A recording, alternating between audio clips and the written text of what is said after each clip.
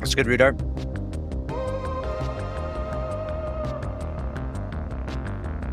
What the heck? Why did it do that?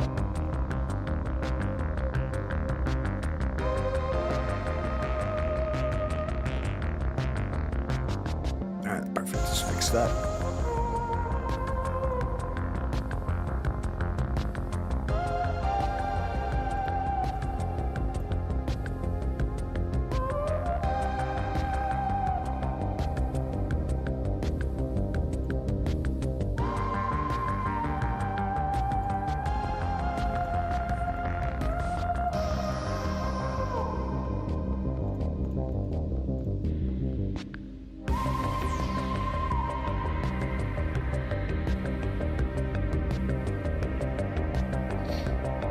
Do you have the Twid? Not yet. What's good, Rudart? How's it going? Why do you have it, Bruce? Well, it's good, everybody. What's good? What's good? Welcome on in. We're live. We're live. We got it all set up.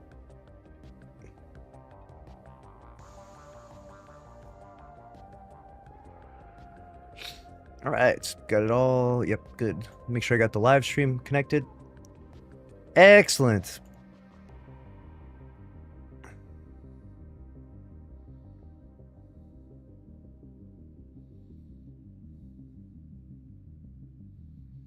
We're here. What's good, McKinney-san? We're here. We're here. It's time. Let's cover some news. That's right. We're ready. What's up, Eric Hype? Welcome on in.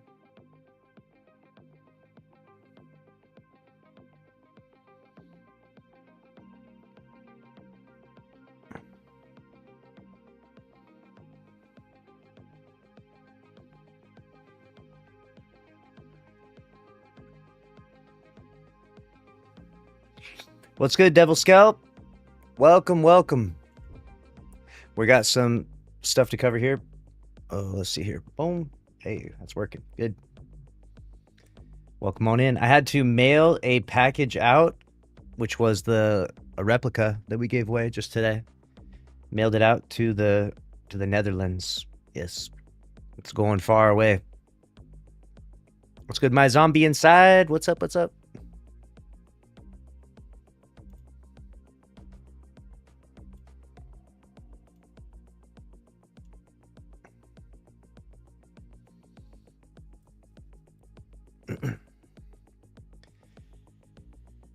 What up? What up? All right, here we go.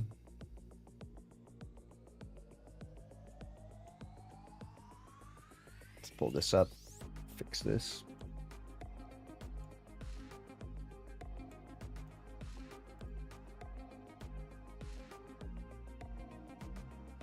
Should look into Sony's CEO selling tons of their stock off.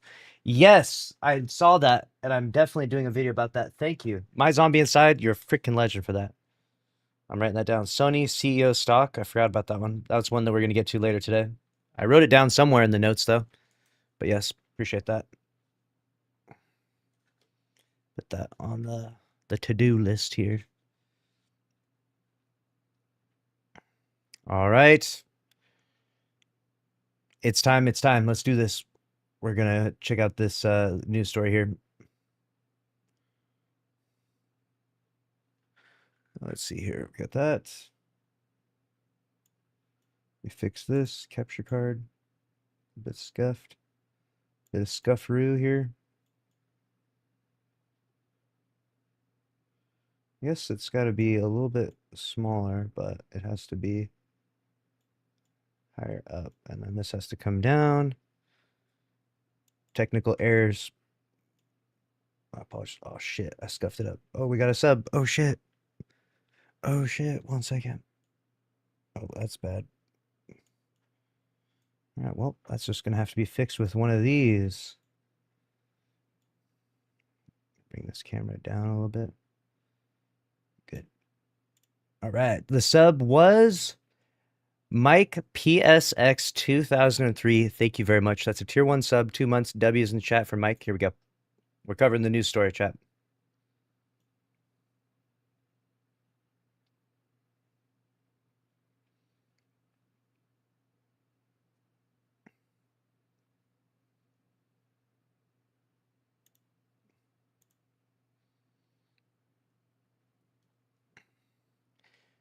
This might be our only hope, Guardians. A Destiny 1 remastered.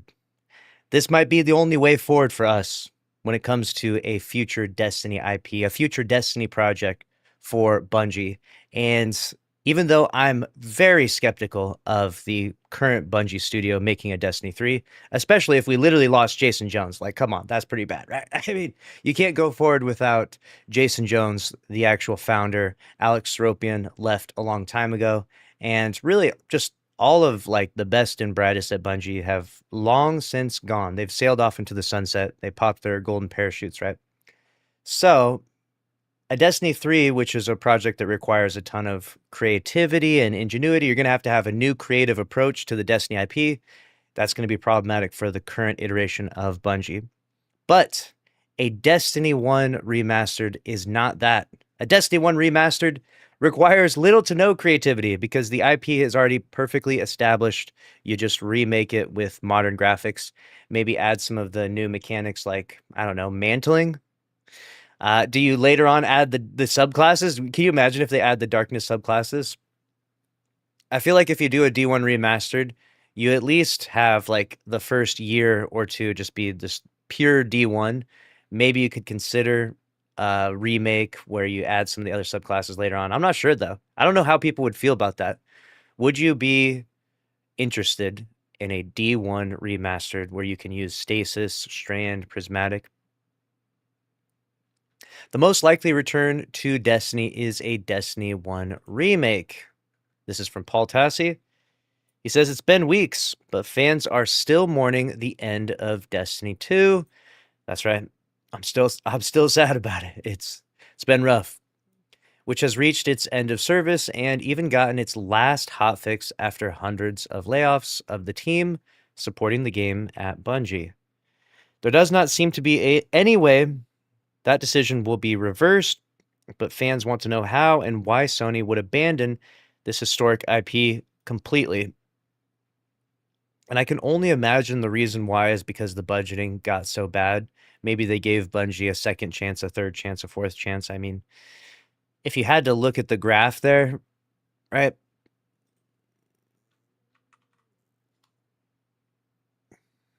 Like if we had to do layoffs here and here during these population times, you can only imagine that throughout the following 12 months that followed the final shape, it was probably performing pretty poorly, right? We were probably in the red here. Maybe they gave Bungie a second chance with the Edge of Fate. And then I imagine Renegades was your final shot, bud. You better deliver big. You better make Papa Sony some money, or else you're all getting axed and sent home.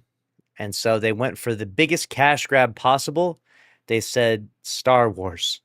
This will sell copious amounts of Eververse cosmetics. Let's go there. Surely this will save us. And unfortunately, it didn't. People didn't show up. And so naturally, they probably didn't buy as many cosmetics. We probably did buy a decent amount, to be fair. We probably spent a lot, but we didn't buy enough, I guess. So they had to axe the whole project. Nothing has been announced. And even I don't have any inside information on what's coming next, which, last I heard, is nothing. But if we are talking about future potential here, I really only see one pathway toward revisiting the Destiny IP anytime soon, and I don't mean the barely hanging on Destiny Rising mobile game. Yeah, if you don't know, this thing is on death's door. Unfortunately, Destiny Rising is not going to be around too much longer.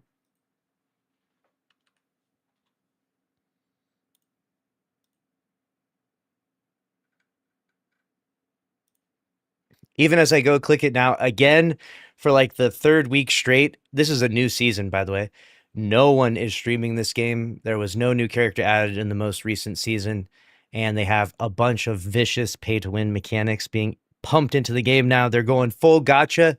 It's absolutely brutal over there, right? And in this day and age, when it comes to games and game trends, like when you try to do some scummy stuff, it just passes around really fast, and people are just like, yeah, like we know what's going on here.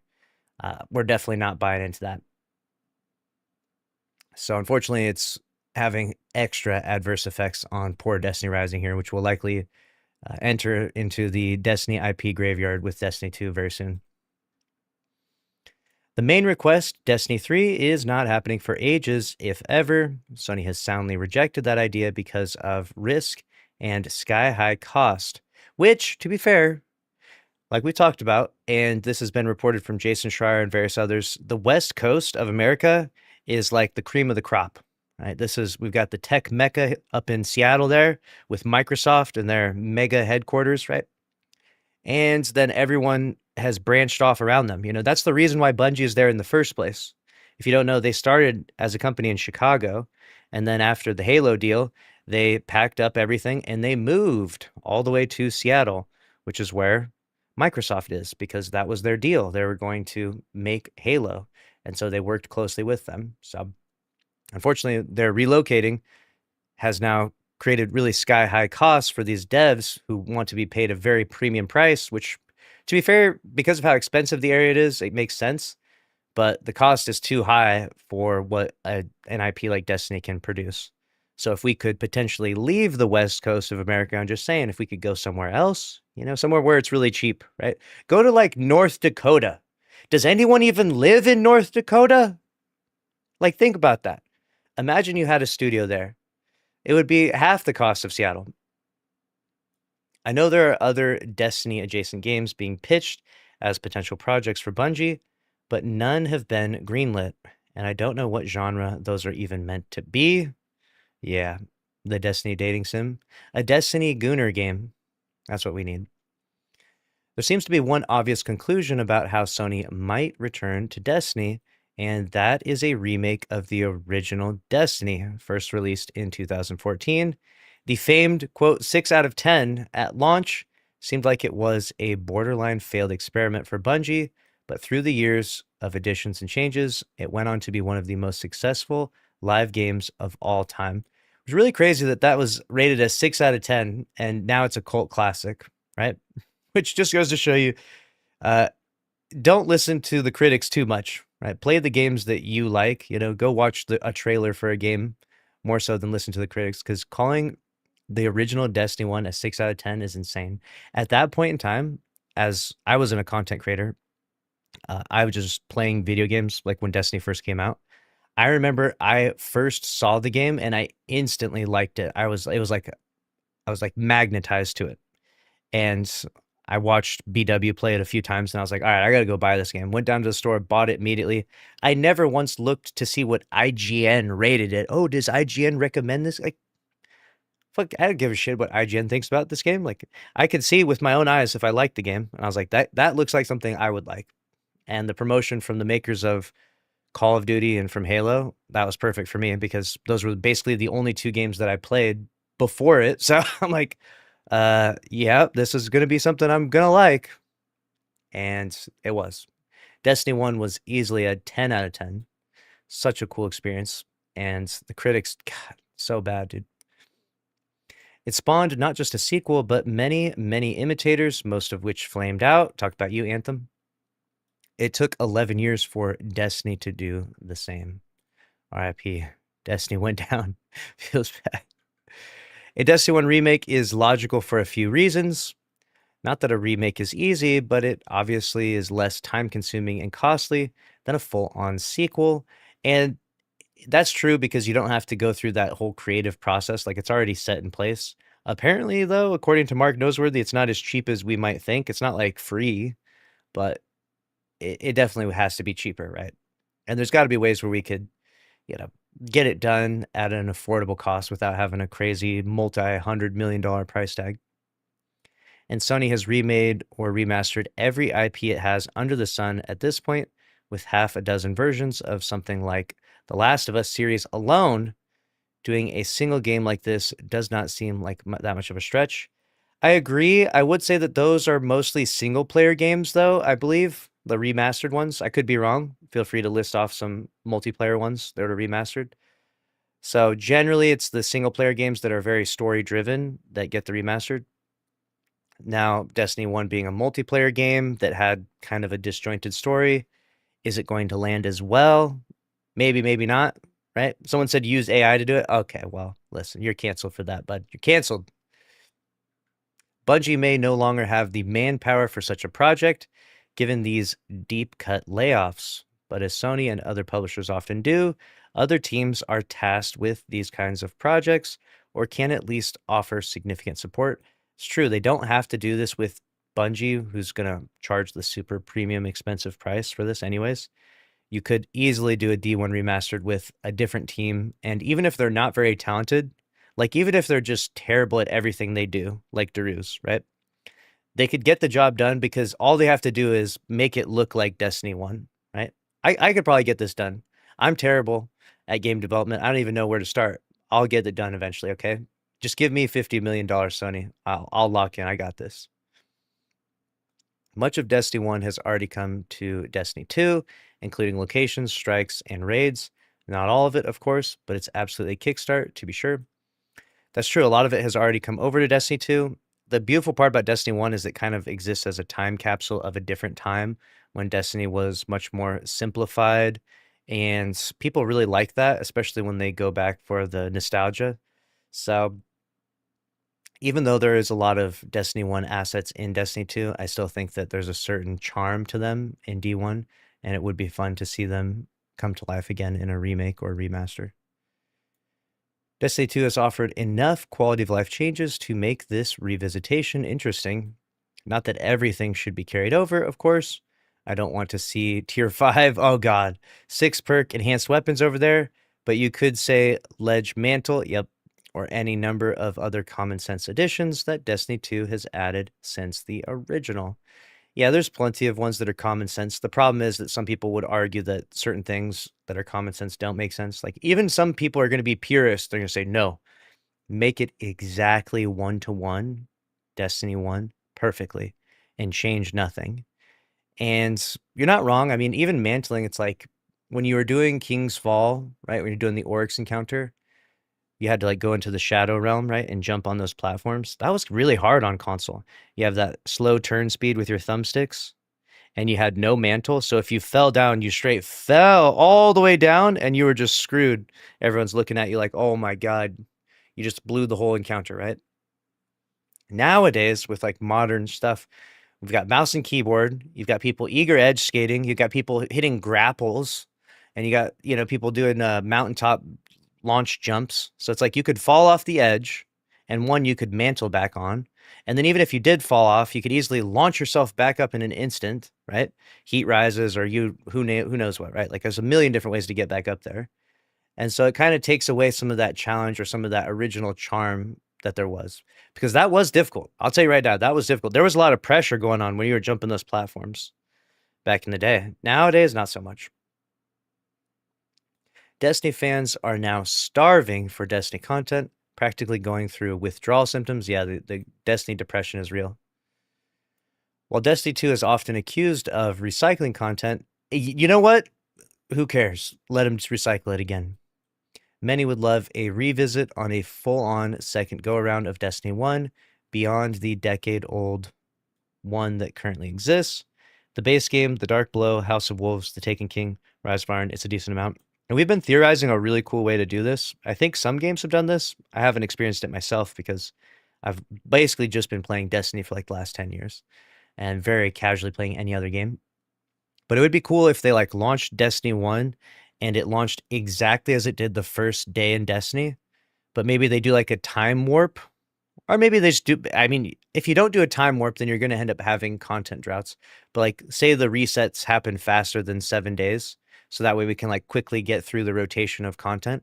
But it'd be cool if it was like, there's no House of Wolves on day 1, there's no Dark Below, and then it's just OG vanilla, and then after enough time, Dark Below comes out, and then later on, House of Wolves comes out, and then later on, Taken King, right? You know what I'm saying? Like, you actually have to chew through and get to experience the original content exactly as it was, and then each season would basically offer new stuff. That would be so cool.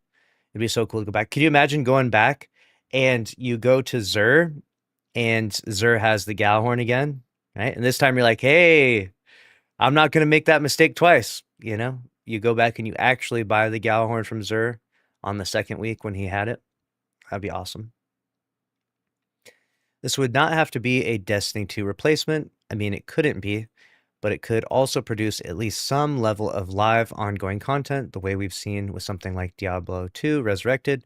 It does not need to be near the scale of D2, or else the same problems could resurface again.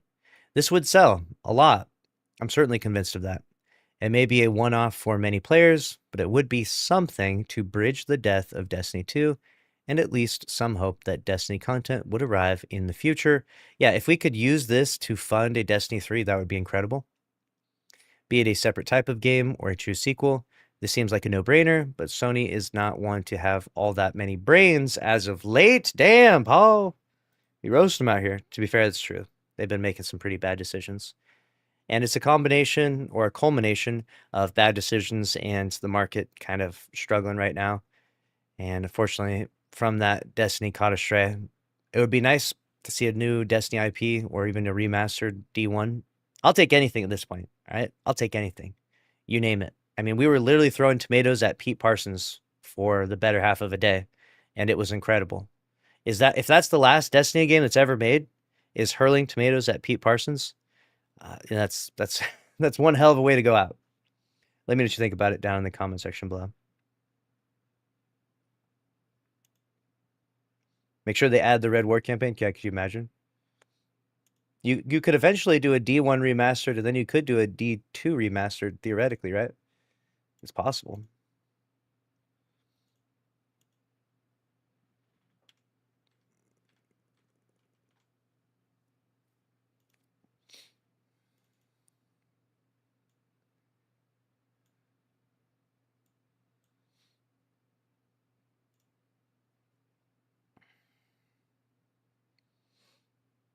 Just don't even bother if it will need to be balanced for PC. The game is cooked before it even comes out. I mean, there will be some issues, right? But it's kind of like, can we look past some of these little problems in an effort to appreciate, the magic of Destiny? I think so. Thanks again, Mike, for the tier 1 sub, and Velocity has gifted a sub. W's in the chat for Velocity. Appreciate you. Velocity.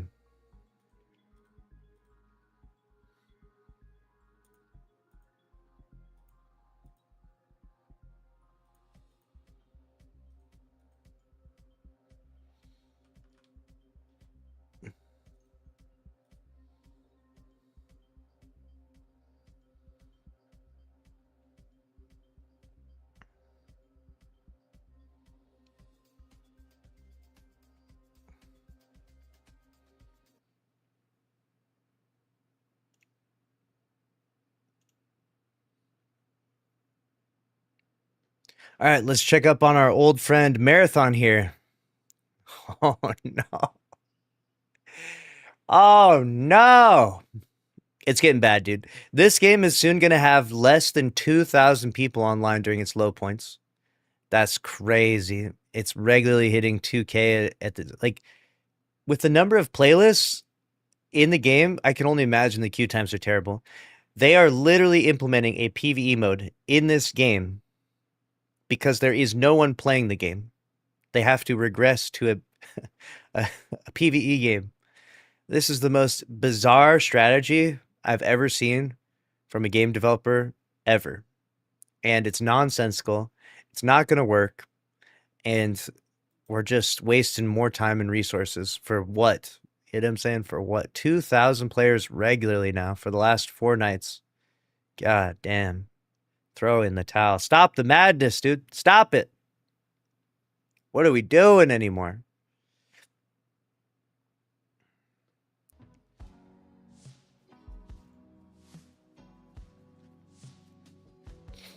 It's brutal.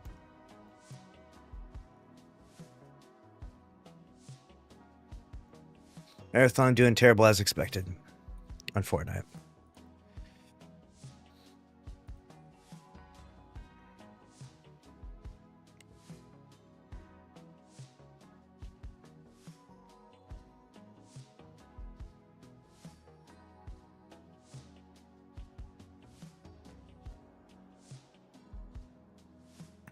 All right, let's see what other news we got here.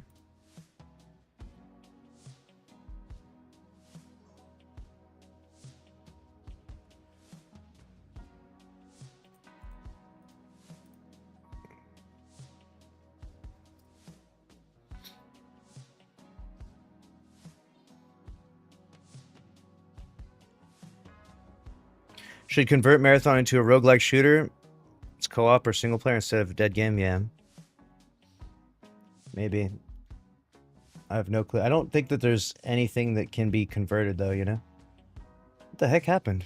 My camera shrunk when I did that? It's crazy.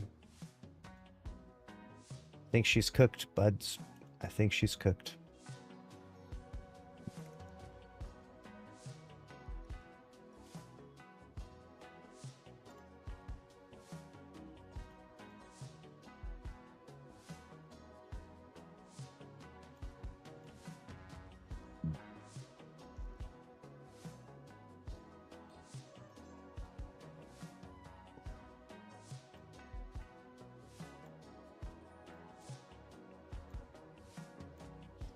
All right, let's see what we got here. We got Jason Schreier breaks down revenue for physical versus digital for a $70 game. Paul Tassi, I still think a D1 remake could be the most likely thing we see from the IP. Yeah. Yep.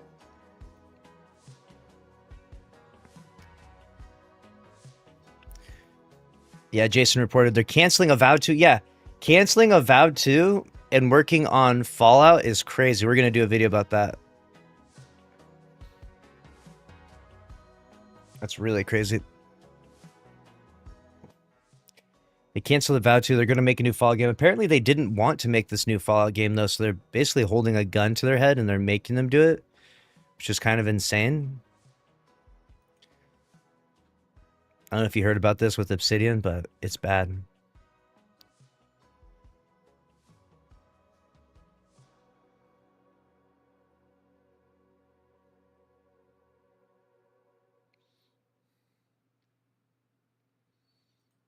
Oh yeah, and the cheese forever.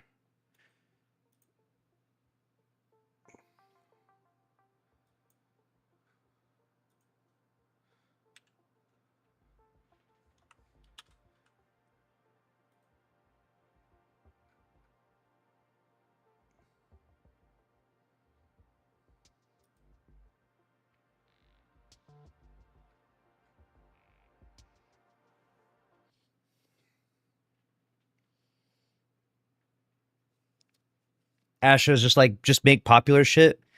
To be fair, the games industry, what the people have started to realize is that there's a lot of things that are just like, even if they're not direct ripoffs, they kind of just feel like great value versions of other games. Have you ever noticed that? And like, there's just too many shooter games. Like a good example is like, we don't need another shooter game. We've kind of just already done it. I feel like we've achieved the limit to our creative potential as humans in video game development. Until we come up with something actually creative, another shooter game is just kind of a waste of time. So better to reinvest in the existing shooter games and make them even more popular, more successful, add more features, everything, right? That seems to be the strategy.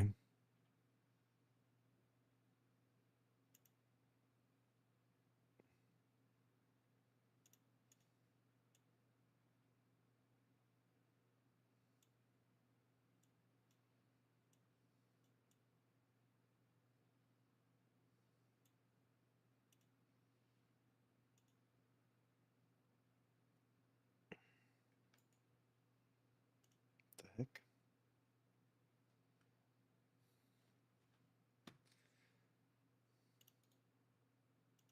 There, like we said, Tim Sweeney was talking about, it's like in the games industry, it's like the winner takes all. So like, there's just not going to be like 400 different successful games. You know, like look at like every industry has a certain, it has a limit to it, right? Like even the video automobile industry. Like in the automobile industry in America, there's like Ford, GM, and then there's, I forget what, there's like a third one, and then there's like Tesla. There's like 4 automobile companies, right? And there's a few others like Rivian in them, but for the most part, yeah, there's just not that many. There's not enough room for there to be 100 car companies that make $1 billion. There's just not enough headway. Like there's not enough creativity even either. Like if you were to have 100 car companies that have are worth $1 billion. Like 4 of them are basically the same company, right? Like at least. And that's kind of the same thing with the games industry is we've kind of peeked into the what is possible with games, and we've kind of achieved it to a certain degree at least. Until we can start implementing crazy fucking, I don't know, AI technology and making open world games like fucking even bigger and crazier. I don't know. Like right now we're gonna do Grand Theft Auto 6, which is Florida, but what happens when you have Grand Theft Auto World? What if you can travel the whole world with Grand Theft Auto? Grand Theft Auto Galaxy, dude. That's what people have to look forward to. Grand Theft Auto Galaxy. Traveling in between planets, going up to the moon and stealing fucking cars from space aliens.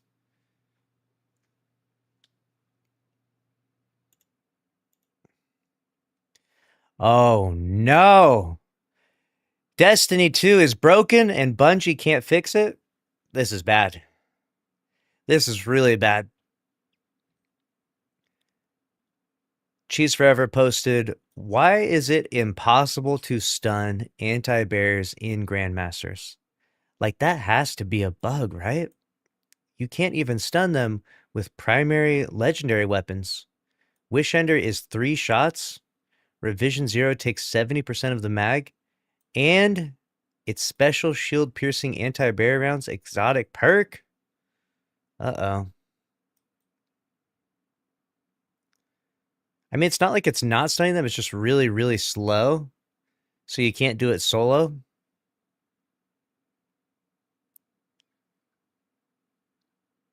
On a brighter note, Deliverance, Craftable Fusion, Weakening can one-shot anti-bears and GM while also being able to stun, overload, and unstoppable with Chill Clip.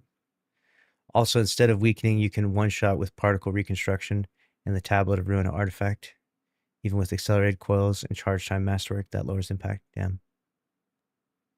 Someone said using primaries and GMs in the Big 26 are we trolling? Arbalest back in the menu? Still a one-shot, but so is Deliverance with Particle or a heavy weapon.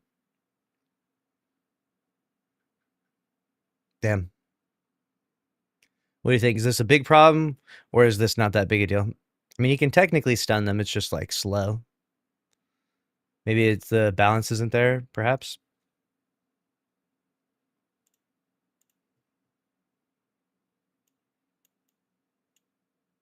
It doesn't seem like it's, if it was straight up not stunning, like hitting immunes, it would be a bigger issue in my opinion.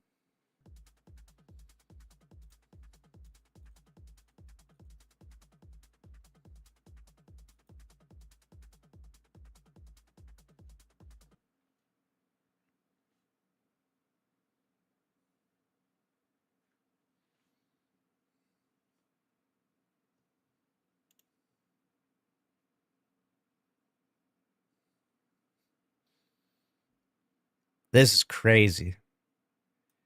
Look at this. Look. Oh my God.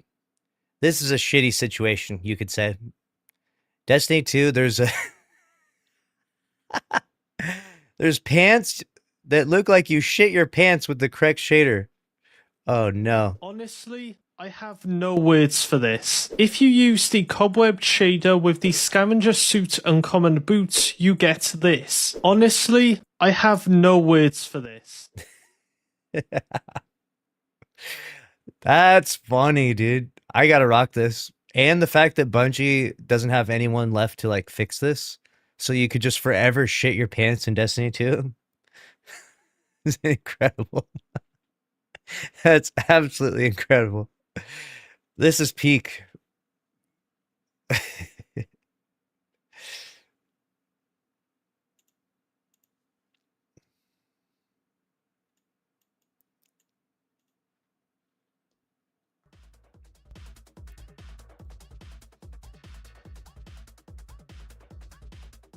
Yeah, let's be honest. If any of us were in a gunfight, we might have to shit in our pants as well. Yeah, let's be honest. Like, Drew's shits his pants all the time, so we can't really make fun of him too much. I agree.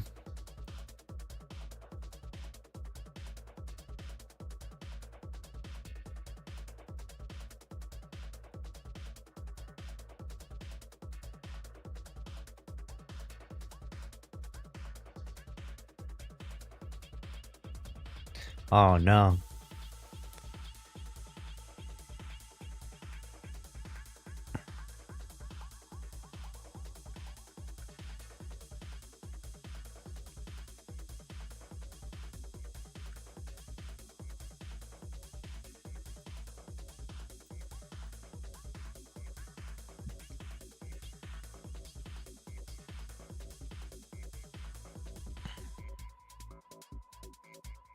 Why is my name redacted? Bungie scuffed my name. I'm keeping it that way. Forever redacted. Forever redacted.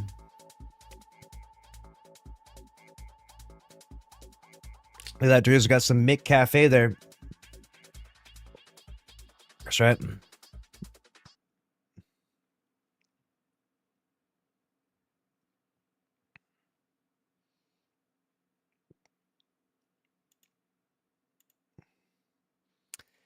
This might have been the greatest gamble in gaming history. It's been reported now that Xbox was previously using the profits and revenue from Minecraft to fund the rest of the Xbox business. That's how successful it is. Minecraft literally out here carrying the weight of all the other IPs. God damn. They bought this thing for a couple $1 billion and they've made more than 10 billion since they got it. So they made their money back in a big way. They pulled the reverse Sony. You know, they bought the IP and made money off it versus losing. Crazy that Minecraft has that much pull. Like Minecraft is that profitable. Maybe we would still have Destiny content if we had got bought by Microsoft. Could you imagine if Microsoft purchased Bungie instead and then we were getting funds from Minecraft supporting Destiny? Could you imagine a Destiny 2 x Minecraft collaboration? Wouldn't that be incredible? A creeper skin? People like the squares, dude. Minecraft barely puts out like content, I swear, as well. They just had like a recent update that everyone's going crazy over, and it's you can sit in the game. Everyone's losing their minds. Oh my god, you can sit in the game now. I'm like, really? That's what we getting excited about? That's crazy. To be fair, the game's been out for like 15 years or something. So, and I love this game too. Like I play this game a lot, but not hating on Minecraft by any means, but I feel like it doesn't make like some crazy expansions like we expect from maybe Destiny or other games. But clearly this thing is putting up numbers, dude. The sandbox games, that's where it's at. Sandbox games. Minecrafts and the Roblox, those games are the actual infinite money glitch. I think we're going to see more of them in the future. They keep it simple and they let you be creative, right? Like you are almost like the game dev in a game like Roblox, right? You like literally make your own games or you make your own world in Minecraft. And there's something about that where it's not a curated experience that you kind of like, you know, go through, you know? It's like you get to just create whatever you want and do whatever you want. And there's no limits. It's pretty cool. And then you see crazy videos of people like making a functioning PC in Minecraft. Do you see that? They made a functioning PC in Minecraft. And then they made Minecraft on the functioning PC in Minecraft. So you could play Minecraft, a watered down version of it, on a PC that exists in Minecraft made with redstone. Like, hello? Like, that's crazy. But like when you can tap into that level of creativity, dude, that's why people like that. And I'm not saying that's the only style of game we're going to see in the future, but this will probably forever be the best and biggest style of games because it's just so, I think it's very stimulating and very fascinating when you're not limited by anything, right? Like you go into a game like Destiny 2, and it's like, you know, you can play this playlist or you can play that playlist. There's a lot of options, which is great. You can put on this build, you can put on that build, you can put on this stuff, like shoot these weapons. There's a lot of agency, but not so much. You can't just like go into like create your own weapon.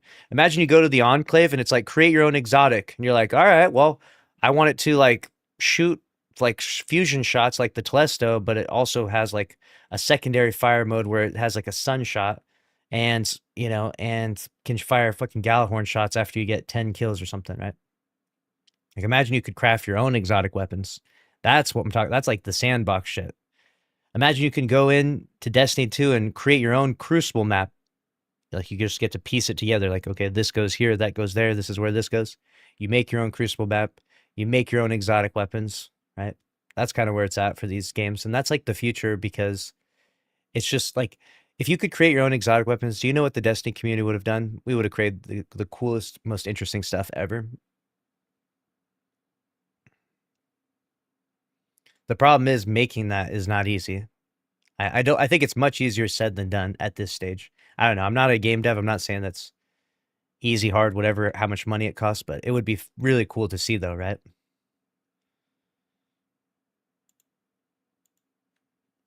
Players would literally make their own raids. Yeah, they would. They would make their own raids. And the best part about it is that you have people that are like very smart in the community.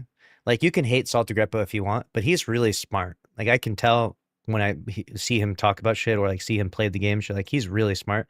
I bet you Salty Greppo making his own raid encounter from all of his experience, I bet he would make a fucking cool ass one. Like I bet it'd be crazy. He might make it too hard. Like he might be kind of a dick, but it would be at least fascinating in terms of like how the mechanics function and stuff.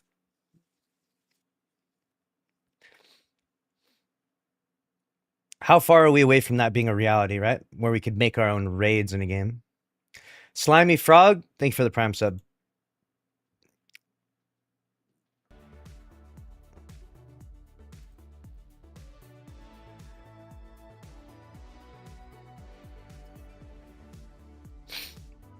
D2 just needed a forge. Yeah. I don't know why we don't get stuff like that. I would love to ask them, you know. Maybe it's not as easy as we think it is.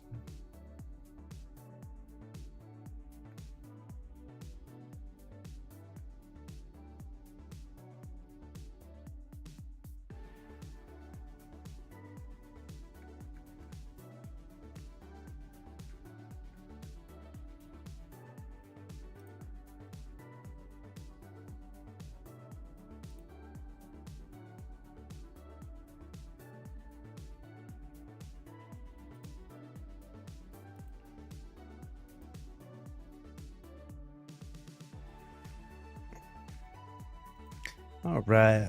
Can you imagine creating your own faction? Dude, I said that's what I said. Creativity, letting us create our own thing is definitely really fun.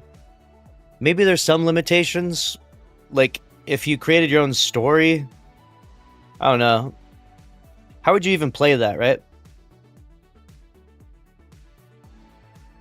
It's funny that we've gotten to such a level in game commentary and gaming like discourse that we're like, literally this is what we're saying. We're saying, hold my beer, Bungie. Let me cook.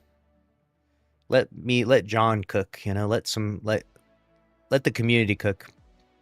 I think that we'd be surprised though, because if there was like a community driven thing like that, it would be very successful.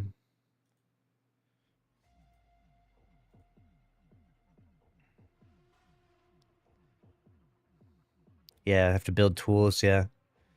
I know it's gonna get there though, right? Like here's the thing, because of the population of a game like Roblox and Minecraft, I guarantee you that they're going to just continue to double down and triple down on those games. And if you want to stand a chance at having like another billion-dollar game company, it's going to be something of that nature more so than anything.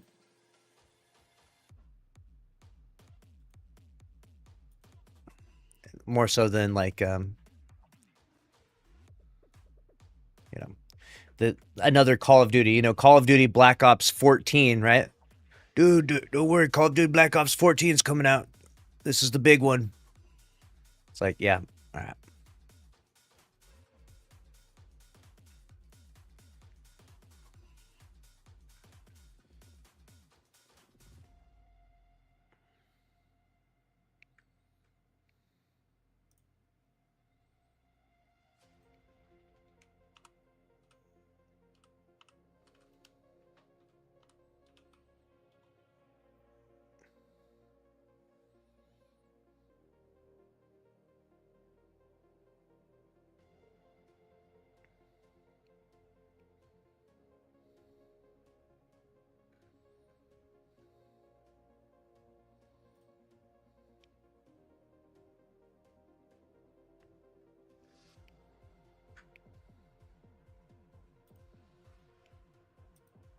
All right.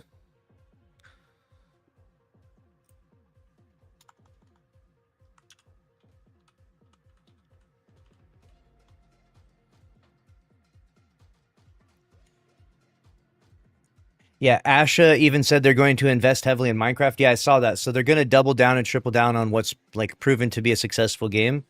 And so I think Minecraft is about to get crazy. You know what I'm saying? Like if they're going to invest even more heavily in Minecraft and it's already a winner, it's like it doesn't get much easier than that. It doesn't get much better than that, right?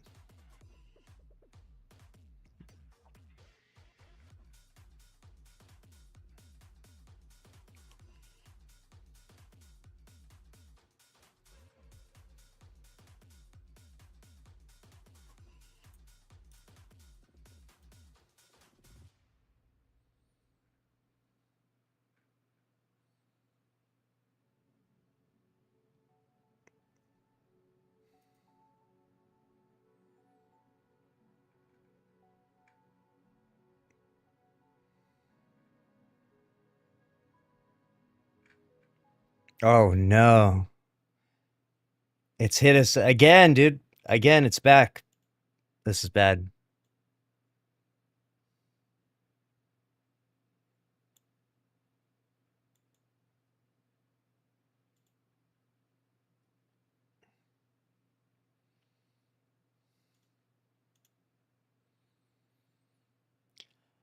More layoffs for the games industry today.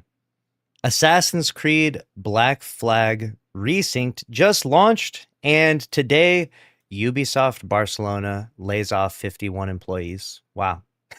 Congrats on the new game, guys. You're fired. Pack it up. Get out of here. Crazy.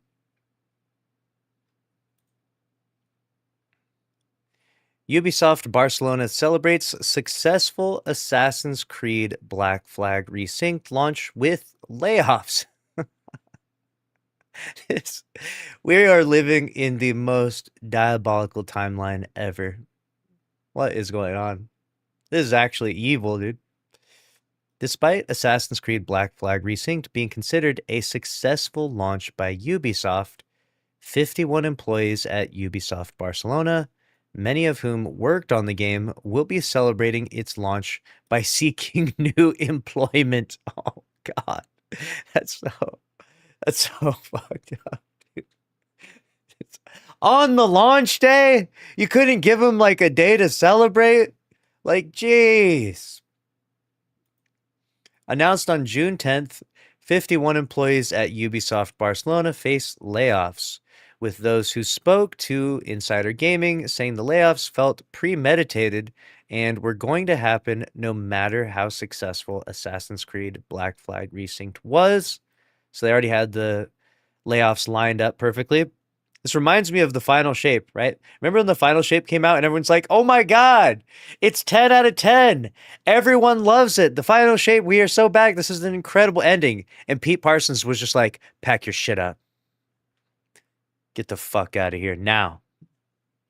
Laid off like 220 people right after the Final Shapes launch, dude. That was savage.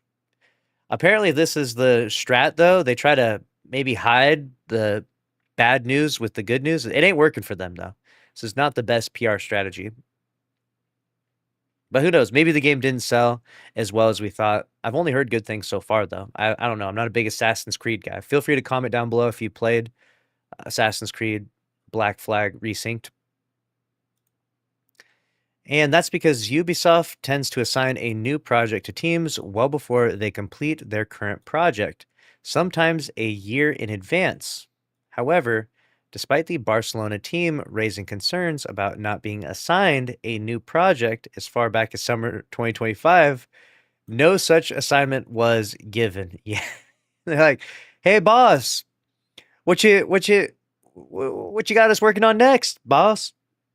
Oh, no, nothing. No, just keep working on that Assassin's Creed game. Like secretly laughing. I'm gonna get you. Oh man, that's rough.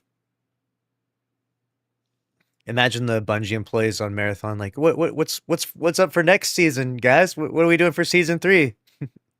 Oh, nothing, nothing. Yeah, just keep working on season 2. Even a successful game launch means you're not safe at Ubisoft. We know this to be true.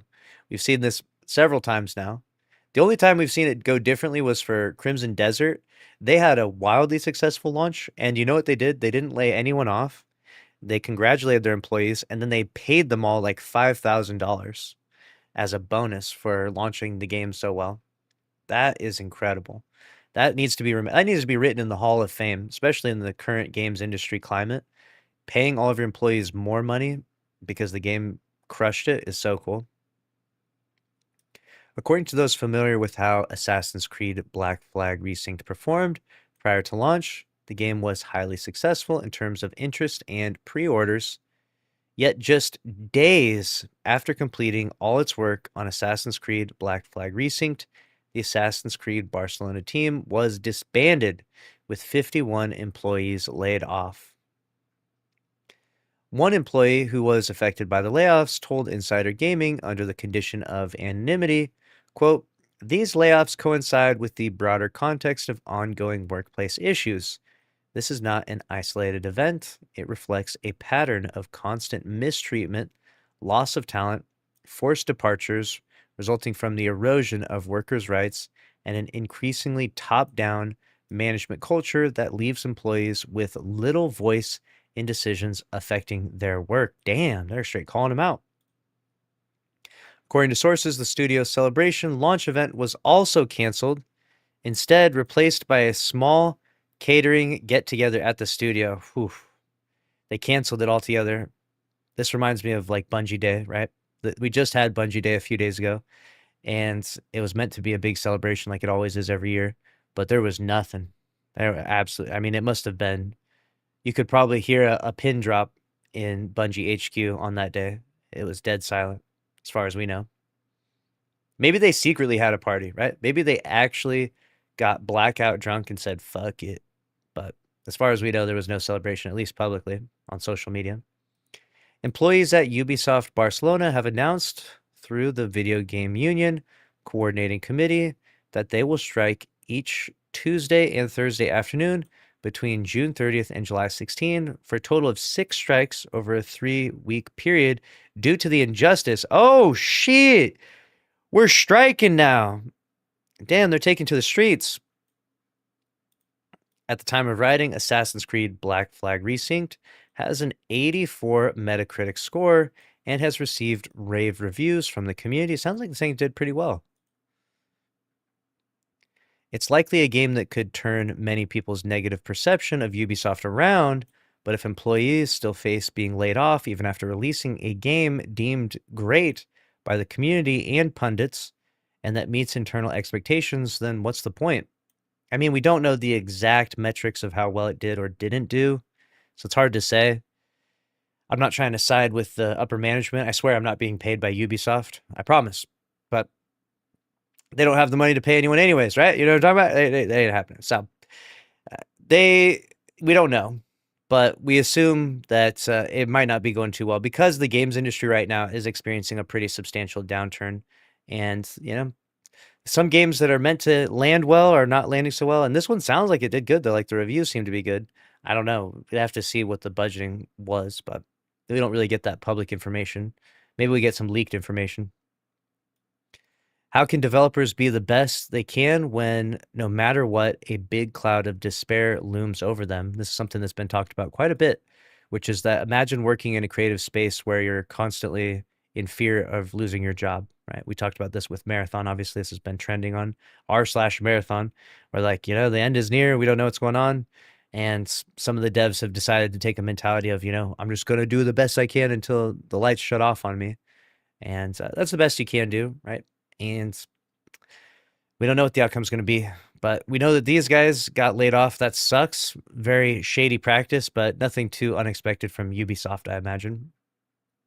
Let me know what you think about the situation down in the comment section below, though.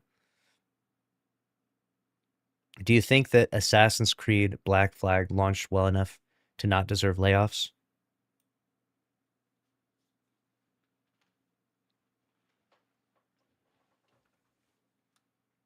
One second.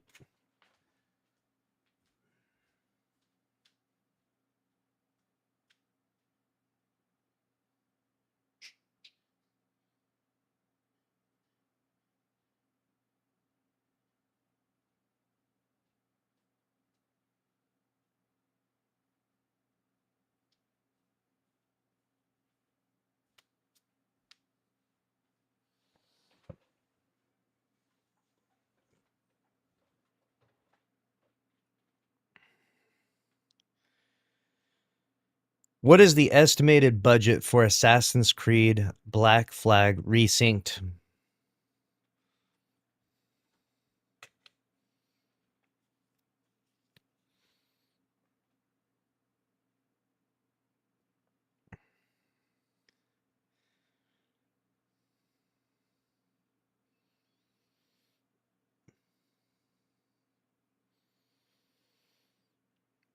Based on the scope of the project, a reasonable estimate is between 80 million to 120 million.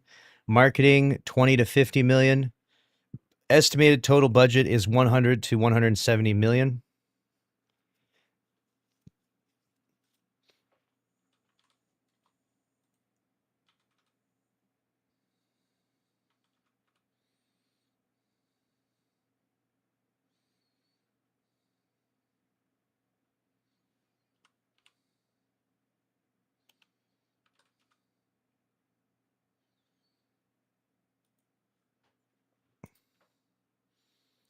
And it launched when its first day launch numbers did 88,000 on day 1, 99,000 on day 2. So about 100K people. Obviously, it's just Steam specifically. And it's just people that logged in during that given hour. So it's not cumulative by any means. It seems like it did pretty good, though. Like 100K people, it's not like crazy, like, you know. It's not like a cult classic in an instant, but that's pretty solid. If I had to guess, I would say there is some scumbaggery going on here. Because based on the reviews,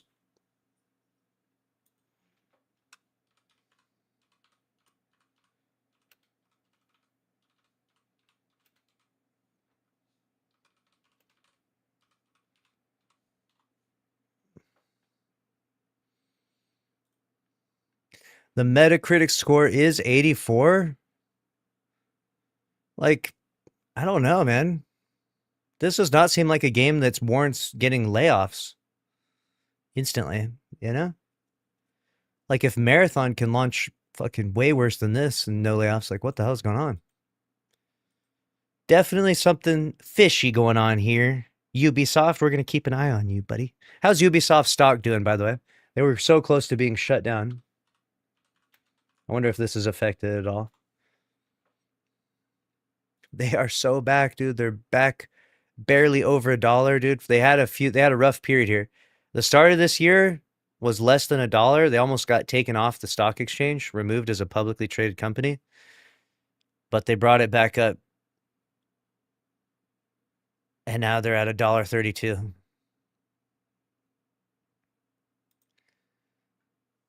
Let me know what you think about it. That's a wrap on this one.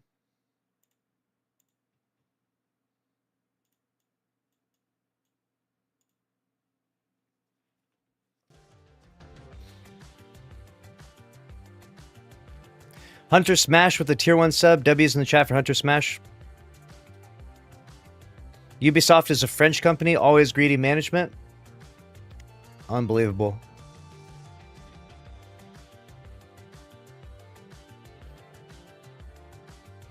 You know what happened with their prior games? They gave away copies and bought users from their own side. Really? Let's get Slimy Frog Hog. AAA dies while AA thrives. I think that well, if you actually look at the numbers, the big AAA games are raking in money now. The big games are where it's at. The smaller games, they're kind of a risky gambit. And I think in this later stage of games development, the games culture, I think you're going to see more consolidation and more people playing just like the best games, and the best games constantly getting new updates and keeping people engaged with it. Crazy though. Crazy had some layoffs with that.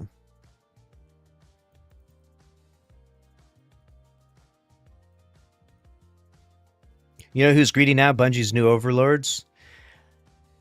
They got some problems for sure.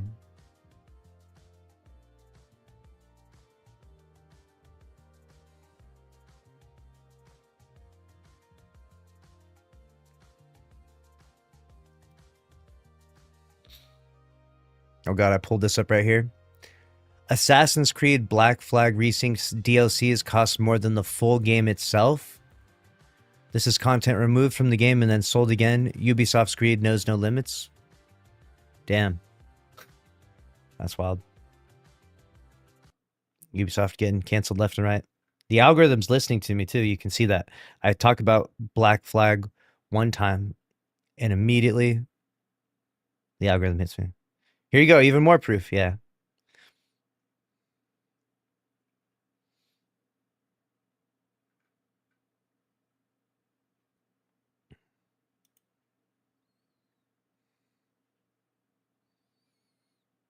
Obsidian has already made it publicly known that they did not want to make a Fallout. Yeah, this is what we're talking about. We're going to do a video about this. So Obsidian is being forced to make a new Fallout game. Asher Sharma is literally holding a freaking gun to their head saying, you will make a new Fallout game. And they said, fuck Avowed 2. How crazy is that? That's where we're at with it.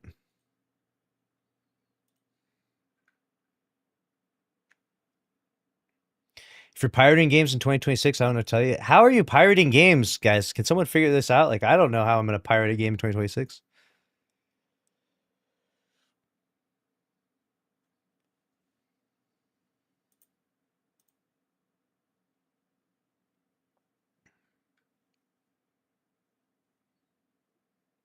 I canceled Ubisoft when they started that digital crap, the authenticator touch. Yeah, that Ubisoft Connect, they got you with that.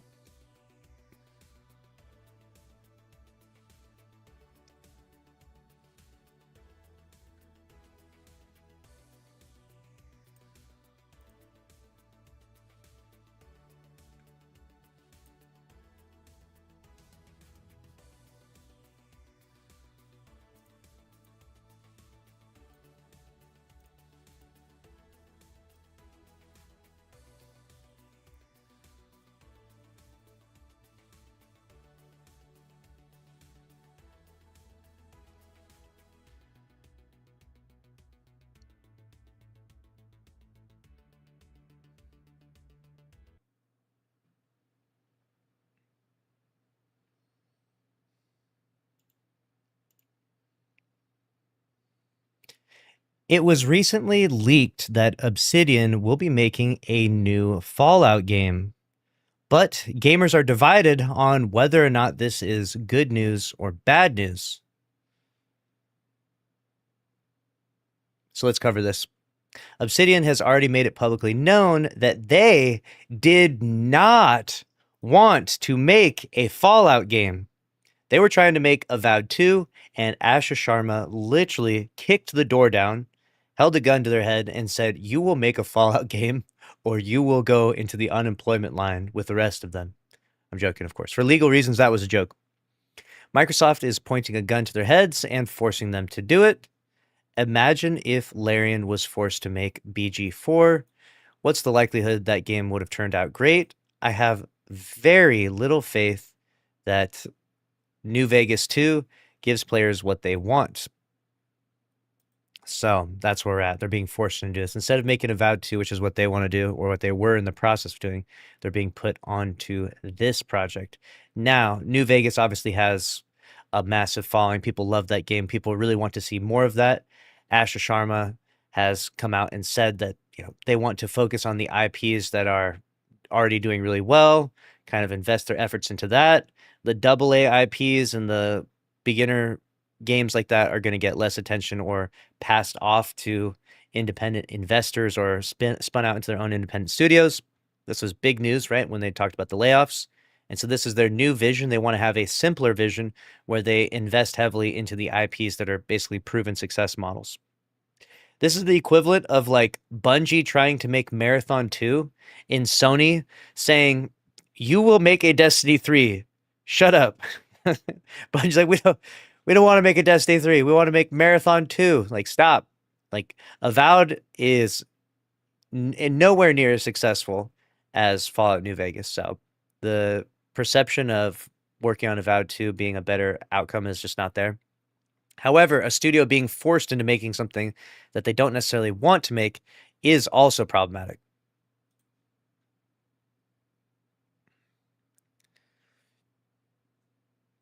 So just so you know, Avowed underperformed financially, says Obsidian. They're not disasters. I'm not going to say it was a kick in the teeth. It was more like, that sucks. What are we learning? So Obsidian's talking about how they struggled with Avowed 2. Last year, Obsidian Entertainment released not one, not two, but three big games: The Outer Worlds 2, Avowed, and Grounded 2, albeit in early access. Despite relatively strong critical acclaim for the first two, however, Studio Fergus Urquhart revealed to Bloomberg that they didn't meet Microsoft's sales expectations. Meanwhile, Grounded 2 emerged as a fairly sizable hit. As a result, Obsidian is reevaluating how it develops games. As Urquhart says, think a lot about how much we put into games, how much we spend on them, how long they take. One such step is to reduce development time, targeting 3 to 4 per game, as opposed to the 6+ that Avowed and The Outer Worlds 2 necessitated. Wow, imagine that. Taking accountability, reflecting on your mistakes. Bungie could never. I don't think anybody really likes 5, 6, 7-year dev cycles. We've kind of grown into that, says Brandon Adler, who directed the latter. Comparatively, Grounded 2 was developed in just 2, and it wasn't even on the cards until Eidos Montreal pitched the same back in 2023. So this is just detailing their woes and their troubles, right? While Obsidian could look at outsourcing more work in the future, you likely shouldn't expect it to release 3 titles in the same year again. Spacing those releases helps the company manage its resources and not burn everybody out.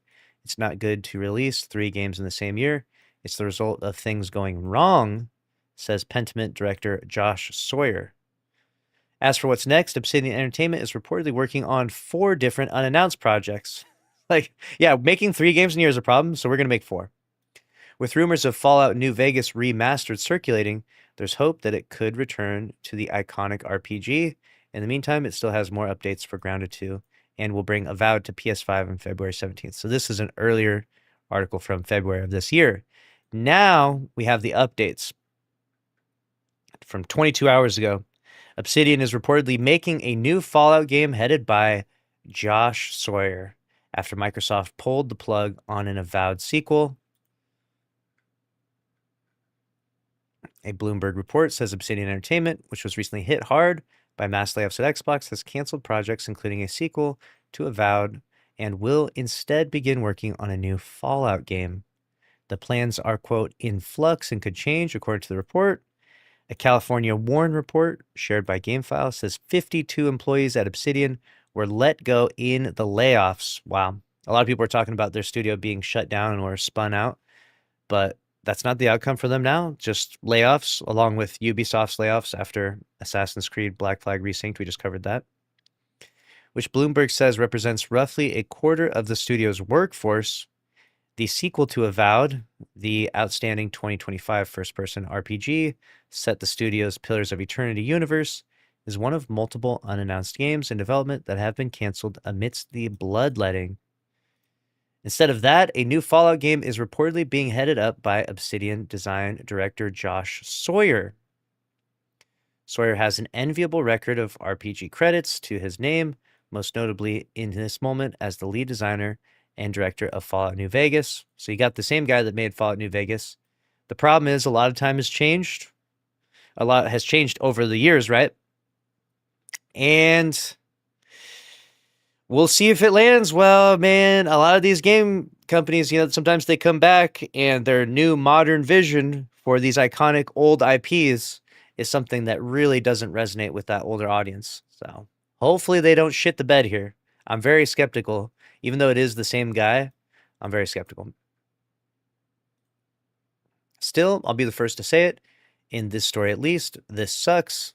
I'm as down for a new Fallout as much as the next guy, but I could also really go for more Pillars or whatever non-Fallout RPG Sawyer was reportedly directing before his attention was diverted to this. Also can't help wondering how the circumstances will impact what ultimately comes out of this. Sawyer has previously said he'd head up a new Fallout game if Microsoft asked, if he could do it on his own terms, but I doubt his terms would have ever included seeing a quarter of the studio put out of work, or that the mood among those who remain is going to contribute positively to the project. Yeah, that's a trouble. That's a big problem there.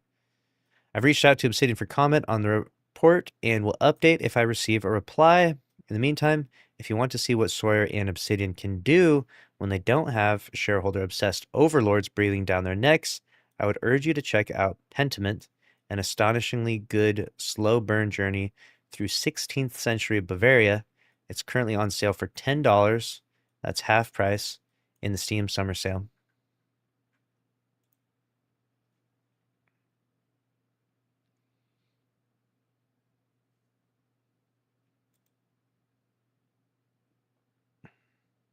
So there you have it. That's the new Fallout game. It's being cooked up. Whether we want it or not, we're getting New Vegas too. What do you think? Do you think it's going to land well?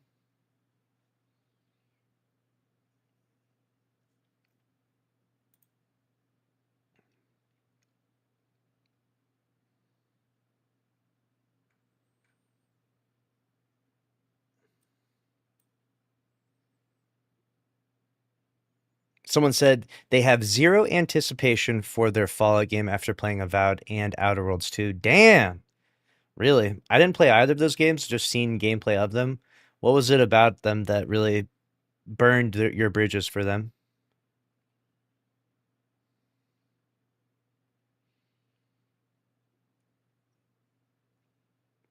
Xbox studios are done making what they want. They will be making what sells. I mean, that's a better business strategy, right? Like, you kind of go through this route of taking the success and the money from Minecraft and funneling it into all these games. You can only do that for so long, right?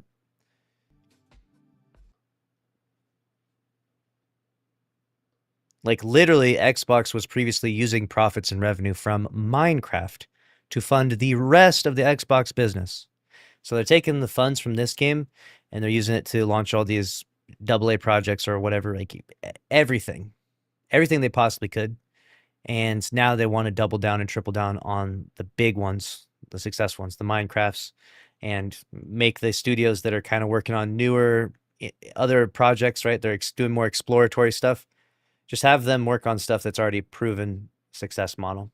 I kind of wish that Sony had the same strat with this, like work on the proven success model, talking about Destiny 2, versus the new unproven model, talking about you Marathon.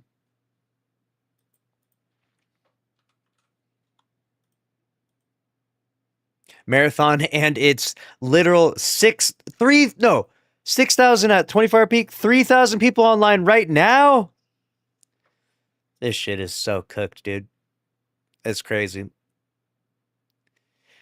Sony needs to take the same strat as Xbox, because I do think that Xbox, they're going to go through a really tough time.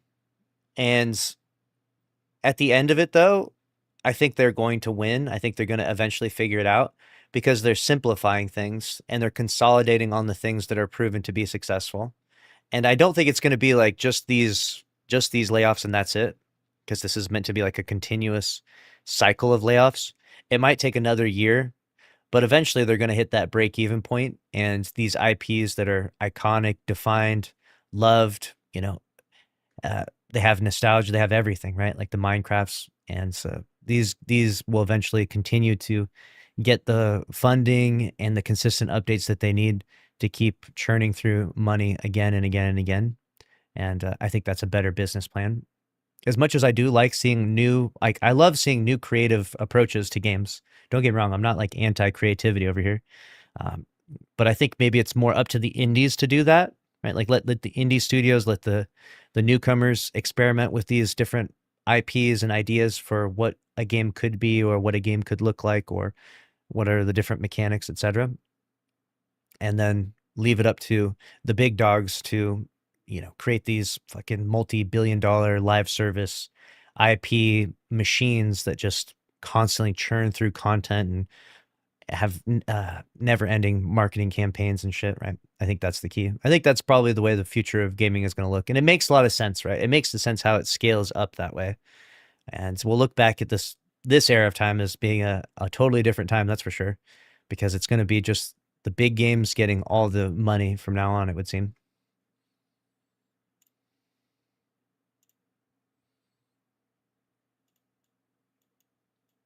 Where's that Twid at? Huh. Let the indies take the creative risk. Yeah, let the indies take the creative risk because they can be more nimble.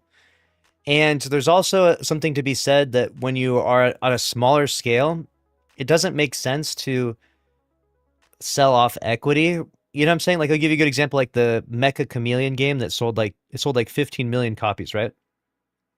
It doesn't really make much sense for those guys to sell a portion of their equity to Microsoft or deal with any of that when like they could just do it themselves. So it's like small projects that can be done with small teams should be done with small teams. Like, it just makes sense.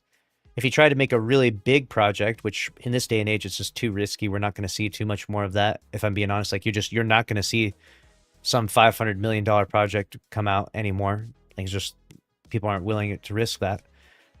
But the games that are already established as live service $500 million projects, those are the ones that are going to stick around, that are going to stay and consistently get updates. That just makes sense. Like the only way those games and those companies could consistently make that funding is from working with these big corporations. So I think it's good. You have games for both communities too. There's no shortage of indie games either. They're coming out with 300 new games a week on Steam right now. 300 new games every week on Steam. There ain't no shortage of games from the indies. You know, the indies are using various different AI tools and technology, and they're just churning through games faster than ever before. A lot of them are slop. Let's be real. A lot of them are slop. Some of them are not half bad. They're like, once in a while a Mecha Chameleon comes out, right? Once in a while a Schedule 1 breaks through, and they do really well.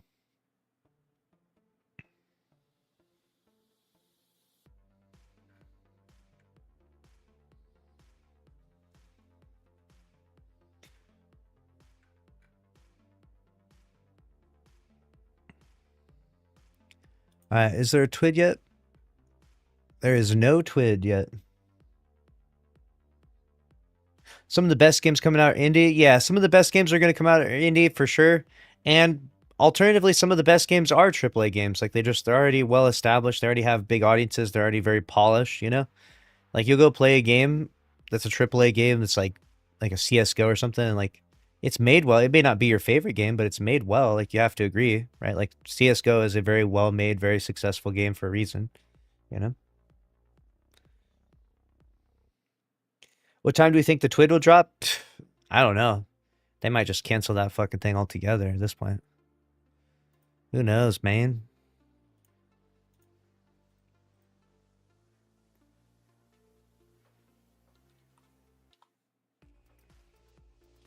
When was the last good AAA game? That's a good question. Would Arc Raiders be the last one then, I guess? Is Arc Raiders considered a AAA game?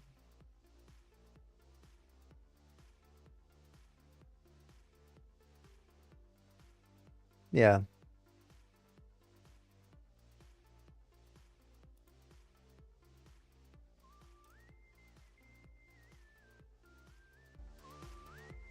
I'm playing Resident Evil Requiem right now. It's pretty damn good. Nice. Black Magic with the Prime sub. Let's go! W in the chat for Black Magic.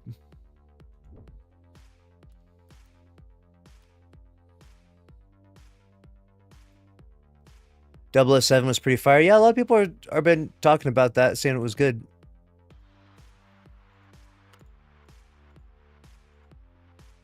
Thanks, Black Magic.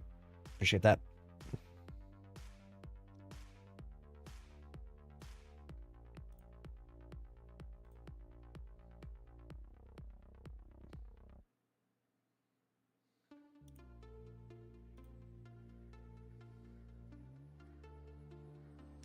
Yeah, I haven't played .007. I've heard about it.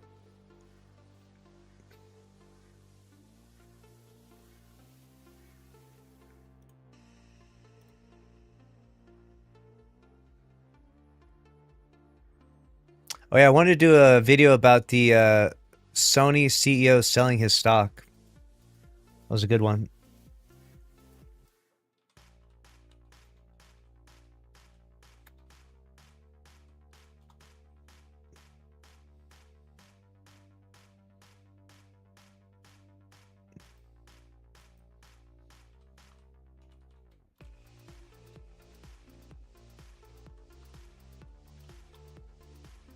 These vibes are good, dude. I like this. I've been listening to synthwave. What do you think, chat? Sound good?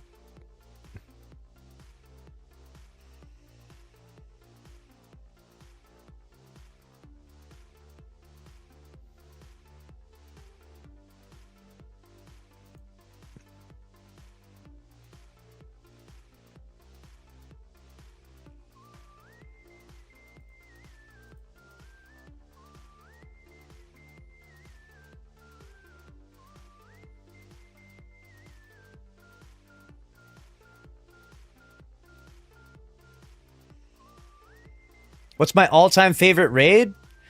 I personally think that King's Fall was when I think of in chronological order as I experienced every raid, I think that King's Fall was just incredible.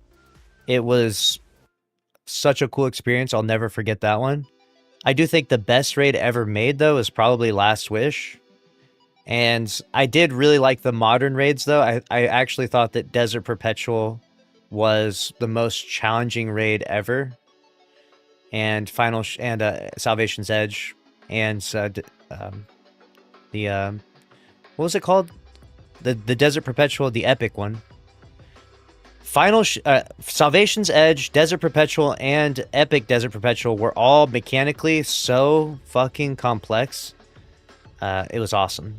I thought that was really cool. But they're not my favorites though, but I did appreciate I appreciated the genius put into them, if that makes sense. You know? Do you ever like appreciate the genius put into something, but you don't really understand it, or it's not even your favorite? Like, I can kind of appreciate the genius of, like, how my iPhone is put together. Like, this, I don't know how the fucking iPhone's made, but it's crazy that it can do all these things, right? You know? Fucking hell. I don't know how it works, but my favorite raid ever, though, is definitely King's Fall. That was my favorite experience. And then what I thought was maybe the best raid was probably Last Wish. It was so good. That's where I'm at. Vault of Glass. Vault of Glass didn't have that same feel for me. There's something about it. It was really cool. It was nostalgic, right? It was the first, of course. It didn't necessarily wow me as much somehow, though, you know? Like, it was incredible, and it was the most challenging raid because I was so new to the game. I was really bad. It took me a long time to actually clear the damn thing. But aside from that, I don't know. There's something about it.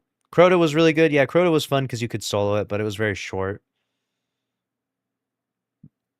I think that like the best raids are like 5 encounter raids, and I genuinely believe that like more bosses the better. An encounter that's like, you know, do mechanics or do traversals is whatever, not that interesting to me. I personally like raids that are bosses. I want to fight bosses, boss after boss after boss, right?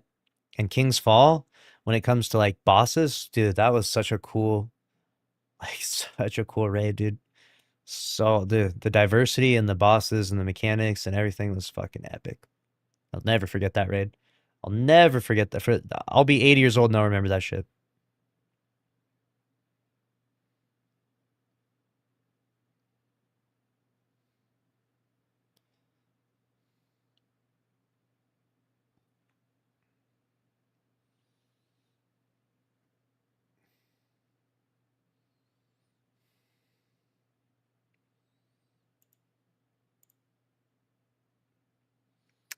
Sony's CEO has sold about half of his stock after the most recent disaster that happened with the physical games drama. This is absolutely wild. Like, what? Just days after PlayStation announced that all new games will be digital only starting in 2028, Sony president and CEO Hiroki Totoki sold 225,000 Sony shares. According to a recent SEC filing, Totoki sold the shares on July 3rd, just 2 days after that announcement, after everyone was destroying them online.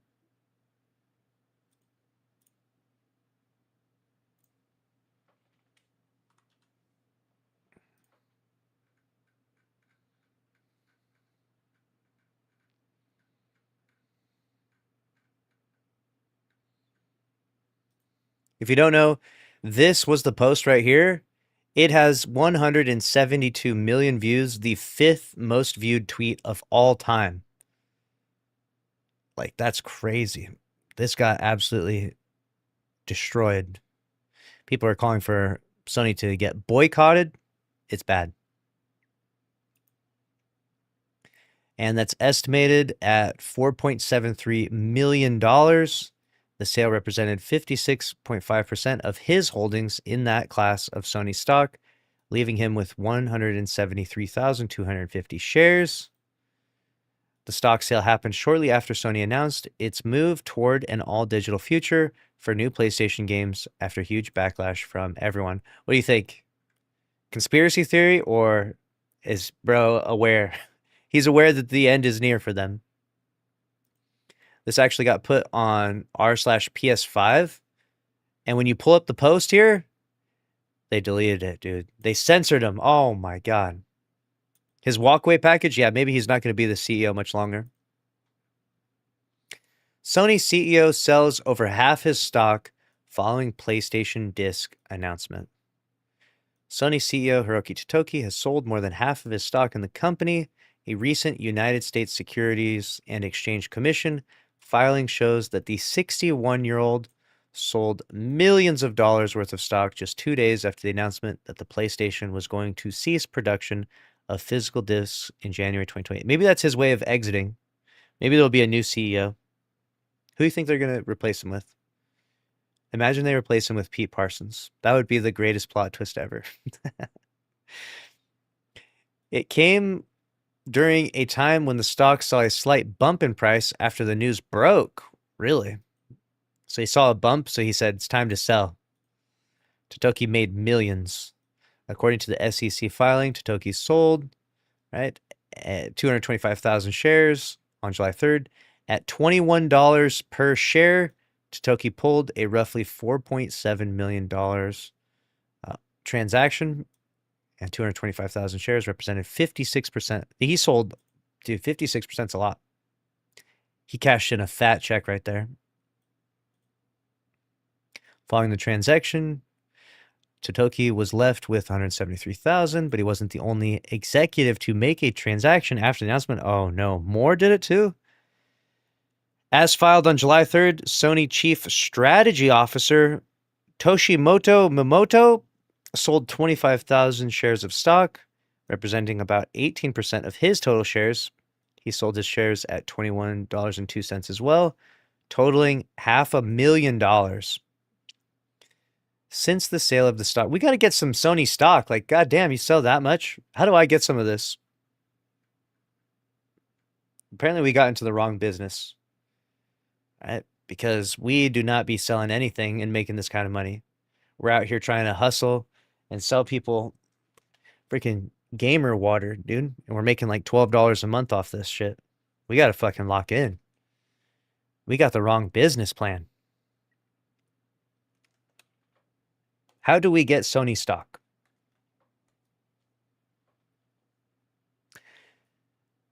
Since the sale of the stock, Sony's share price hasn't changed much. In fact, as of the publication, Sony shares are trading slightly higher at $21.20 on the New York Stock Exchange. In the 8 days since the announcement, Sony stock is up 6%. Up 6%? So you heard this disastrous news and you said, you know what? Now's the time to buy. To be fair, this does mean that Sony's value, if it goes through, is going to be increased by a lot if it was received well. That's the real caveat here. And why it would be increased by a lot is because now you would only ever be able to buy games through the PlayStation Store. So they hold a complete monopoly. You can't buy a used game anymore from GameStop and then hand it to your friend and trade. And you know, you have a friend group of people that just, you know, pass around games and stuff to save money and to make the games more affordable and fun like that. That's not an option anymore. You'd have to buy through the digital store. You're not going to have the option to share, account share, anything like that. So this is like every game in the future, once this goes live, is going to be worth, is going to make a lot more money for the PlayStation Store, right? So basically they're cutting out this middleman or this like, you know, group, this culture of sharing games with physical games and instead funneling all that money back up to the top to the PlayStation Store. So technically it is a smart plan if it was received well, but since it's being received so poorly, I think this is going to backfire. The announcement that Sony was ending the production of physical PlayStation games sent shockwaves through the industry.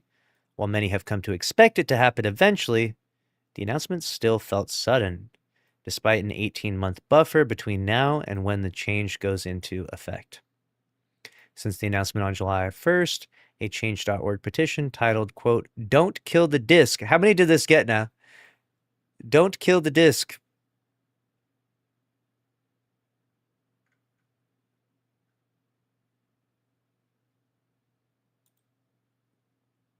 This made it to 255,000 signatures, which, by the way, this tells you how powerful we are as a Destiny community. Our petition got 400,000 signatures for Destiny 3. So we are outdoing this, and this is the most popular tweet of PlayStation's entire career. So if you think that our 400,000 signatures is pathetic or not noteworthy, you are very wrong, my friends. You are very, very wrong. This is crazy. This shows me that Destiny 3 petition meant a lot. Now, obviously, they're not going to care too much about this stuff. Like, this just shows that there's market interest in this, but they've already changed their factories. Like, the production in their factories has already shifted to work away from the physical games. So it's like, it's already done. Like, there's no undoing it. And even after Sony posted this, everything they posted afterwards got completely obliterated. Like, here they posted a joystick, and this got 29 million views. Like, this obviously is not that interesting, but it got 66,000 comments, and every post since, they're getting community notes added to them. They're getting ratioed in the comments every single time. They're just getting absolutely obliterated across the board. Doesn't matter what they post. All anyone is going to talk about are these physical games. They're not letting up anytime soon.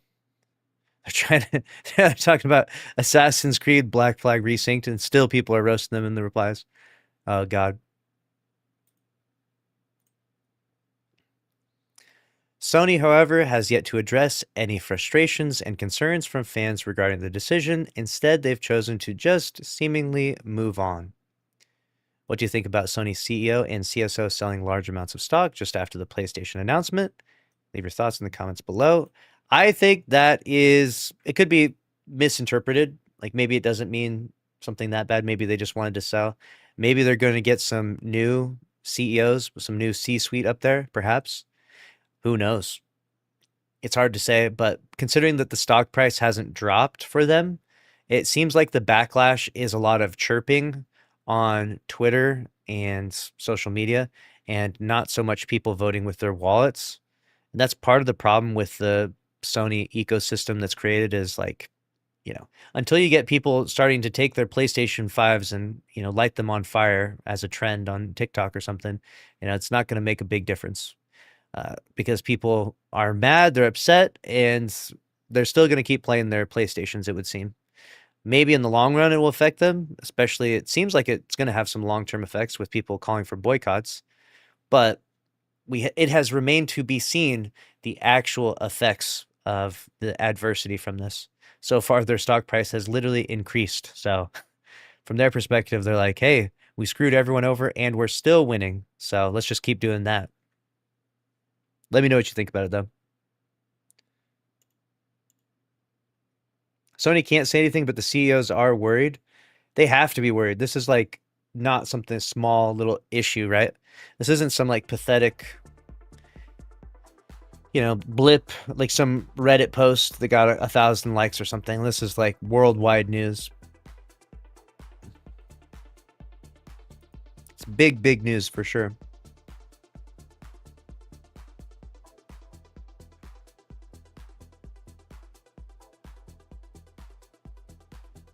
They have billions. They do have billions, but having billions doesn't necessarily mean you can't lose billions, right? Bungie once had billions. Bungie was once worth billions of dollars.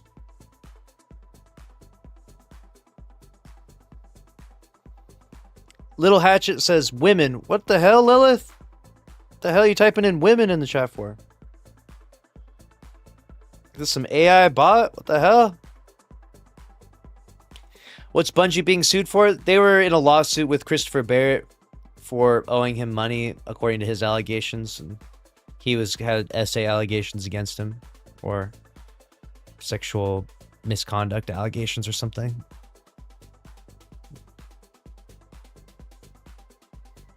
Look up? I'm not looking up. The hell is going on here?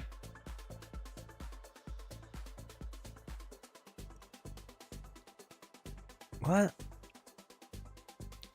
We got some AI bot in this chat, I'm telling you. I'm not a bot, really? What is your point? Oh, women? Oh. Oh, I gotta look at your higher comment?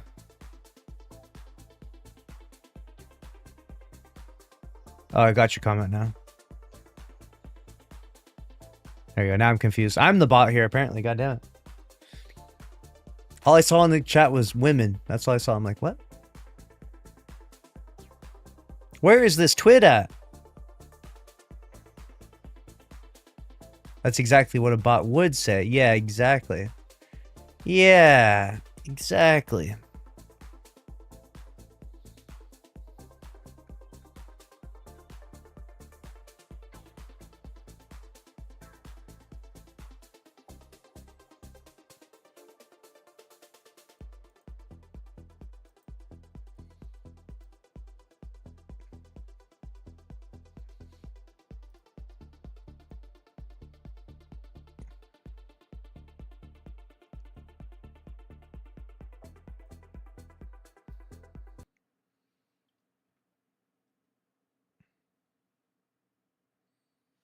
All right, here we go. Here we go.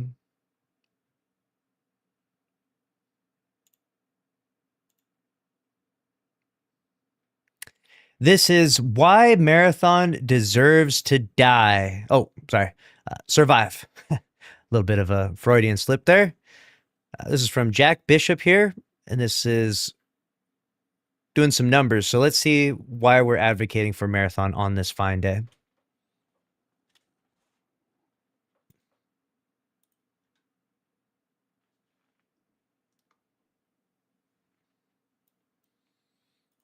So, a boomer shooter classic gets a modern day remake backed by two massive corporations and coated in a fresh new can of paint.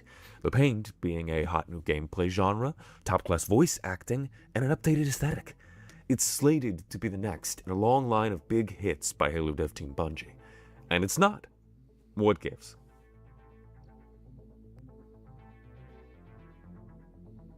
Let's lay some. Yeah, I like it. At least he's honest at the start. It's not a big hit. So what gives? Why Marathon deserves to survive? This is a good start, at least a good premise. Like he's being real to the situation. He's not doing the crazy cope like we saw on r/Marathon, where they're saying it's a conspiracy theory and that Steam DB charts are giving the false numbers. Groundwork. Marathon is a futuristic extraction shooter describing itself as dark sci-fi. You play as a runner, a freelance operative sent halfway across the known universe to loot the planet Tau Ceti 4, as well as the long-lost colony ship the Marathon, which mysteriously went dark a few decades ago. But, of course, you can't get all the way there yourself. Instead, your consciousness is Bluetoothed repeatedly into disposable 3D printed bodies, which, alongside hundreds of others like you, duke it out across the planet in search for spoils, completing tasks at the behest of the many ominous corporations with interests vested in the wreckage. Basically, it looks like this. Knocked? Oh, he's a Giga Boy. He's a Giga Boy. You have blue shields and full health. Get the hell in there. 3, 2, 1. Come get some button. Yeah. Now, at the risk of sounding like an advertisement, I think All three of those people no longer play Marathon. I just have to throw that out there. They had fun, I guess, for a bit. there's a lot to love here. There is the art direction, the Bungie-specific gunplay and game feel, unique and impactful loot, extremely consistent updates and balance fixes, stylized lore with an appealing unlock system, a diverse character set, advanced and threatening enemy AI that will not give you any handouts, excellent environmental storytelling, cat named Bingus, lobsters in several appealing colors, but more than all that, What was the lobsters about? Why is the lobster a different color? What was that? Are the characters colorblind? Like, what's happening there? the game takes serious risks. For its model, the level of care it gets from its dev team is immense, with weekly updates, experimental game modes, and quick response fixes pushed out at a truly alarming rate. Y'all good over there at Bungie? More importantly, the game takes risks in its presentation. The aesthetic is one great example. It's strongly stylized and oftentimes jarring set of visuals. And despite the fact that it's less than marketable to a general audience, it's stuck as part of Marathon's artistic identity.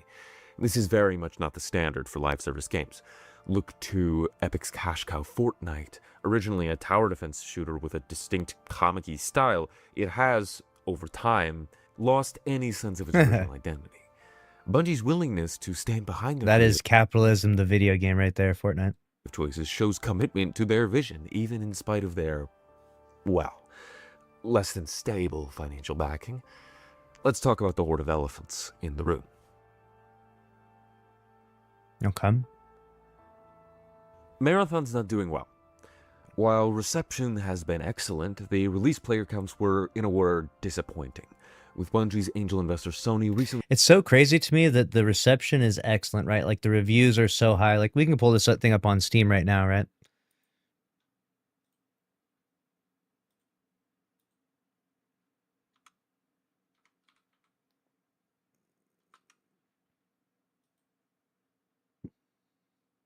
You can pull up the reviews. It says mostly positive, 72%. And that's recent reviews. English reviews is 85% positive, right? And yet you still make this game go full free to play for the Silver Slam. You have a full free to play week for season 2, and it just, no one plays it. Like, it's an interesting phenomenon. Like, either these reviews are botted, which I don't think they are. Like, you can go and review them. It doesn't look like a bunch of bots reviewed it. Or there's just something really so unusual about this game. It's like the most loved and hated game at the same time somehow.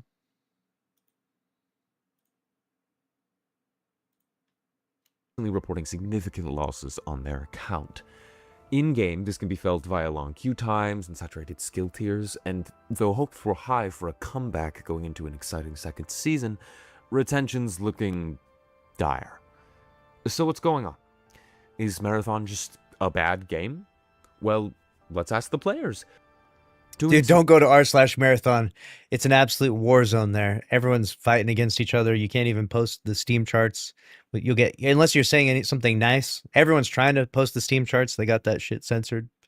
It's a crazy time over there on r/marathon. We spent like 20 minutes over there, and it was completely depressing. Everyone was memeing about the game dying, and it ain't good. Simple word frequency analysis. Conversation about the game circles around a few key phrases. I've lumped these concerns together into 3 categories: bad optics, bad structure, and bad talk. We'll go through them piece by piece. Firstly, Marathon has attracted negative attention since long before its release.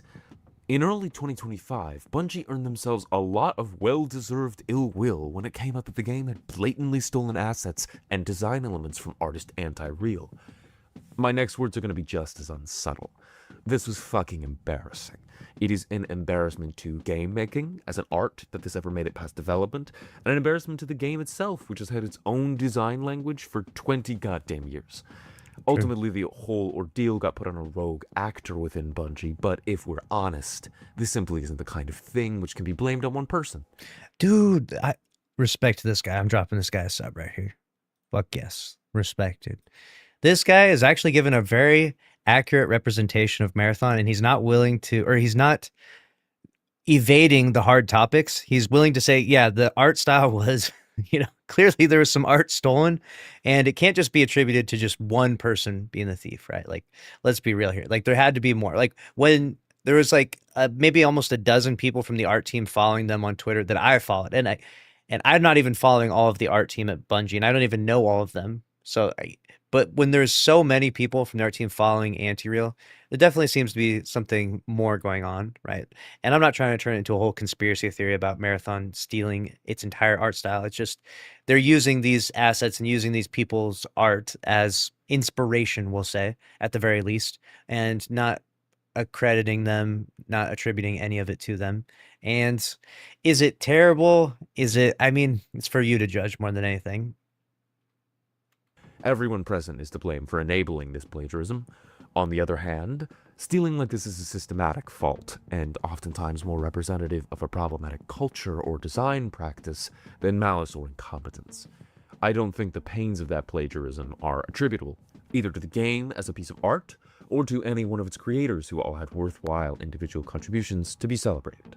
Still, please. True, there are plenty of people that worked really, really hard on the art of Marathon, and they didn't steal anything. Like they're very talented artists that worked their asses off, and they were probably even more disappointed that all of their work is now being attributed to a project that's perceived as being stolen.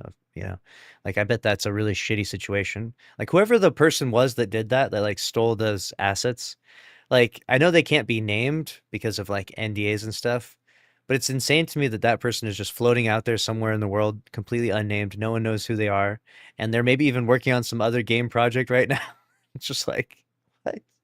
How did that happen? Like, how is that just normal? If you are at all interested, check out Anti-Real's work. Nevertheless, bad optics. These optics were worsened by Marathon's unfortunate presentation as a kind of carrion fly for the long-standing, and long bleeding out, Bungie game Destiny 2, creating competition between the two communities and a whole host of apocalyptic posts. Since then, every success for Marathon is lauded as a death knell for Bungie's other beloved game, limiting its reach. Whew! So, Yeah. future Jack here. A funny thing happened while editing this video. Destiny's dead, so Oh, far no. as the live part of its live service model is concerned, and boy do its waylaid players have it out for Marathon. I don't think I really need to explain how this kind of vitriol helps no one. It's harmful towards the dev studio, which is already on its last legs, towards Marathon, which, with its similar gun feel and shared roots, could It's harmful to the studio, but is it deserved? You know what I'm saying? Did they deserve it? Did they do it to themselves, right? They chose to make the decisions that put them in this predicament. Whether it's fair or not, I mean, it's going to be subjective in how people perceive that. But Bungie did decide to take devs off of the project Destiny and put them onto Marathon, which by extension ended up shortening the lifespan of Destiny. And you got to own that. Like you can't just say, "Oh man, these mean Destiny people are shitting on Marathon, so stop bullying them on Twitter or whatever." It's like you know what I'm saying? You got to make your bed. You make your bed, you got to lay in it. So you got to own that. You have to take some accountability for that. And the problem we see time and time and time again, and I see this in I'm not saying this video specifically, but in the discourse around this, is everyone wants to point the finger and blame something, and no one ever wants to take accountability at Bungie for anything. And that's the problem. So then in their minds, they have this like giant inflated ego where they can do no wrong. And it's just the mean Reddit people and the mean Twitter people. And the cycle continues on and on and on again. otherwise be a haven for Destiny refugees. And last but not least, it's harmful towards players. And if we're honest with ourselves, Marathon likely did little to accelerate Destiny's decline, however unfortunate it is. Ever since the executive team inflated Bungie's value and pump and dumped their stocks, D2's been tanking. Marathon being around means that Bungie, at the very least, will outlive this inevitable fall. All that said, it's understandable that players would bounce off the new and allegiance to the old. Yeah, so that is an interesting assessment. Like I said, we do know that devs left from the Destiny project onto Marathon. We also know that like $250 million was put into this project, which is a lot. And yeah, not saying that they had to put that into Destiny, but if Destiny is sort of struggling, to launch a game in tandem at the same time, you're risking a lot, right? It's kind of like, imagine you're barely making it paycheck to paycheck, paying your rent, and you have an idea that, well, this time, just before rent is due tomorrow, you're going to go down to the casino and you're going to take all your rent money and you're going to gamble it. And if it works out, then you'll have enough money for rent for the next 3 months. And you're like, holy shit, this is a genius idea. Because if this works out, then I'll stop. I won't be paycheck to paycheck. But if it doesn't work out, then you literally don't have rent the next month, the next day, and you're going to start getting evicted, right? So it's like, it's risk assessment here, right? And that's kind of what we had with this situation. It would have been, in hindsight now, a better idea to invest in a Destiny project, whether it's a Destiny 1 remastered, a Destiny 3, or maybe even reinvesting the capital back into Destiny 2. All of that would have been a better outcome for the future of Bungie, because clearly the outcome they got from this is the worst possible scenario, right? Laying off the entire Destiny team, and Marathon is likely going to be dead very soon as well. Like, clearly we can at least agree, right? If there's anyone wants to take accountability here, which they don't, that you made the wrong decisions that led to this, right? Like, at some point along the way, some bad decisions were made. And instead of saying generic, let's blame manager number 3, and keeping it vague, I think we should go into the specifics of what decisions were made at what point in time and what should have changed. So that way we would have a different outcome. So you could avoid those future mistakes whenever you make another game, if you ever even get to make another game, that is. Another player push-away factor is the core structure. Marathon is an extraction shooter, a niche, hardcore, oftentimes controversial genre. The process is deceptively simple. Get in, get loot, get out, get back in better next time. In other words, Run, die, repeat. Now, what does this mean for the game's livelihood? Basically, a lot. Extraction shooters are necessarily live service games, which will always be the talk of speculation. Looking to the SteamDB page, all the top searches fit neatly into this category. Because of the whole extraction feature, it's also a game with a meaningful economy, in which players can gain, conserve, and swiftly lose a lot of important stuff. Like all economies, the rich tend to get richer, creating a high barrier for entry for new players. This is a lot to deal with for both players and devs, and importantly, it spawned articles like this. Written by prolific journalist Eric Kane, this article implores Bungie to change the nature of their game, moving away from the extraction shooter structure or risk, quote-unquote, a lot of people giving up very quickly. Now, a quick aside in response to this article, I am so bone tired of consumers developing a distant interest in the themes or aesthetic or, God forbid, the lore of a piece of art and being averse to the core gameplay, requesting an entirely different style of game. You do understand you can interact with this world they've built through other means, right? Read or write fanfiction, make visual art, make music inspired by the world, watch content creators. But if you do not like the gameplay, not its quirks or its bugs, but the fundamental structure of the core loop itself, then I'm sorry, but you do not like the game. You like the idea of the game, or its ideas, and you can do a lot with that, sure. But to expect it to change itself so drastically, to send for impromptu adjustments like an order in a restaurant, just to suit... This is actually a really good assessment here, and I think needs to be said that, like, when they put all this effort, like this $250 million into this project, the idea of like, well, you did all this work, but now just make it something completely different it's kind of a crazy premise, right? Like, it's insane. Like, imagine if Bungie randomly, everyone's like, oh yeah, we like the looter shooter thing, but you should make this an esports game, like Destiny, right? Like, that would have probably not landed well, right? Or maybe make it a battle royale game, probably wouldn't have landed well. Maybe as a playlist, perhaps, but the whole genre or adding something else to it. I can understand why people maybe want this when they like the art style or the lore of it, and they want to see more playlists that are kind of scale based on their desires. Like, maybe not everyone wants to play an extraction game, but maybe they want to be a part of the lore and the story and the campaign, or the non-existent campaign of Marathon. But this is the product that they could put out. And if it doesn't do well, the idea that, well, you should have just done this whole thing differently, it's like, it's easy to say, like, it takes an instant to say that, but the actual effort to make that happen is a massive, monumental effort. And the part I worry about more so than anything is that now Bungie is listening to that, and they are investing more money You know, they're averaging about $6 million a month on this project, and they're gonna make this big PvE mode in this game. And if it doesn't land well, after all the critics and all the journalists and everyone said, "Oh, better make a PvE," if it doesn't land well, dude, that's so bad. That's really bad, because at that point, where do you can't go anywhere. You've played every card possible. Like, the whole thing just doesn't work. And that's kind of the hill that I die on with Marathon, which is that I think that its initial appeal, I think that the first impressions mean a lot, and those first alpha impressions were really bad because it looked terrible in the alpha. They did improve it, but even still, its improvement version still doesn't look that appealing to most people. Like, even as I'm looking at this pause screen, like, it looks like I stepped into a highlighter factory that exploded. Like, the colors are insane.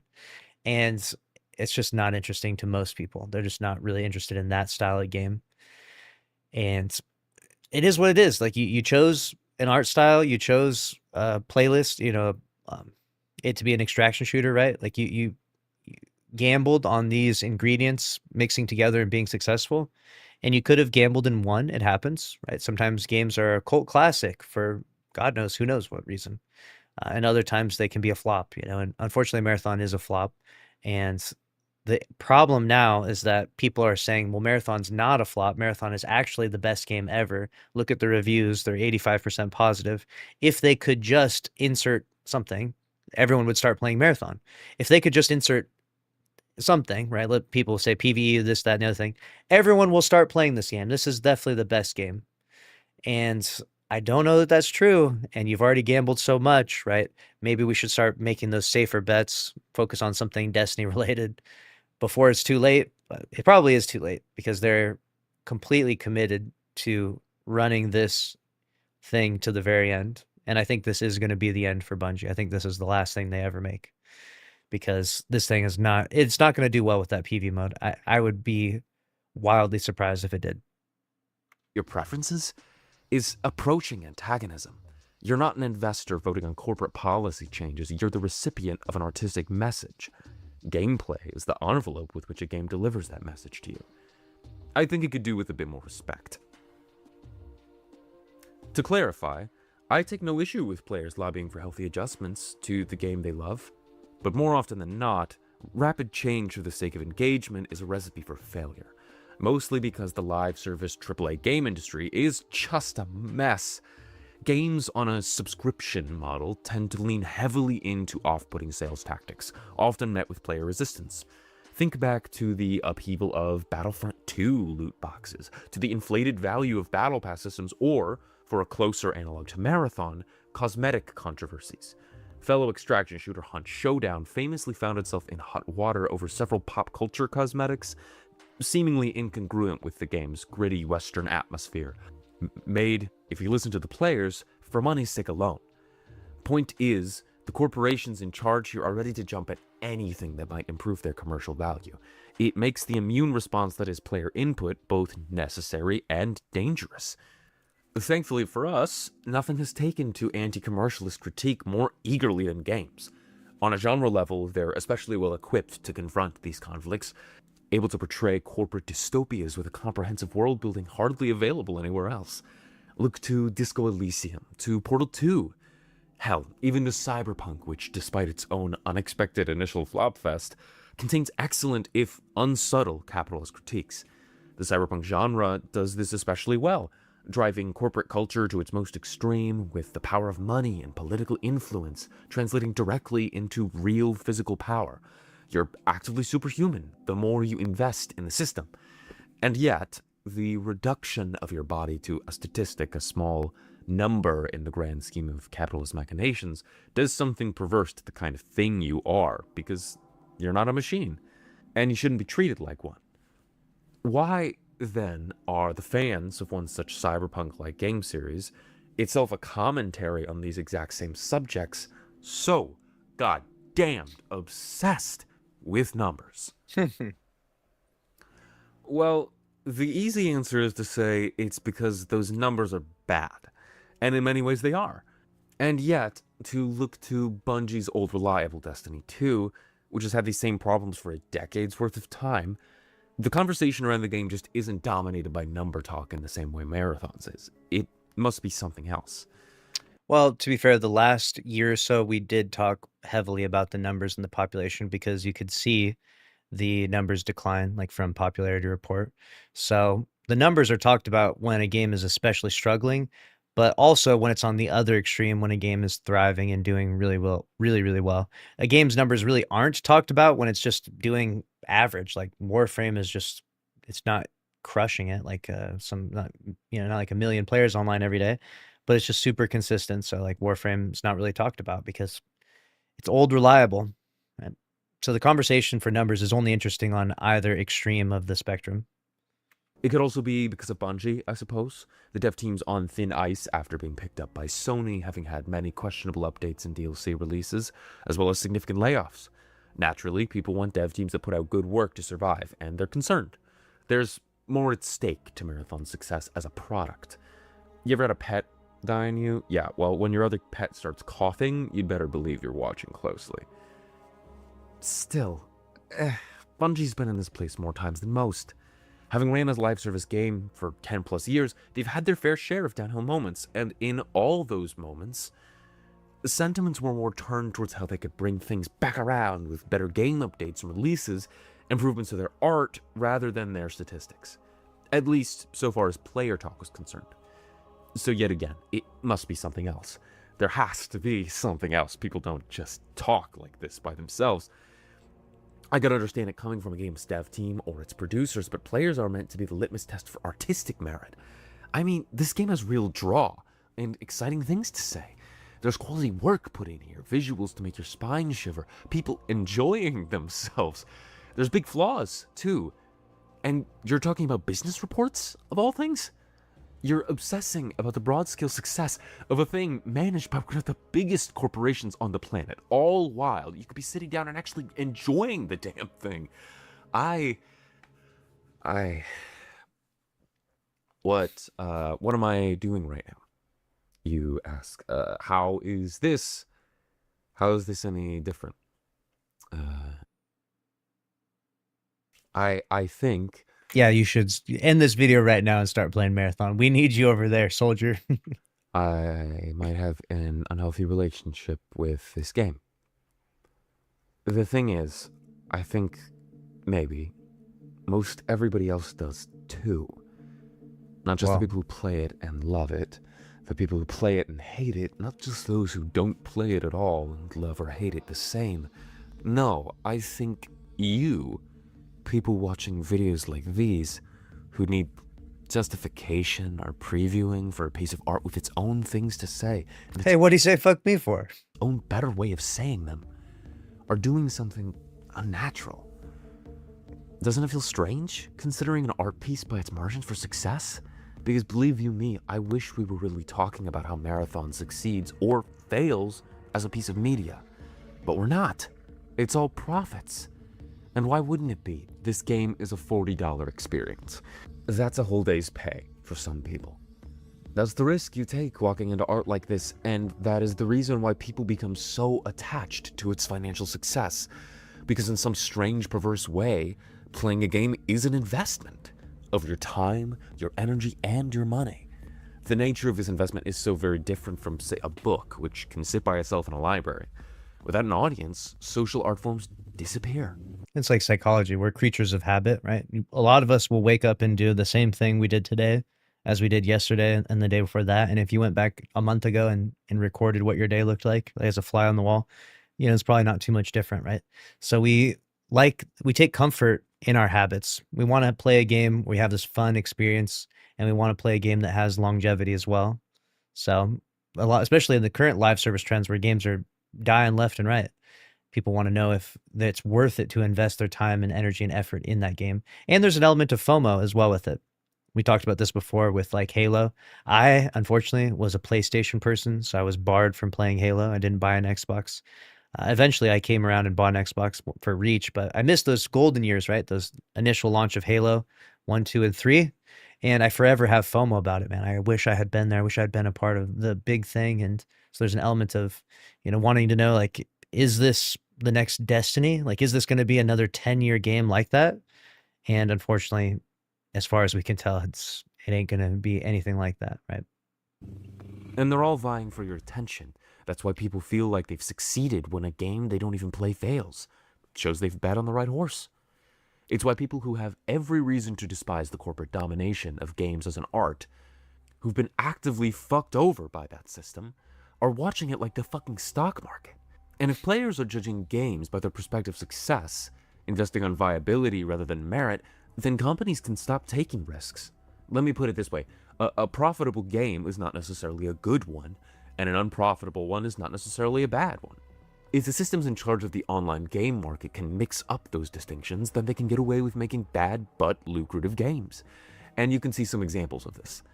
I think it's just more nuanced than that, right? It's not as simple as like profitable equals good or bad. Like a very profitable game will by extension be good because like the only reason it's going to get that profit and get that like worldwide attention is by being good. So like the popularity is going to feed into those profits to some degree, right? Like, I mean, Destiny, I guess, wasn't a very profitable game. Like that's why they had to eventually shut the project down.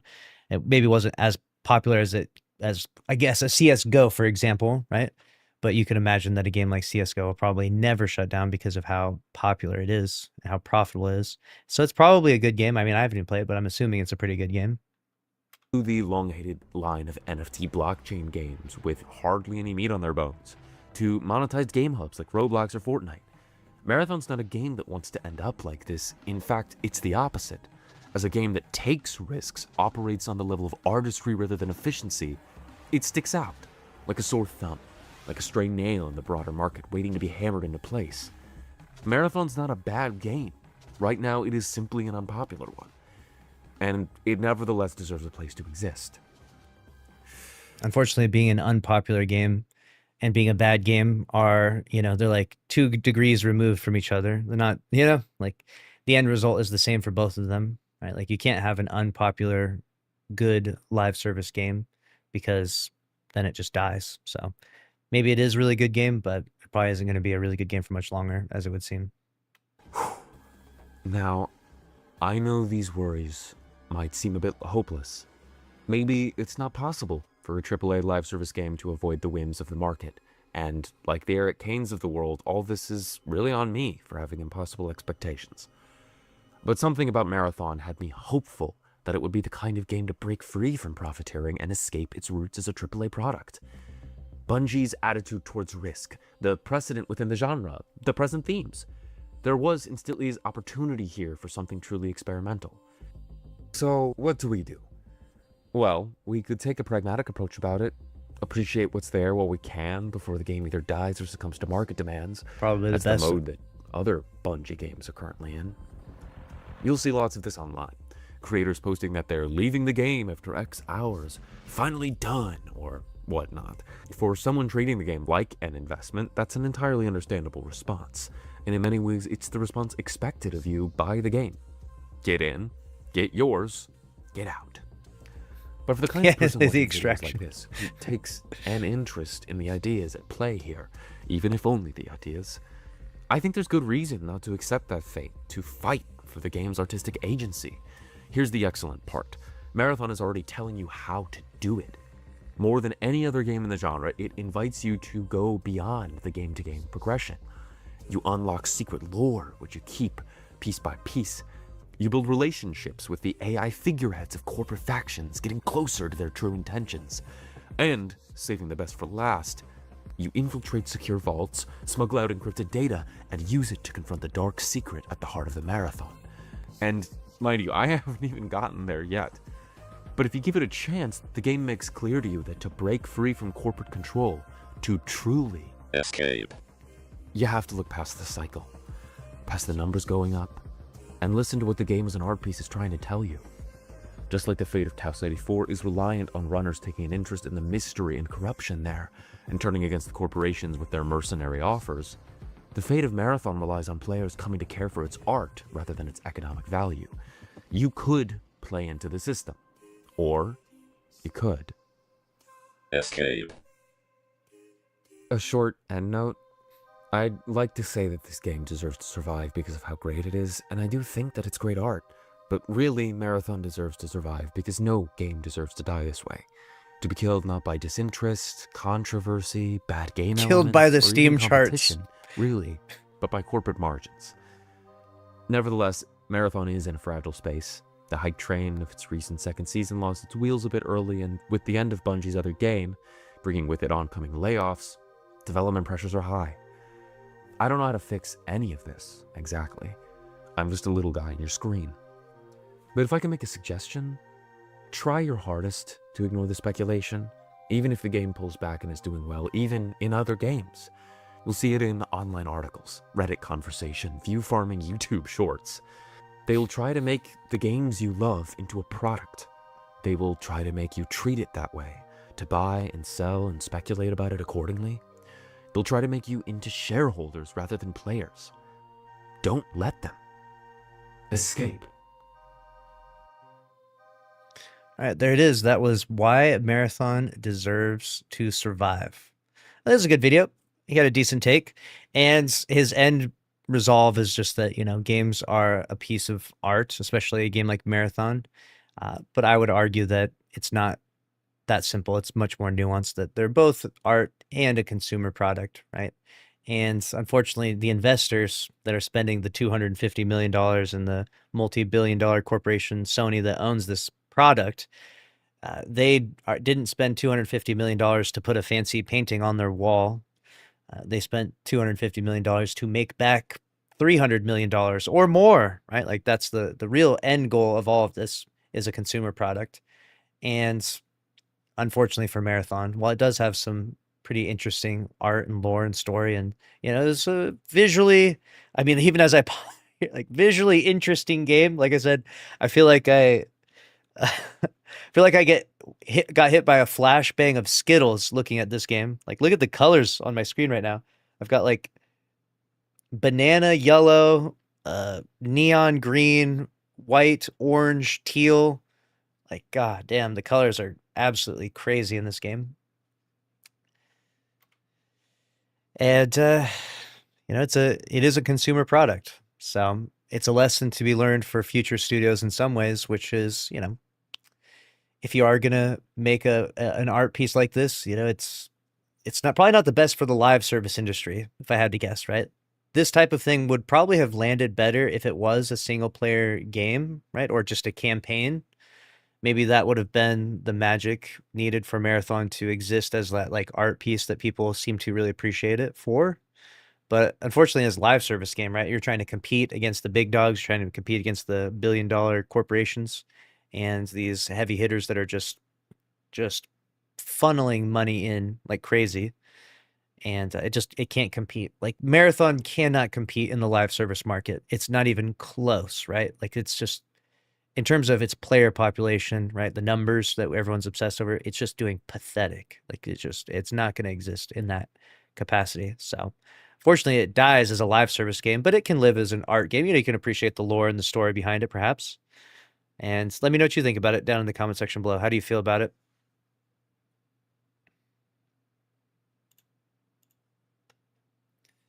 Pretty interesting video.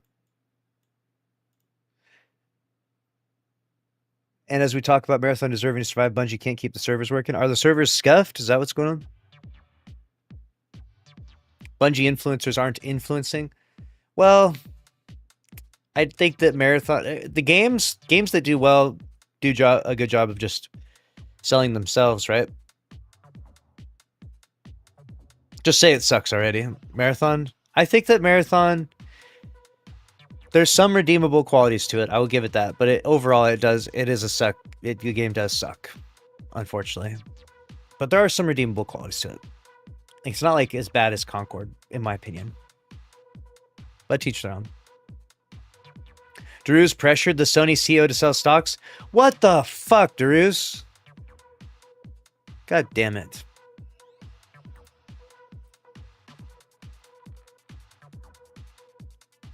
You could argue that it's worse than Concord since it did cost $3.6 billion. Yeah, it did cost a $3.6 billion company there. Entire IP, yeah, I guess so. You could argue that.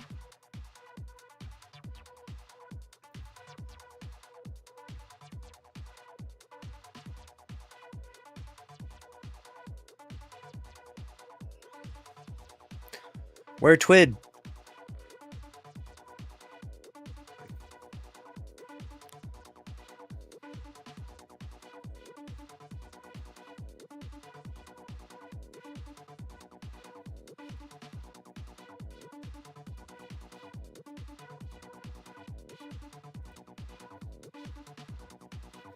Where? I'm tweeting this out. What? Where? Twid.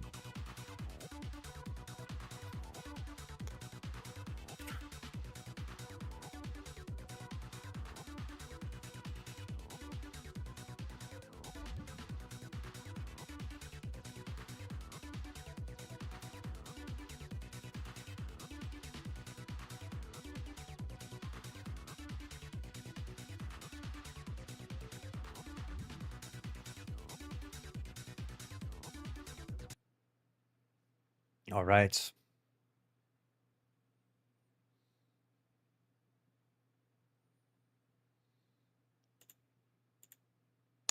Bungie has responded to the poopy pants transmog in Destiny 2.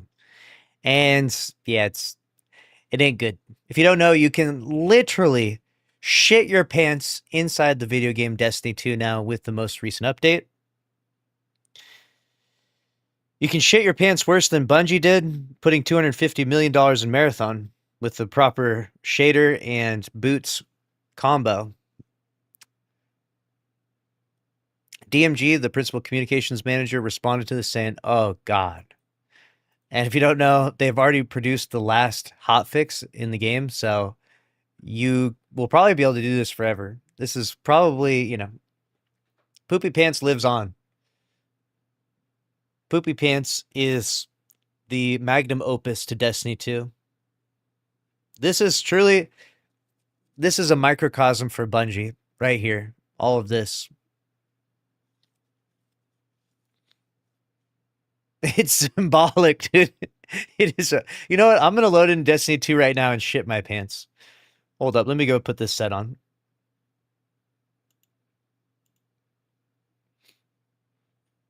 I'm going in.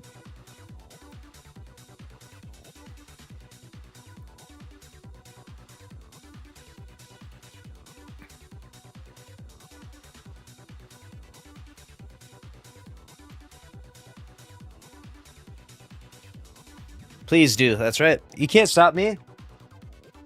Think you can stop me from shitting my pants? No, sir.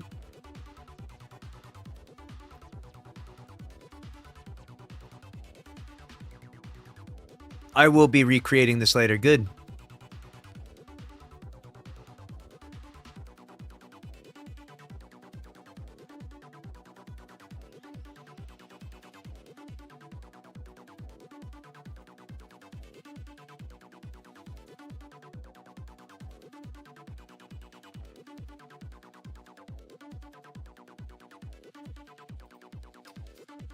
Let me pull up this TikTok again.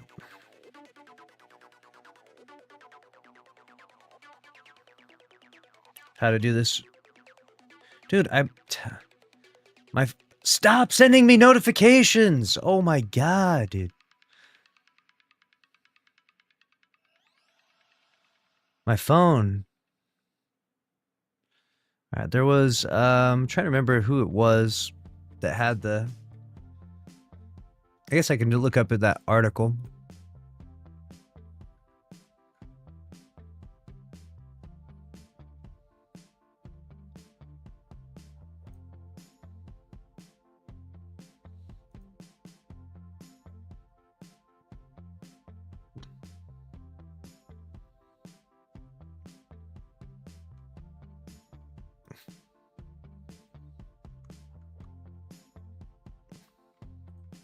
Okay, so the shader is cobwebbed.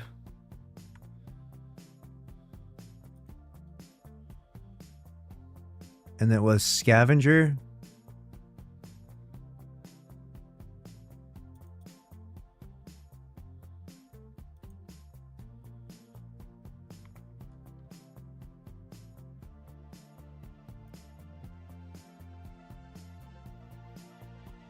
Are they like green ones or something? The scavenger suit, yes. How do I get a synth weave template? Gonna make me spend my silver on this? I guess I might as well since the game's dead.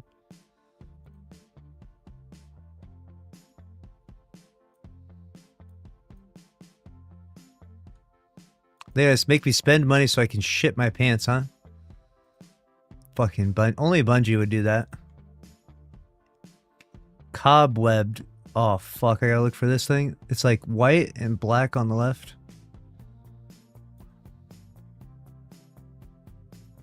Where is the shader guy?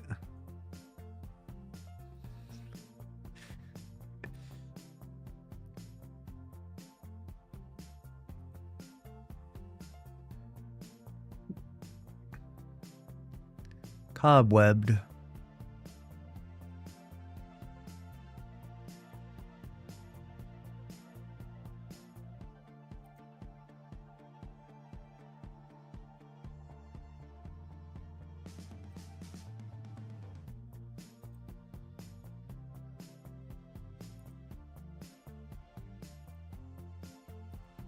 How do you get cobwebbed? Stop spending money on shit. I already have the silver. It's already purchased in game, so. Oh, I get what you did there. It's that was a shitty joke, though, Lardy. Really fucking shit joke you told there. Is that it? Gift of the Nine? Nope. Monochromatic?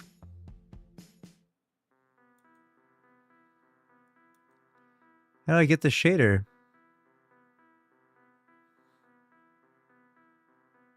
I don't know if I have it.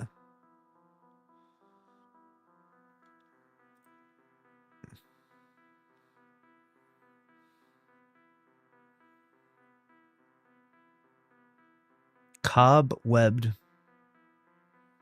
anyone know how to get this shader?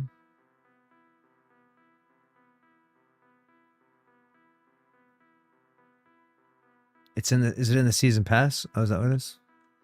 Yeah, it must be new, right?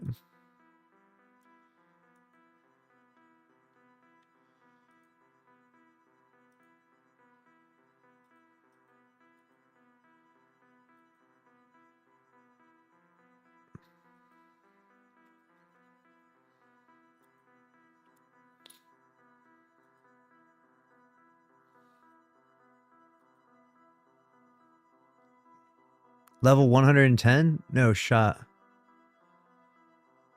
Doesn't show it as 110 for me.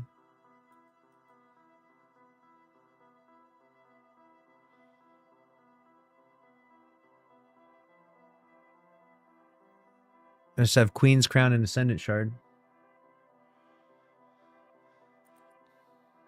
Cobwebbed. Where's this at? Everything we eat turns to shit? That's true.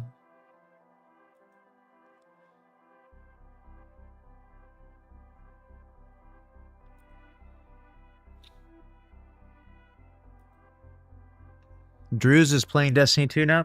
We got him on here. He's going to try and find it. Is that it there? Cobwebbed. No! I'm 2 rank away from it. They got me buying rank. It's at rank 30.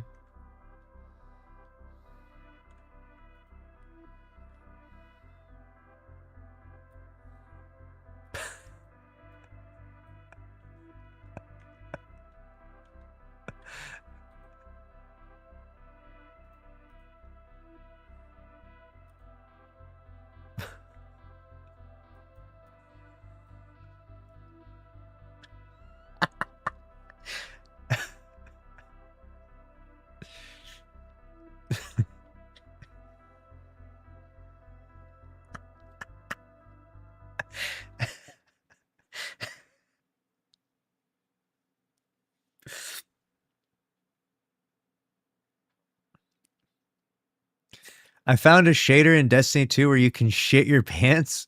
So I'm trying to make a bunch of funny jokes like, this is a shitty situation, you know? Like some humor, like a very on-the-nose humor. Give me as many of these jokes as you can possibly create. 30 of them. Let's see what AI will tell me here.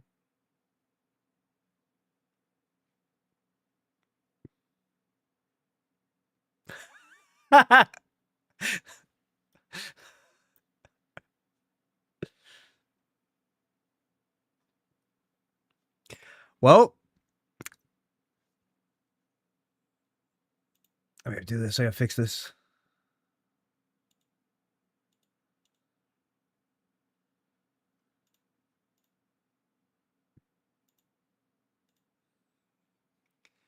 Well, this is a shitty situation. Looks like my guardian dropped an exotic. If you know what I'm saying, you know what I mean? That's one way to leave a mark. These are incredible. I guess the witness really scared him.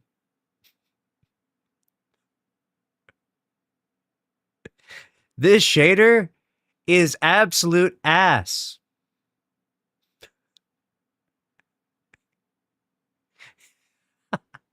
I guess my guardian couldn't hold it. Now that's a legendary dump.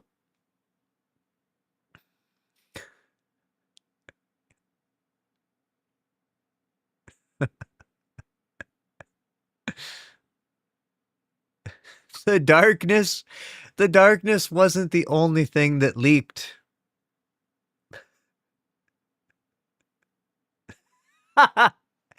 This shader stinks.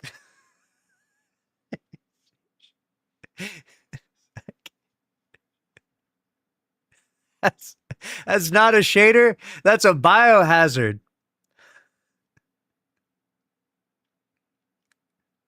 I didn't know that Destiny added bowel physics in the June update.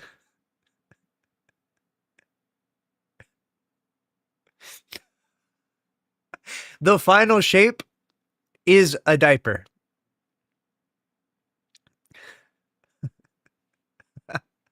Someone called the tower janitor. Oh no. It looks like he unlocked the new brown subclass. Oh shit. He unlocked the new brown subclass. This fucking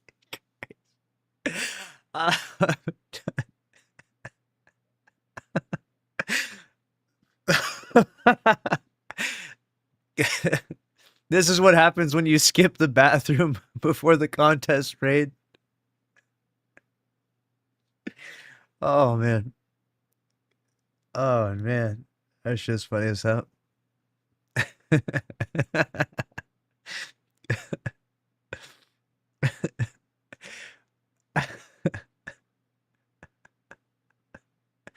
I guess you could say this guardian needs a wipe mechanic.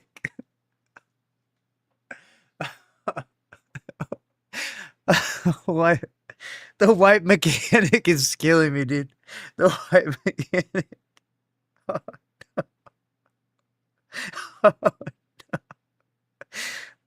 no. I hope that's just mud.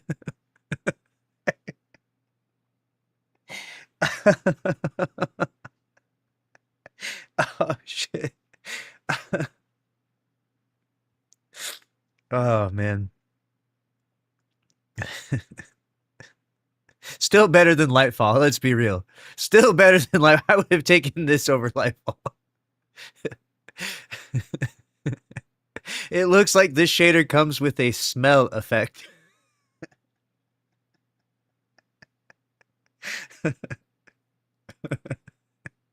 Even the Hive are keeping their distance. I can't. Even the Hive are keeping their distance. Oh my god. These are fucking funny as hell.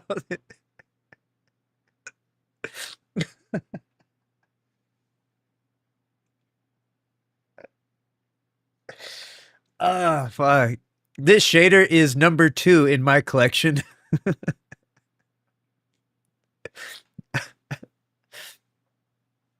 Oh my god. This armor is complete shit. Oh no. What? So what? They said that's not drip, that's seep.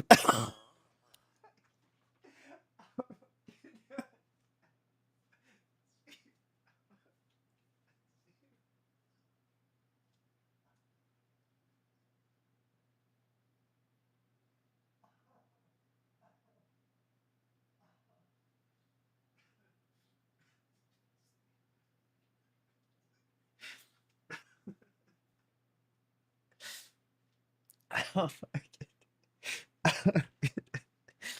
Someone in the chat said skill tissue. Skill tissue. Oh God, dude, my sides are actually hurting from this. God damn. Uh,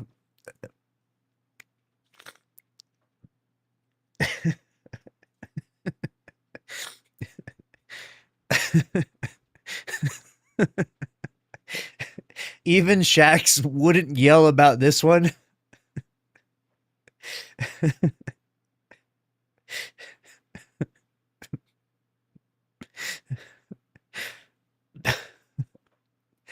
Oh man, these are funny as hell.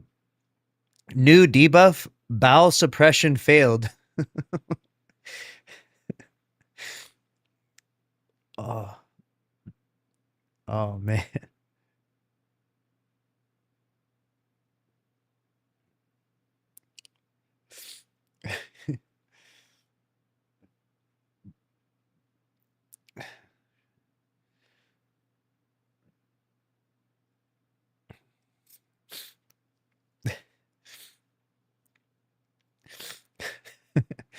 This Guardian looks like he's been through some shit. Now that's what you call a dirty build? Oh, dude, a dirty build.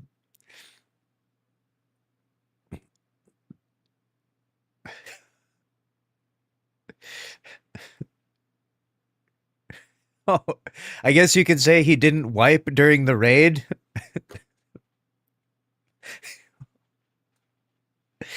Oh fuck, these are killing me, dude. These are funny.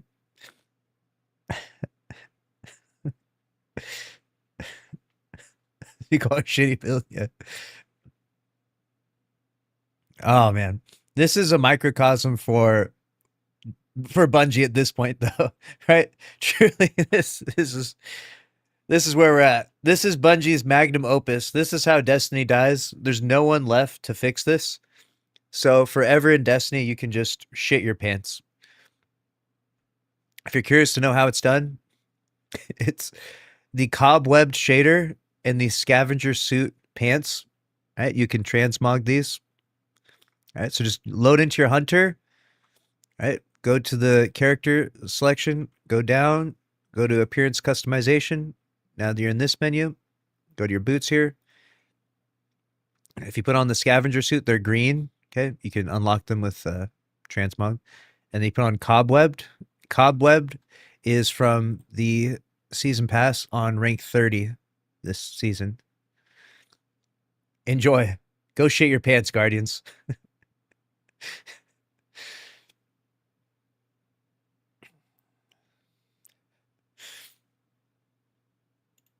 Oh fuck, that was good. I need a good laugh. I haven't laughed that hard in so long. Oh my god, dude. That was fucking funny as hell. Are those dookie pants? Yeah. They are dookie pants.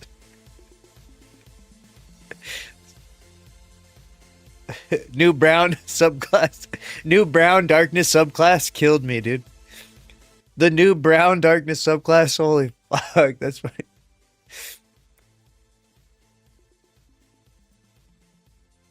I gotta tweet that one out, dude.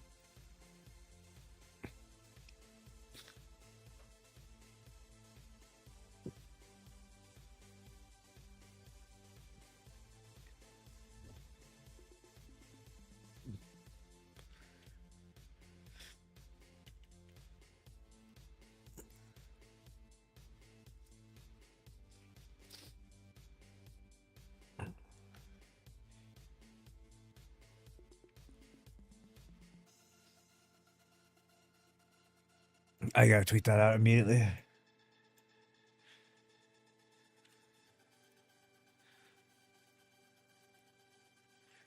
New.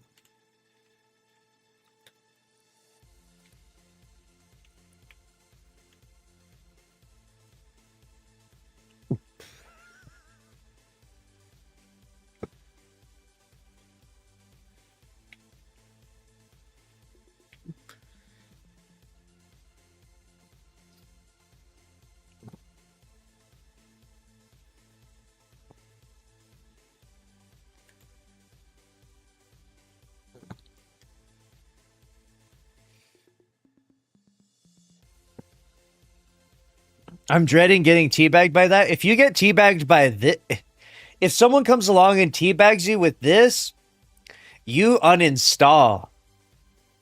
You uninstall immediately. And you never come back. Ever. You have to change your name if you want to come back.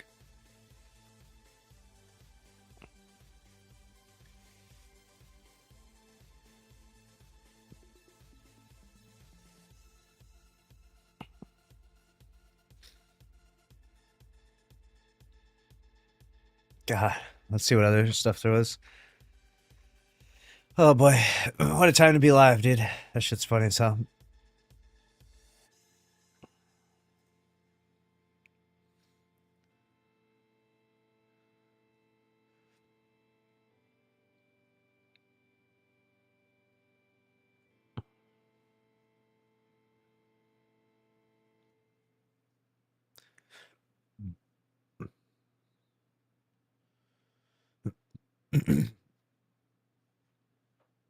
Oh no. The Mind's Eye developers are protesting against a fan event their own studio is hosting.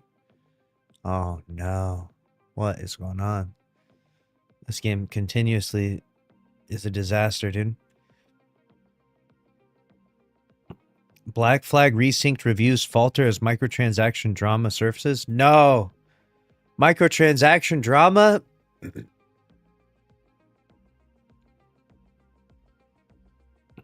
Earlier today, the rating dropped to mostly negative. Excuse me?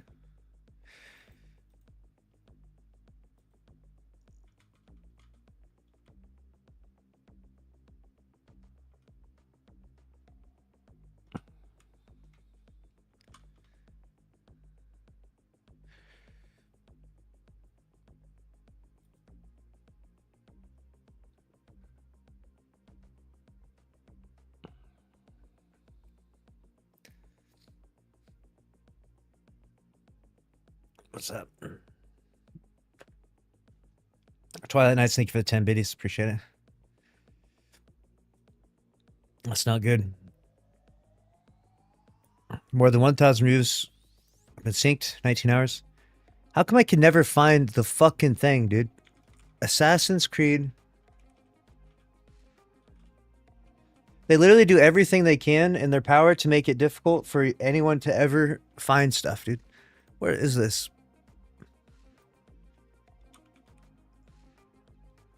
Hellfire Naval Pack. What is this? Where's the actual game?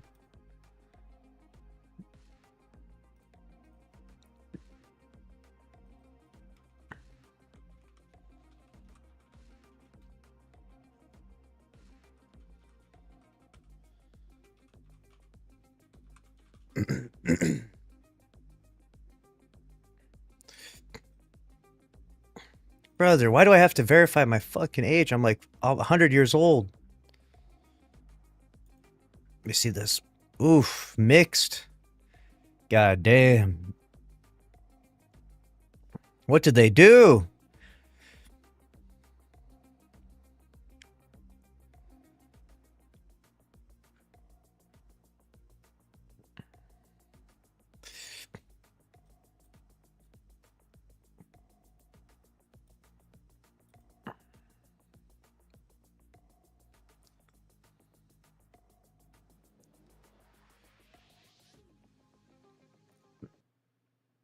All right, we got to cover this.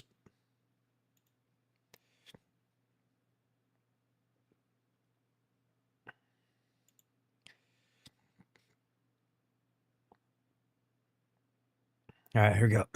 I need some damn water. What I got here? Got Coke here. You ever drink Coke that's like 4 hours old? Ugh. They make that stuff last longer. Shit expires too fast. All right, here we go.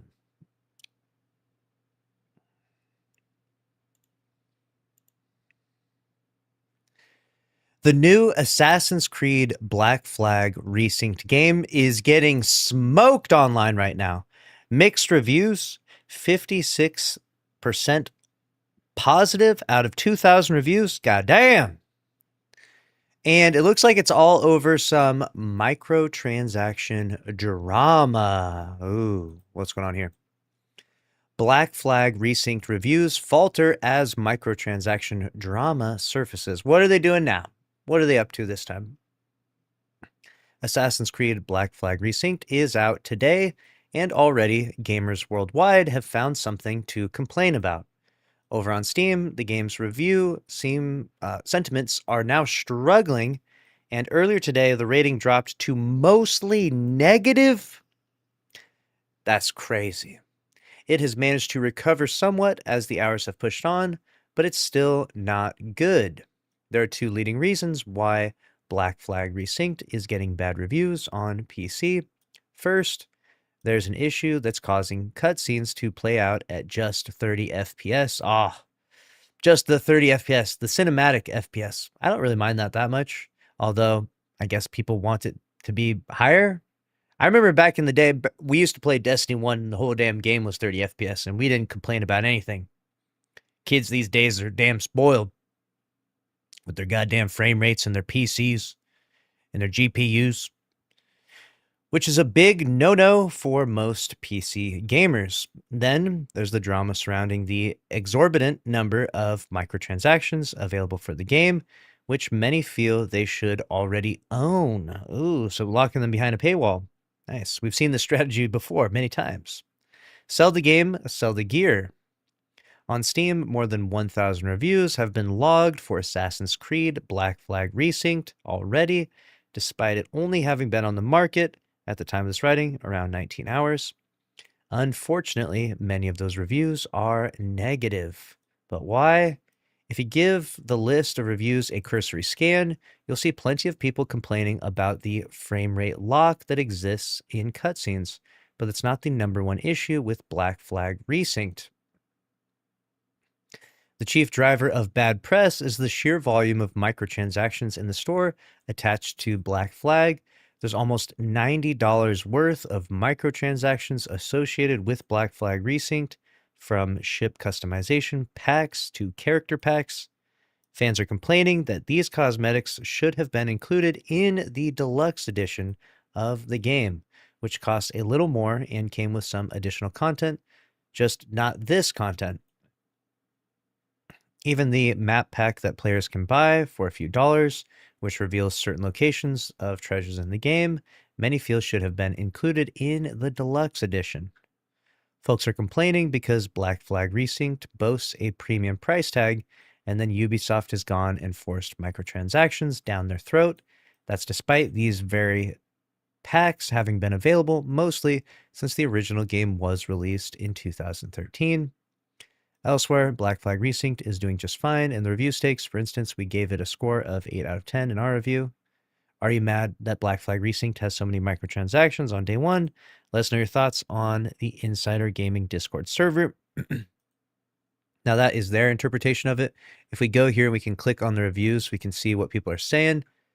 Not recommended. The first one is cutscenes capped at 30 FPS in 2026. Really? Have I bought a DLC? No. Do I want to buy DLC? No. Do I want to buy a DLC? No. Menus are a cash grab for Assassin's Creed Shadows. Quote, launch Shadows to see stats for item. Seriously? The game itself is beautiful and a well-made remaster of an original legendary game, but modern Ubisoft always finds a way to fuck things up. I want a single-player experience I can enjoy without microtransactions and in-menu advertisement for AC Shadows being forced down my throat. Brilliant remake, awful studio. What's the point of getting the deluxe version immediately in game? Then there's $85 worth DLC that you don't own. Ubisoft also deleted my Uplay points, so there's even more I can't access. Ubisoft, who hurt you? Come on, Ubisoft, you couldn't just hold yourself, huh? Releasing a 70 euro game, and on the day of release, you slap us with 85 euros worth of DLC packs that are just not cosmetic, but give you a gameplay advantage. This is why piracy exists, and I will be refunding. Wow. So they're trying to get you to buy the game and buy a bunch of DLC at the same time.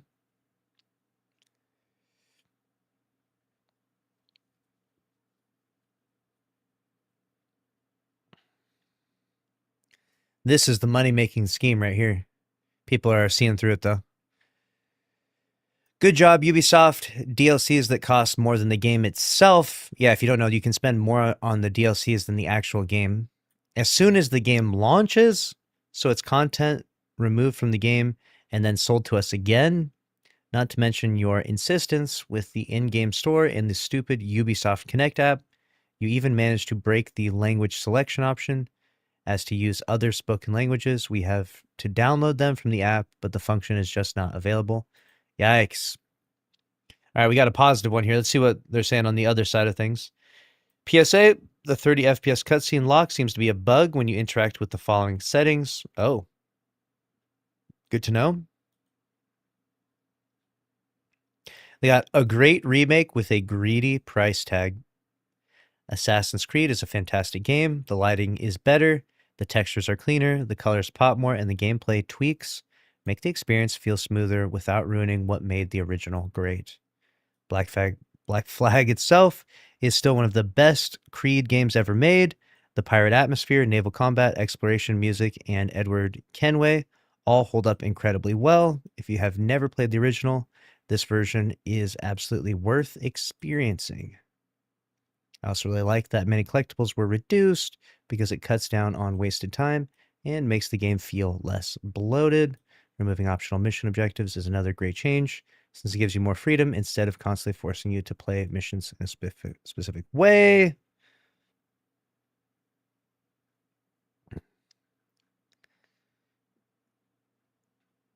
All right, so yeah, there's a mixture of reviews, but seems to be a decent amount of drama going along with it.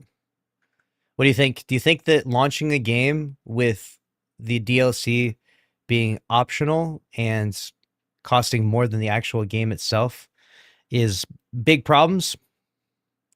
It sounds like a pretty greedy move from Ubisoft, but we're not too surprised from them. Crazy stuff, though, huh?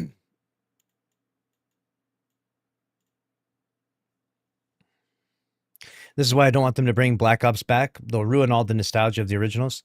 I will be there no matter what, though. I will be there playing Black Ops when it comes back. When does that come out, actually? When does the Black Ops remake come out that Call of Duty is doing?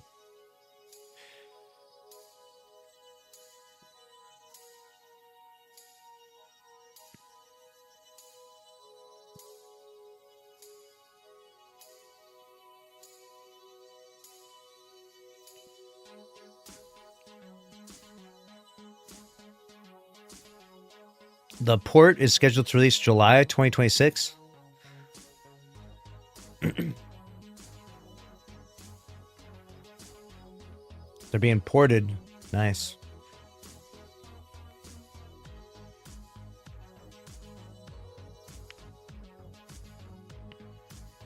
So sometime later this month.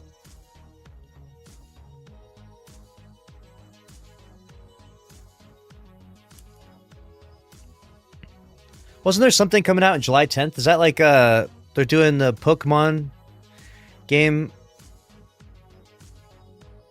It's not the real Pokemon game, but the other one. July.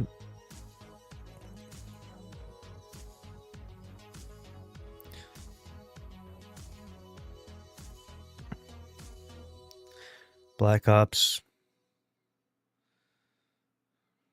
And then we got Power World. Yeah. I think Power World comes out like tomorrow or something, right? When does Power World come out?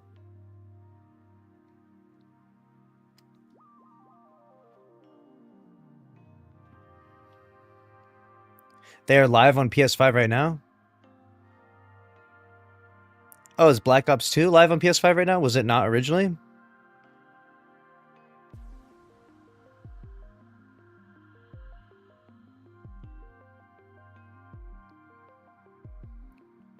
Yeah, July 10th. That's tomorrow. I think we should play Power World tomorrow. That'd be fun.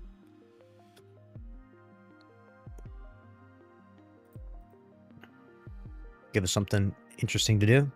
Everyone's been talking about that game.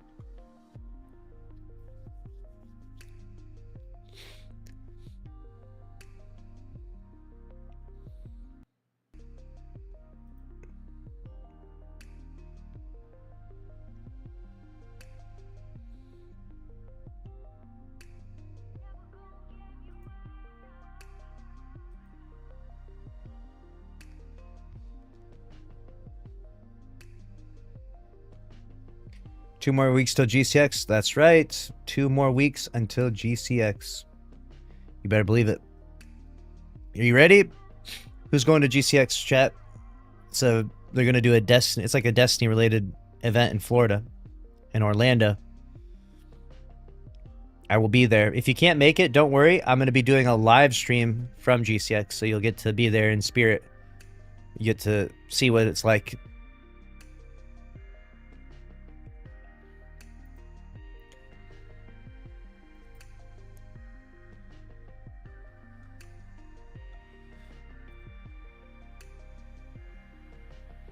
I'm kind of upset they didn't do Isle of Adventure. Which one did they do? I think they go back and forth every year, like they do it on. They do on. NintendoCon is the 11th. Oh, really?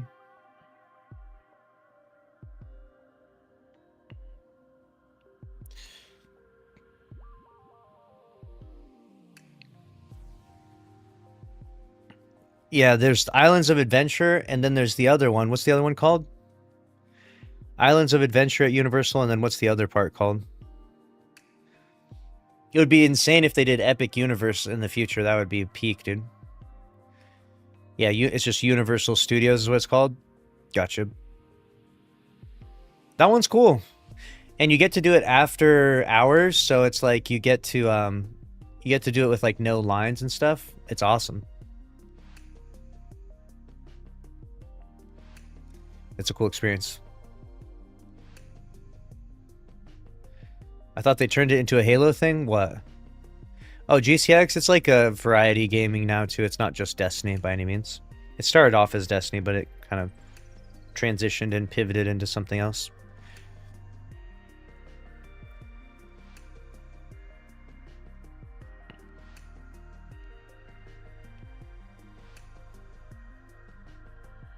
I have 4,000 bajillion tabs open. We'll be doing an Epic. Yeah, day at Epic. Dude, absolutely go to Epic Universe. Oh my god, it's so cool. It's like Epic Universe is...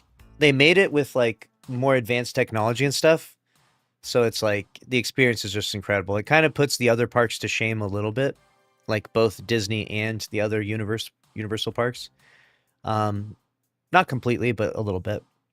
It's just so well made. It's so polished. It feels like it's just futuristic and everything's just so nice. I don't know. It's awesome. And it's cool because it's like 5 parks in one, right?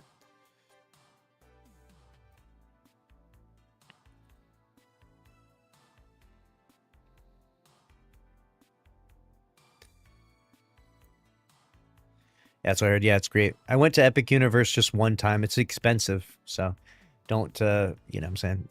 Check your prices before you go, that's for sure. It's definitely expensive.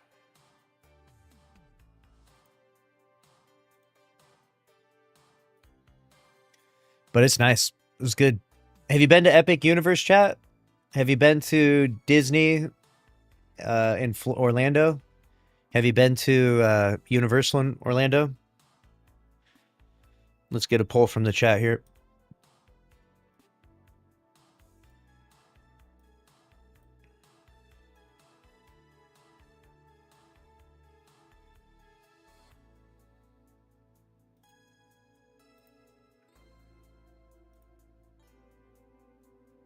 I'll be in Universal Orlando and Disney Paris. Nice.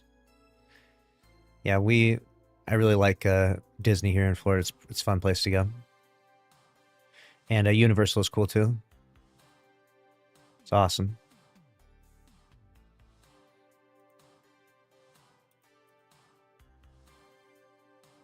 Might do Universal Studios next year with the kids. It's a good experience. It's a good experience. I will say this. There's definitely ways to save a lot of money if you like strategize it well. So, you know, try not to get completely hosed down. People, I swear, people go to Disney and they like stay at a resort and they just like, the prices are crazy. There's definitely ways to do it and save money.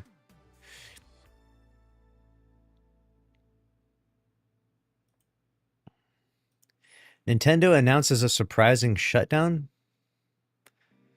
What Mario game did Nintendo recently shut down? Airbnb it? Yeah, Airbnb is definitely a good way of saving money. That's what I'm going to do for GCX. We've got an Airbnb lined up. We can only fit so many people in it, though, but we got a good group in there. Nintendo announced it's shutting down the game's online service for Mario Kart Tour.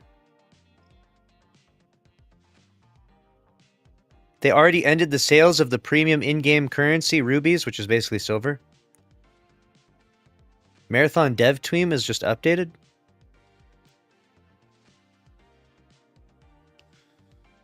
Oh, there's fixed an issue. RIP to Mario Kart Tour. The servers will go offline on September 29th at 11 p.m. And the game will be no longer playable because there's no offline version planned.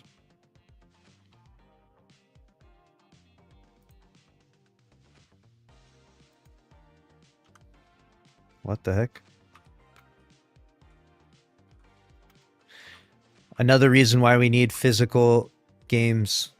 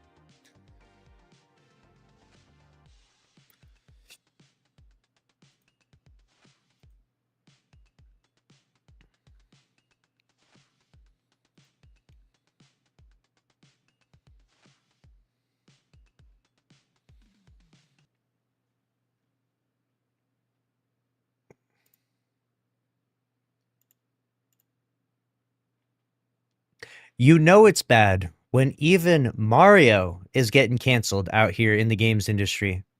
Mario Kart Tour is shutting down permanently on September 29th.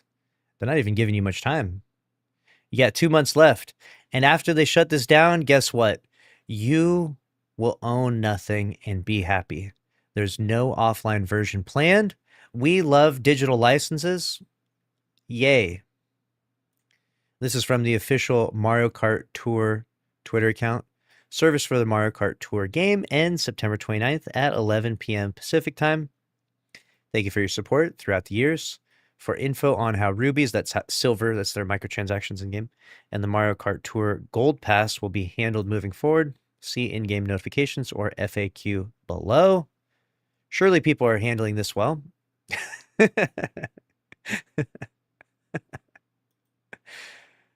Nintendo confirms Mario Kart Tour shut down after 7 years, no offline version offered. Nintendo will shut down Smartphone Racer Mario Kart Tour this September after 7 years of service.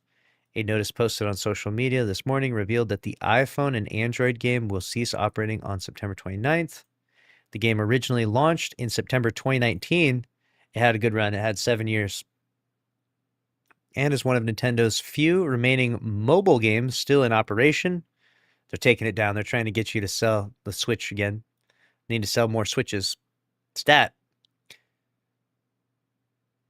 We sincerely thank the many players who have loved and supported the game since service began so long ago, Nintendo wrote in a blog post with a few more details on the game's demise. Thank you for playing Mario Kart Tour. This is a depressing end of service notification.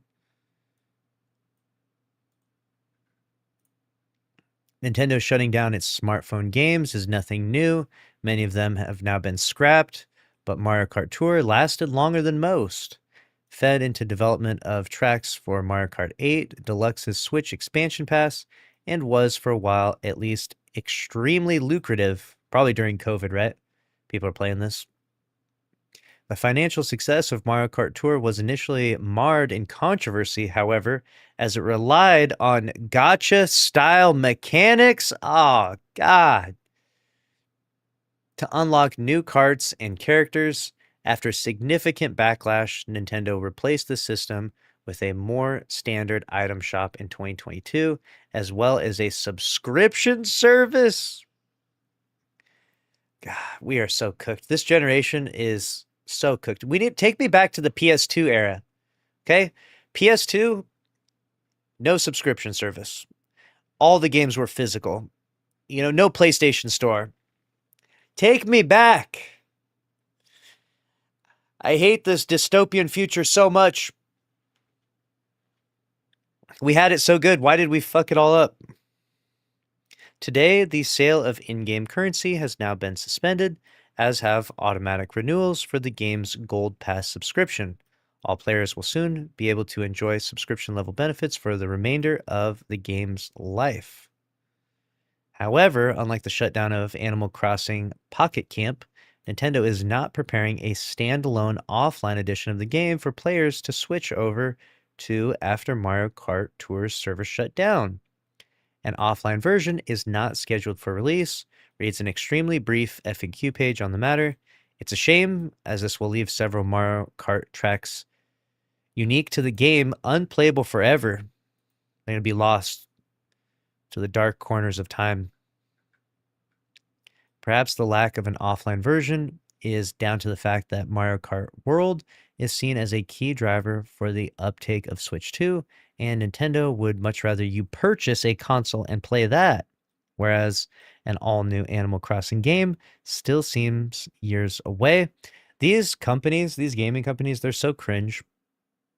Because they have platforms, they want to create the most uncompetitive practices possible by just forcing you to buy their exclusives. And so that way you therefore have to keep buying, you know, PlayStation, the next PlayStation, PlayStation 6 soon, and Nintendo Switch, and Nintendo Switch 2, and then a Nintendo Switch 3.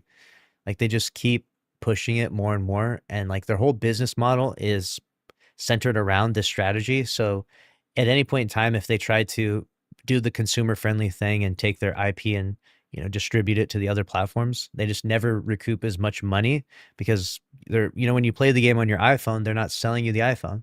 And so they sell it to you, but iPhone takes a cut, right? So they hate that so much. So instead they're just regressing back to these old patterns, and it's obnoxious. I like when games are more cross-play. Like you should be able to play every game no matter what platform you're on. And then the money that you spend on that game goes to the developers that made that game. And then that's what funds future projects. So it's like, it doesn't matter what platform you're on. The fact that you got the IPs associated with the platforms creates like a conflict of interest, in my opinion. And you have the owners above trying to manipulate the market in a way where they can force you and force your hand into buying their platforms, or potentially buying multiple and buying a subscription and all this shit, because they're leveraging your desire for this IP and seeing how far they can take you, right? How much money can they drain from you, you know? And it's just obnoxious behavior. I wish that the companies were a little bit more pro-consumer and cared more about gaming and wanted to just see games thrive and see games in the hands of everyone of all generations, no matter your platform. But unfortunately, it can't be that way. We have to go the greedy way. Regardless, the Mario Kart Tour shutting down, Nintendo's smartphone game catalog will shrink further. Fire Emblem Heroes and Shadows remain operational, as does Super Mario Run. And then there's Pikmin Bloom, which is largely run by Pokemon Go developer Niantic. I've been playing some Pokemon Go lately. That shit's good. Still, Nintendo has not abandoned its smartphone ambitions entirely. Earlier this year, it launched Pictonico, an app that lets you turn images from your camera roll into a WarioWare-style minigames. Interesting. All right, let me know what you think about this. No offline version is messed up. There's some tracks that will be forever lost. They'll be lost media. Will be makes on YouTube videos and nothing more.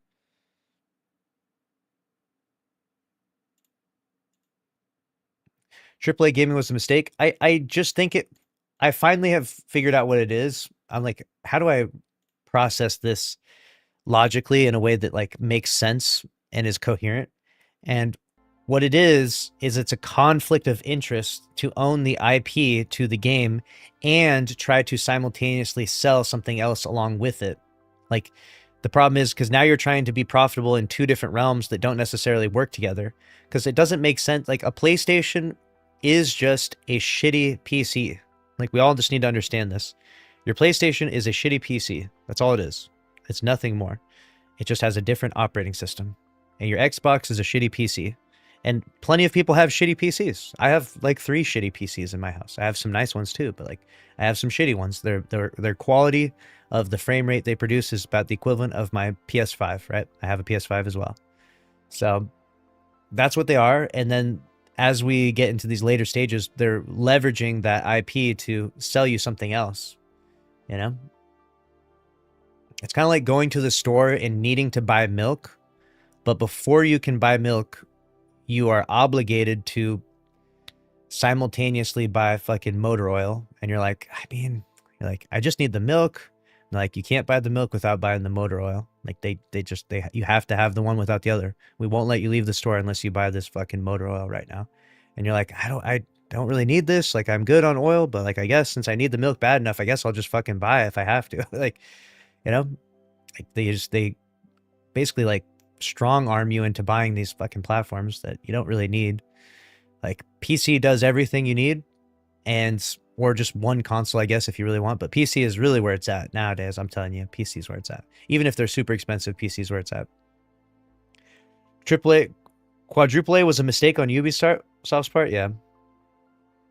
Quadruple A, goddamn, or Triple A.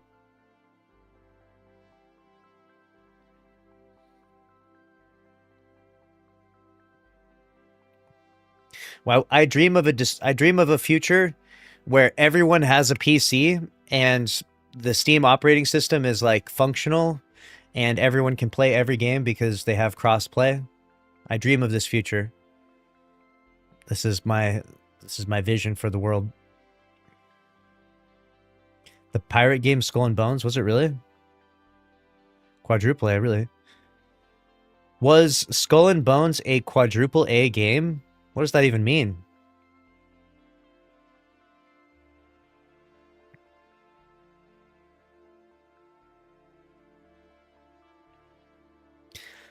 Small budget games, mid-sized games, big budget games. It's not an official category. There's no agreed upon definition.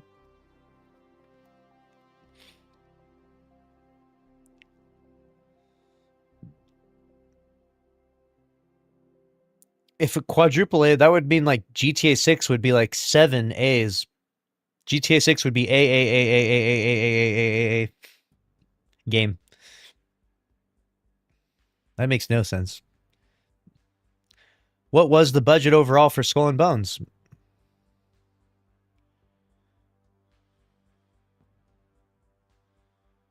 Have you seen Azcross's take of gaming getting rid of PC because of acquiration and cost, that we might face a future with streaming games over Nvidia or similar.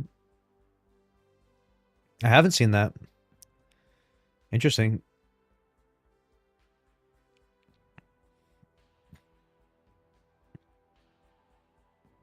These console companies are far from being willing to get rid of their platforms. Let's be real. Like, they're not trying to get rid of the platforms. They make a lot of money by selling these things.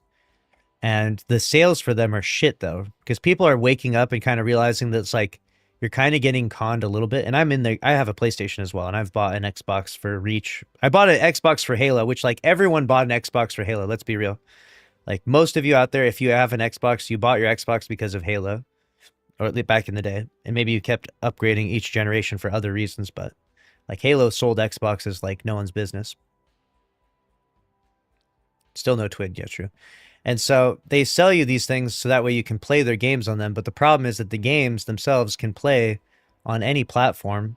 And ultimately, you know, the best platform is just, you know, is Steam and on PC. Like, that's just the best platform. No subscription, consumer friendly practices. You can refund your games. Like, you know, the problem is that it's not super cheap to build a PC yet. So that's why Steam has been trying to get that Steam machine out. Their whole goal was to literally crush the console market with the Steam machine.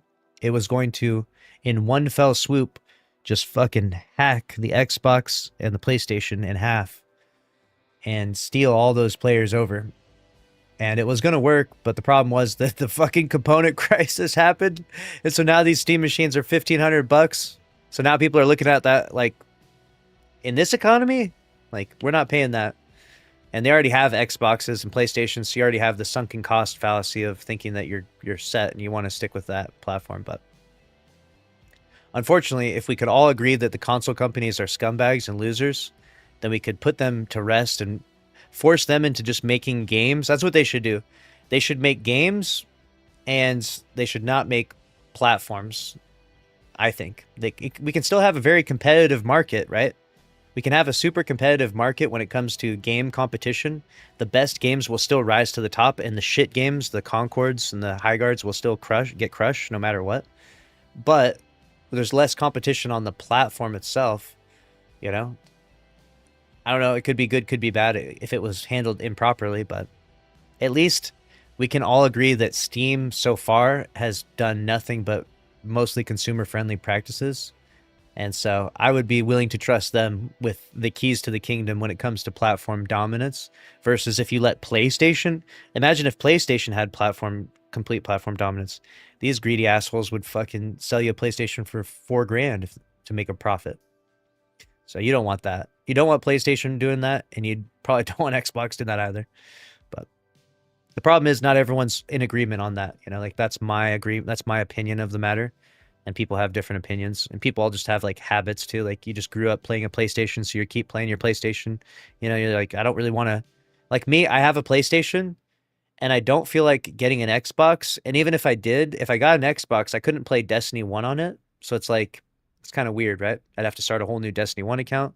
I could cross save my Destiny 2 account, which is nice, but my Destiny 1 account would be forever lost in the dark corners of time. So I'm not interested in that, but that's where it stays at for now. So my PlayStation, I literally have a PlayStation for one purpose alone, and that's to be able to play Destiny 1 currently. That's it. And then now soon GTA 6, I guess. But aside from that, I really don't have any need for it. I play every game on Steam. Consoles right now are on the price point mid-range PCs have been. Low/mid-range PCs are now at the price point ultra high-end PCs from back in the day. And with all the AI server farms, we sooner or later won't get any storage or RAM anymore. Also, the 4 big chip producers have built a monopoly and mostly sell it to server farms. Yeah, it's a very tough situation right now. It's a tough situation for sure.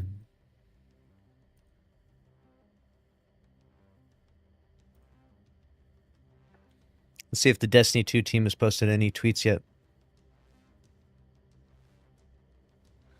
Destiny 2 team, a whole lot of nothing.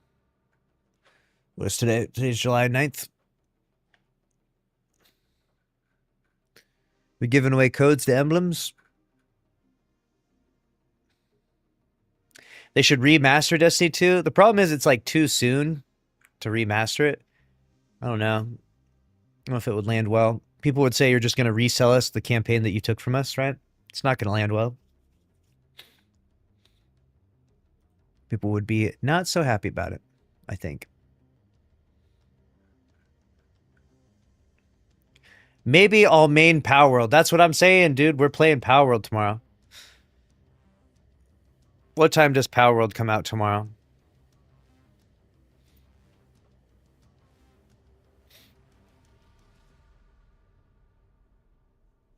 $11:30 p.m.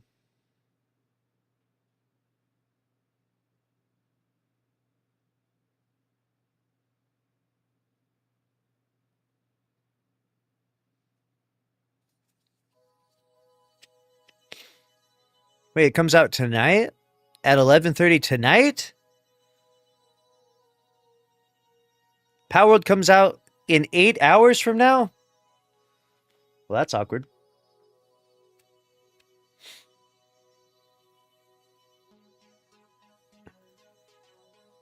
Maybe I'll stream it. Maybe I'll do a late night stream, huh? What do you think? Late night stream. I'll put on my timer here. 11 p.m. timer is set.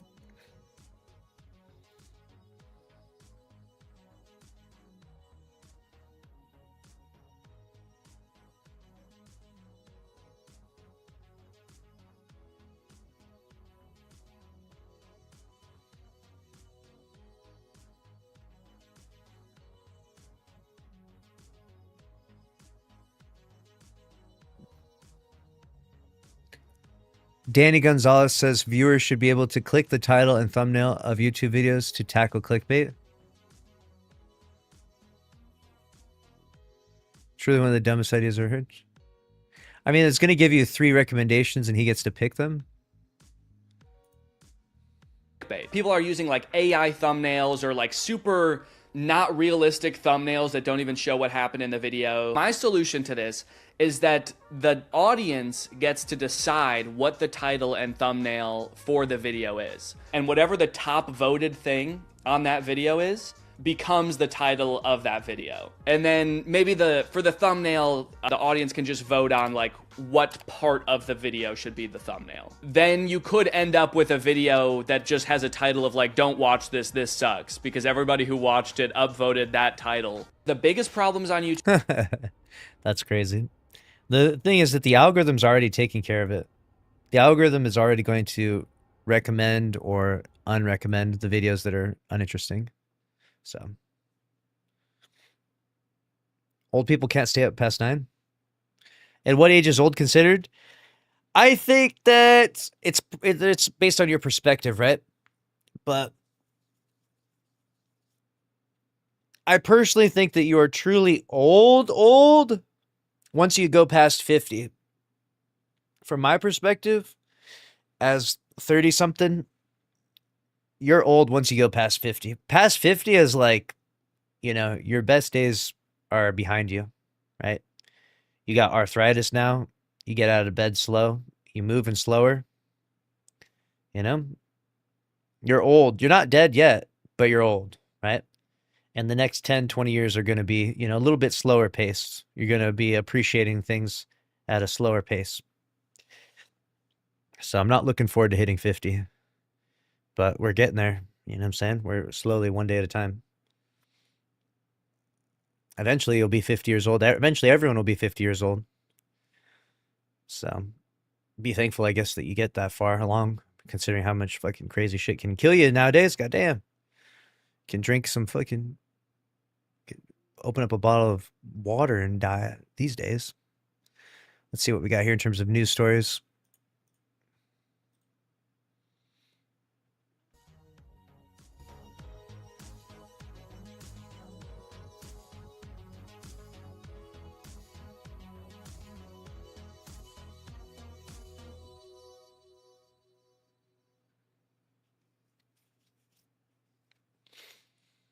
Destiny 1 Remastered. Moana's record Rotten Tomato score should give Disney pause. Rough.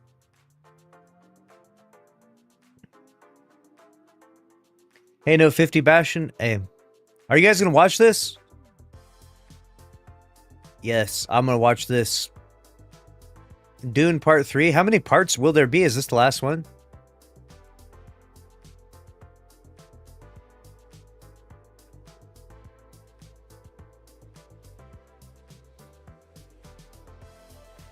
Dune Part 3.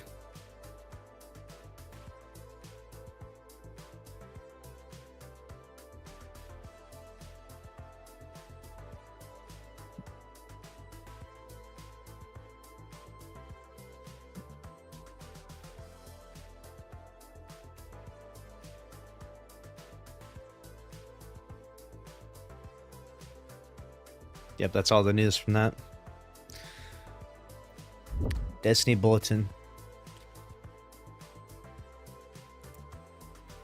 RIP to the homie Destiny Bulletin. What will we do now?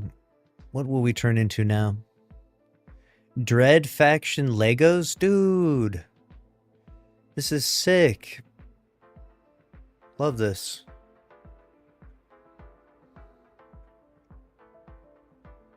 Happy Bungie Day. Oh, man. Feels bad.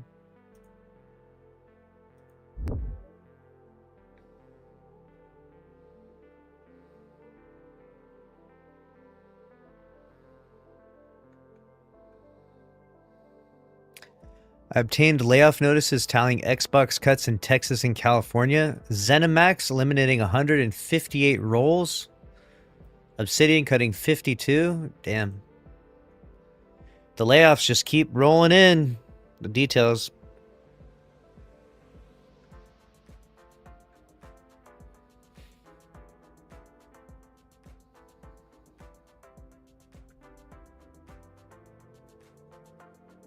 God damn. It's Jason Schreier chirping out over here on Blue Sky.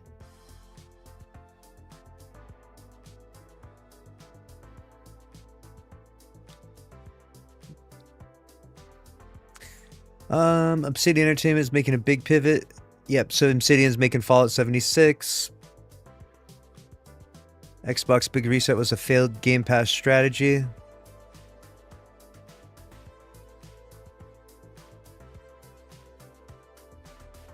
Yeah, Game Pass sucked. This is interesting. Does this make you like subscribe though? So, like if I try to read this, does it like pop up you have to subscribe?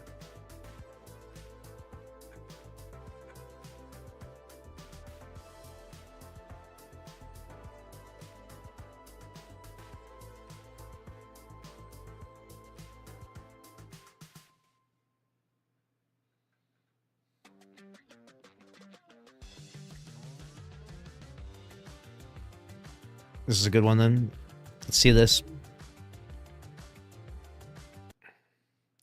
This should be spicy. I've been talking about this lately as Xbox Game Pass has been struggling. But it's the last story of Paul. What's that? Let's move. Yeah. Oh, for Dune Part 3, that's going to be awesome. You think they'll do another one? Like maybe it won't be with Paul Atreides. Here we go.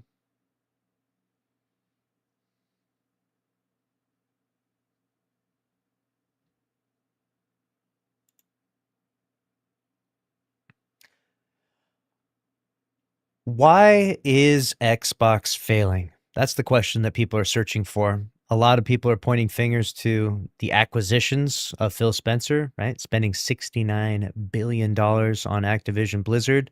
Others pointing to the Game Pass and its struggles as they literally took the data from the Game Pass sales down for the last few years because there's been tanking so badly. We got an article from Bloomberg here, which is behind Xbox's big layoffs, the reason why they've had to lay off thousands of people now. A streaming strategy that failed. All right, Microsoft Corp's Xbox spent nearly $80 billion in the last decade on deals that would give it popular video game titles like Call of Duty and Skyrim, betting that gamers would flock to its Netflix-like subscription service, offering hundreds of options for endless play, mean, it's not a half bad strategy. If you think about it, these subscription model businesses have just been printing money, right? You got Amazon Prime and Jeffrey Bezos and his world domination at this point. You got Netflix and everything else, right? All these online services that make you subscribe, and then you forget that you're subscribed to them, and then months go by and you're like, shit, I got to cancel that.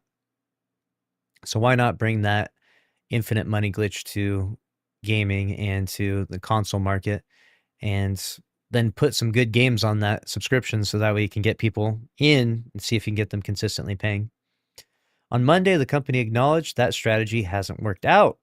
Xbox said it would lay off 3,200 employees, 20% of its staff, and let go of 5 game studios in an effort to reset. They got the red ring of death.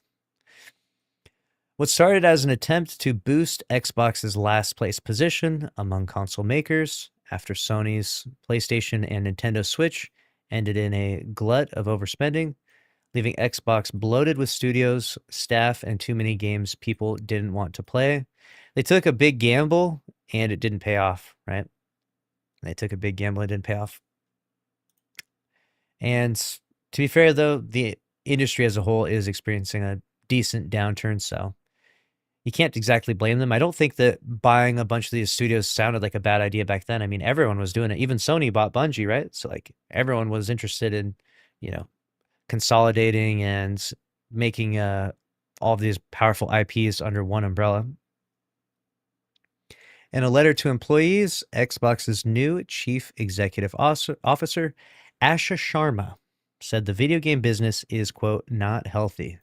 She recognized that Xbox lost the plot by not focusing on its core strategy and said it's now facing, quote, the most severe hardware crisis in its history. Yeah, it's so bad right now. It's so unbelievably bad for them. And turning it around is going to be difficult, but I do think that she has a decent plan, like simplifying things, right? They said that there was 14 layers of management in particular departments, right? So like you have to talk to this person that has to talk to this person that has to talk to this person that has, like you can't get anything done. So they're going to try and compress that down to as little as 3 layers in most instances. So that way you can actually, get stuff done and also consolidate their most prestigious IPs like Minecraft, which is literally printing money still to this day by some fucking miracle. Like nothing kills Minecraft. Like at the end of time, there will be one thing for sure. Minecraft will be there, just making tons of money, it would seem. This game never dies. This game is always interesting. And they're going to start reinvesting in it. So the future of Minecraft updates should look pretty cool. When Xbox launched its Game Pass subscription service in 2017, executives set a goal of reaching 77 million subscribers by fiscal year 2026. What's with the number 7 so much? Why is everyone so obsessed with this? Which ended last month, according to a document published during a lawsuit contesting Microsoft's 2023 purchase of Activision Blizzard. Today, the platform has just 30 million subscribers. Wow. According to a person familiar with the matter, 4 million fewer than it did when the company last publicly shared data in 2024. So they're bleeding subscribers, right? They were on a generational run. You could see the charts going up and up and up for the Xbox Game Pass subscriptions. And since it started to decline, they decided to just not publicly share it anymore. So there's no available data for 2025 or 2026. So we got people leaking the information now. The Wall Street Journal reported earlier on the subscriber numbers. Employees had been growing concerned that the number of Game Pass subscribers had peaked, according to 2 former employees. Later, millions of customers canceled their subscriptions after Game Pass announced last October it was raising prices by 50%. Jeez, that was really bad. That was a bad move. Passing the cost down to the consumers is not it. Underlying Game Pass's problems was a central flaw, according to the People. While consumers might be willing to pay a monthly fee to Netflix to stream thousands of TV shows and movies, most gamers don't take the same approach, preferring to stick with a handful of favorite games they play on repeat. Research from Circana shows that the majority of US gamers buy 2 games at most per year and a third of the market doesn't even purchase one. Wow. Most of us are playing old games, right? That's why we were so upset with Destiny 2. Most of us have been playing this game consistently for many, many years. This was our game. Now we're left with nothing. We're like, what? What's next? Sharma, who previously held roles at Instacart and Meta Platforms Incorporated, was appointed to the position in February, chosen by Microsoft CEO Satya Nadella for her consumer expertise to revive a brand that has been a distant number 3 in the console market. She replaced the division's longtime leader, Phil Spencer, who left along with the unit's president, Sarah Bond. Bond had led Xbox's Game Pass strategy, which involved spending $1 billion a year to get third-party games on the service. God damn. Executives at Xbox hoped the $20 monthly Game Pass Ultimate subscription, which rose to $30 last October before Xbox reverted to $23 in April, would draw users into its content ecosystem and eventually boost sales. Jeez, $30 is crazy for that. To be fair, the value you get out of it is not bad if you really like to play a variety of games. The problem is that's not what the consumer trend is showing. So they need to come up with some sort of like adaptive way of doing this, because it seems like it's too rigid. Like people are either going to play their one game or they're willing to pay the fork over the $30 or whatever. They'll play a variety, but I don't know. Maybe people don't bounce around that much. A lot of times you play within a friend group, and that friend group maybe doesn't necessarily always want to play a different game every day. It's hard to say. It seems like the trends are working against them, though, from that data that was provided from Circana. Spencer, who helmed Xbox for more than a decade, made other efforts to broaden Xbox beyond its core console audience, aiming at PC and mobile gamers with acquisitions that included beloved indie game makers like Ninja Theory, Double Fine, and Obsidian. During the pandemic-fueled boom in gaming, Xbox made even splashier investments, including the $69 billion purchase of Activision Blizzard, the maker of hit games Call of Duty and Candy Crush in 2023, and the $7.5 billion purchase of ZeniMax Media, the publisher behind Fallout and The Elder Scrolls. Game Pass subscribers enjoyed access to those studios' titles the day they came out for no added fee. Some employees warned that putting in-demand, high-budget games on Game Pass the day they released could devalue them and cannibalize sales of individual higher-priced copies. I mean, that's a valid criticism, right? And I think that, you know, you're charting into uncharted territories, right? Like, you don't know what's going to happen. You're hoping that this is like the next big boom and everyone's interested in that, and that people are really wanting to fork over the money and stay a subscriber. But you know, when you are, the alternative is offering a really premium game price. I mean, I guess the problem is that the game price has stayed at $60 for so long, so they felt like it was probably worth it. It's hard to say. It was a controversial decision internally, according to 5 former employees. When Game Pass launched, it was designed to activate back catalog games without a clear path to potential audiences, not essentially offer hit games at a fraction of the price. You know, but hey, that's a consumer-friendly practice, though, so we like that. So the devs might be upset, and the industry might take a hit in terms of profitability, but for players, like, you know, getting a discount on these iconic IPs this is best case scenario for us, right? This is why people who advocate for Xbox and who love Xbox are cheer for them, because, you know, the Game Pass is a great value if you think about it. Depends on the titles you play, but it is a great value if you play the certain games that are on it. Call of Duty, for example, cost $70 before it landed on Game Pass, where for less than half the price, players could access that game and hundreds of others. Well, okay, so for less than half the price, but you see the detail here is that it's $30 for Game Pass per month. So it's $70 one and done, and then you have that game forever. But if you play the game for, you know, 3 months, you would have spent more money on it, right? So the hope, I think, is that longevity and keep that retention of subscribers. And so if you can keep players subscribed for 3 months, then you would make more money than you would have ideally without it. In 2024, Xbox gave up more than $300 million in sales of Call of Duty on Xbox consoles and PCs, a person familiar with the matter told Bloomberg last year. Instead, PlayStation accounted for 82% of Call of Duty Black Ops 6 sales that year. Wow.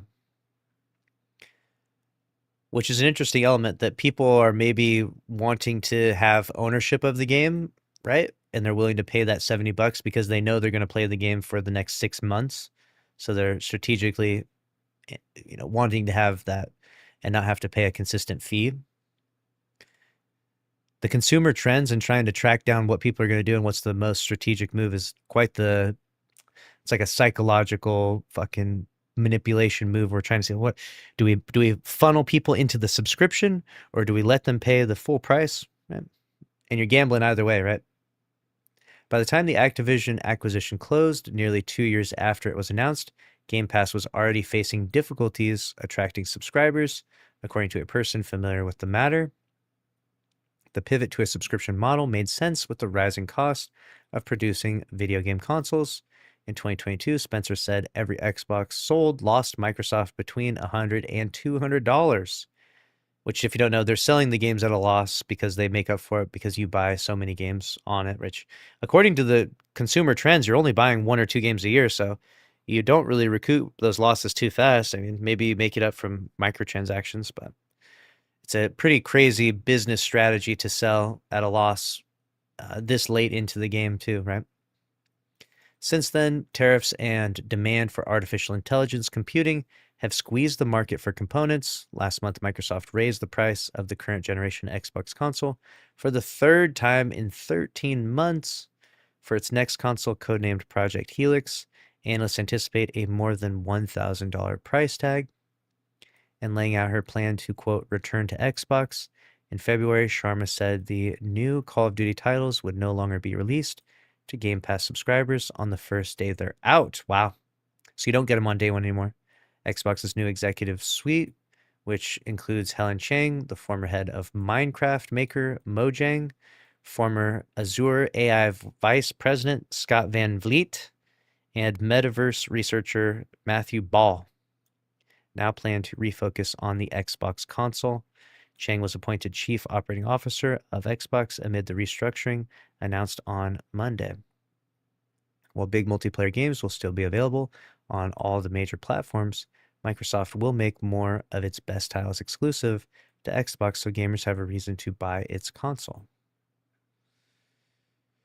Going forward, Xbox plans to take a more streamlined approach to games and studios rather than bigger is better approach. The company will focus more on franchises like Minecraft from Studio Mojang, which had previously operated more or less independently.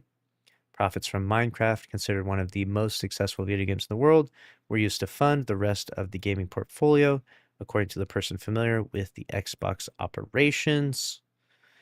Yeah, if you don't know, that Minecraft was literally funding the entirety of Xbox's portfolio. Like, they were the ones providing. They were so lucrative. Minecraft is so lucrative. It's literally keeping the doors open for everyone else. Mojang and Candy Crush Maker King, the 2 studios that have the most monthly active players, will report directly to Sharma, she said in her letter on Monday. While ZeniMax will lose its subsidiary Arcane Studios, the company will maintain its focus on successful franchises like Fallout and The Elder Scrolls, with the highly anticipated The Elder Scrolls 6 launching in the next few years. Are you looking forward to that? In a June interview with Bloomberg, Sharma said that the company had, quote, reset Game Pass after an 8-month decline. She said the subscription service has returned to growth and increased retention. Her new goal, she said Monday, is to reach more than 1 billion gamers every day on multiple platforms. That's crazy. 1 billion is a lot. Steam doesn't do anywhere near that. Steam gets like 69 million, I think it is. Let me see here. How many players log into Steam within a 24-hour period on average? I know it's like peaks are at like 42 billion, but within a full 24-hour day, it says 200 million monthly. It regularly reaches 40 to 42 million at peak times. So 1 billion players every day is crazy. That's a big ask. Will they be able to pull it off? Will Xbox rise to become number one? We're going to find out. It's going to be a hell of a time watching them try and pull this off. Let me know what you think about it down in the comments below.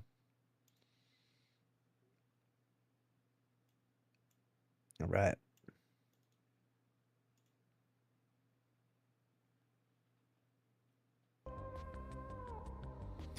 Let's see what the chat's saying here. I don't know. They pushed it back even further. Should be. Yeah, where is that Twid at? Where's that stinking Twid at? Been waiting all day for this thing. This week in depression.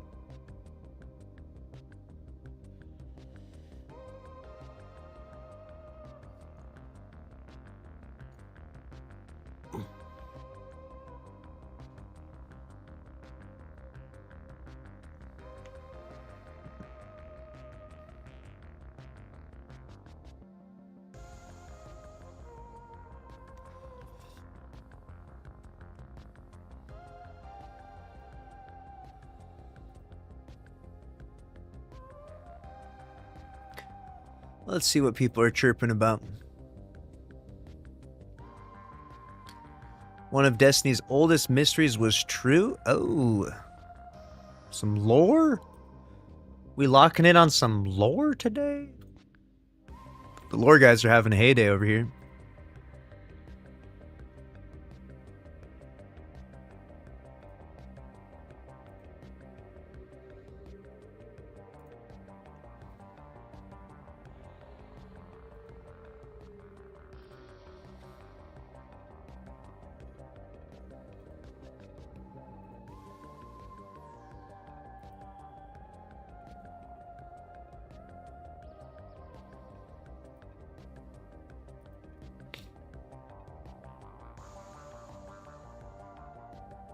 All right, let's see what else we have here.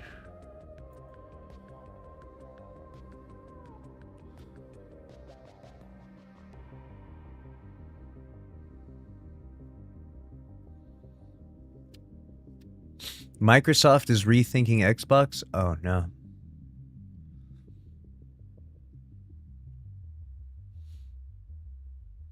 Yeah, it's 3,200 layoffs.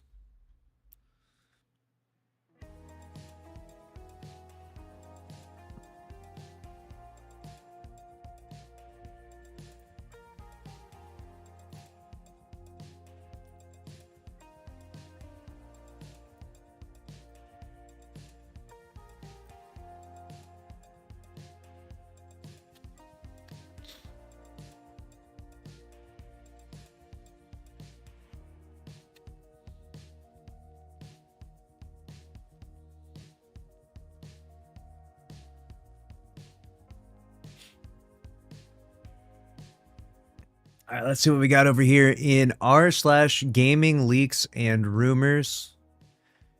Jason Schreier, Obsidian Entertainment, is making a big pivot as part of the Xbox restructuring. Yep, laid off a quarter of its staff. That's rough. Now they're working on Fallout. Billy Bill, Xbox canceled an ad campaign in 2025 highlighting the advantages of physical versus digital. Oh, man. That's funny.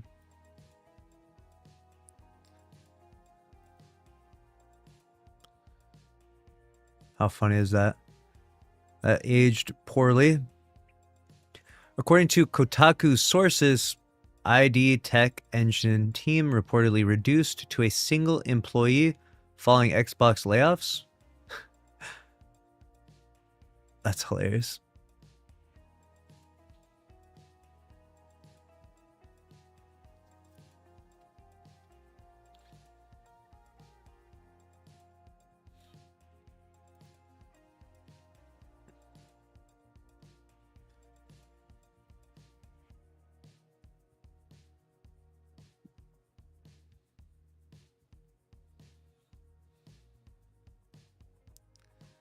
They laid off everyone till there was one person on the fucking team.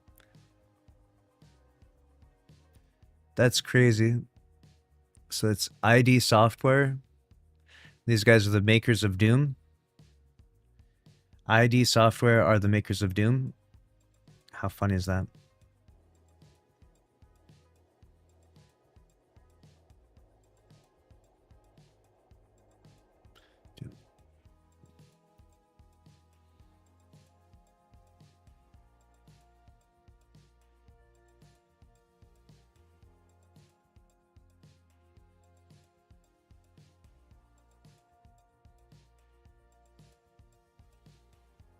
This shit's funny as hell.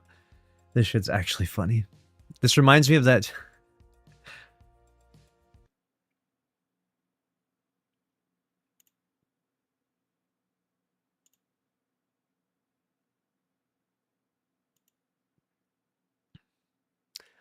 I am the tech engine team. Everyone got laid off at ID Software, the makers of Doom, to the point where there was actually just one single person in the tech engine team. This is a crazy story. This reminds me of when we searched the Division 2, how many devs were working on that, and it got as low as 5 people on the project. 5 people running the Division 2. Can you believe that? According to Kotaku sources, ID Tech Engine team reportedly reduced to a single employee following Xbox layoffs.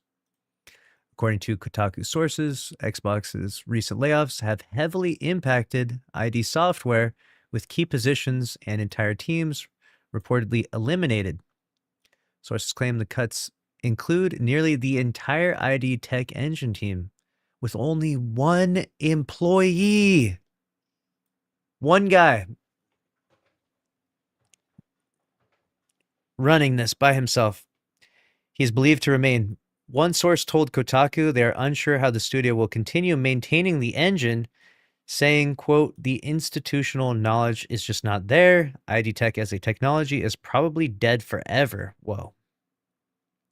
Kotaku also reports that following the release of Doom, The Dark Ages Revelations, ID Software currently has no new game greenlit, while previously discussed projects and potential multiplayer DLC are now said to be uncertain. Damn. When it rains, it pours, my dudes.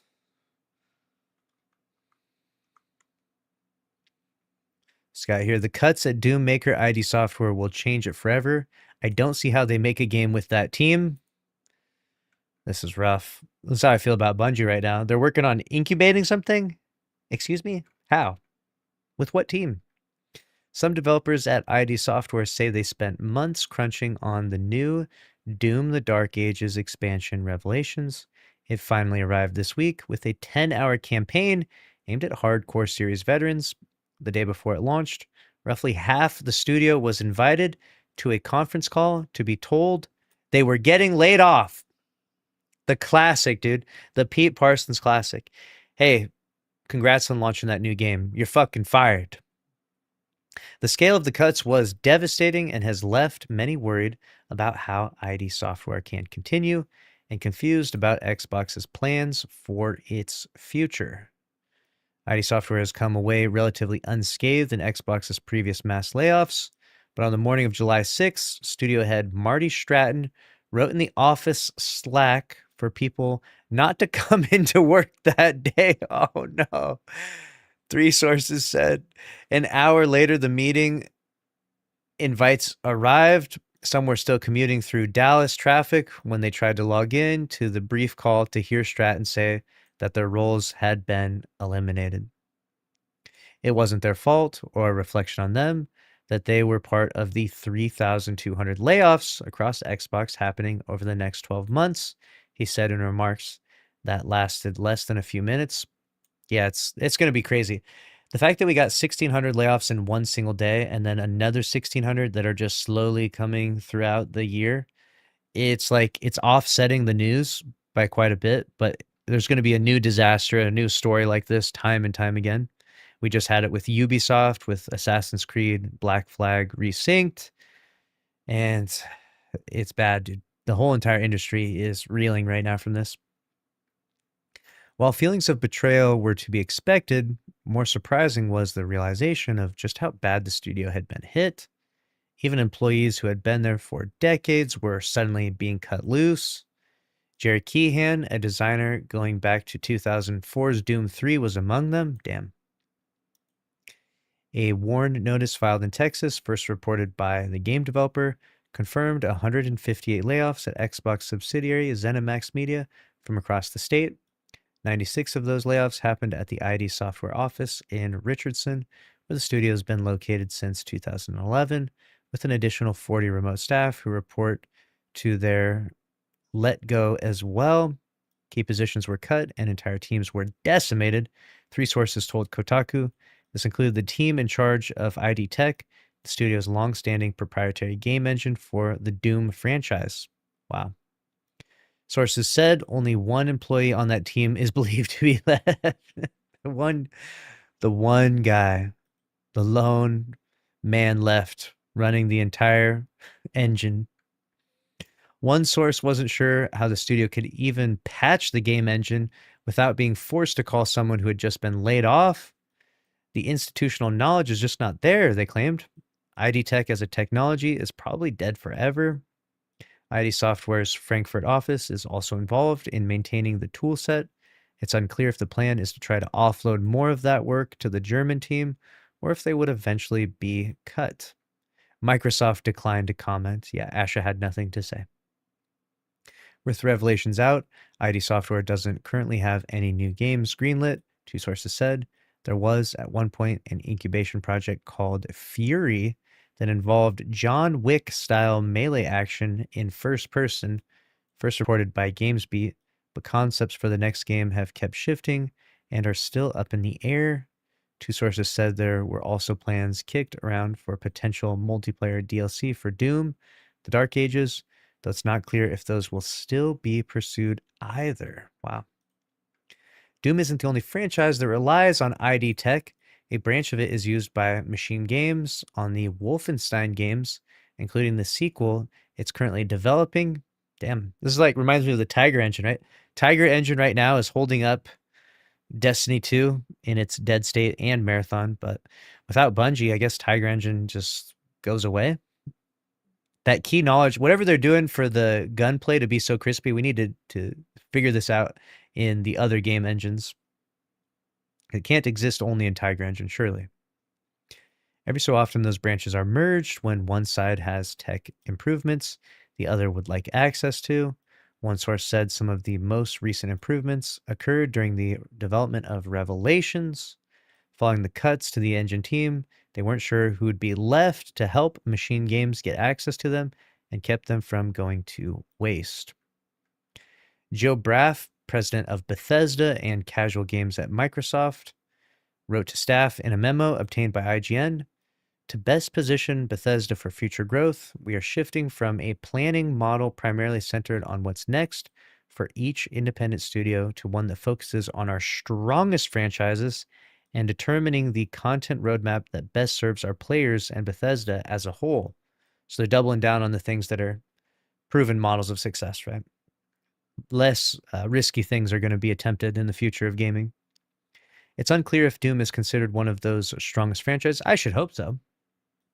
And even if it is, sources say it's hard to imagine how ID Software could continue leading it in the state it's in now.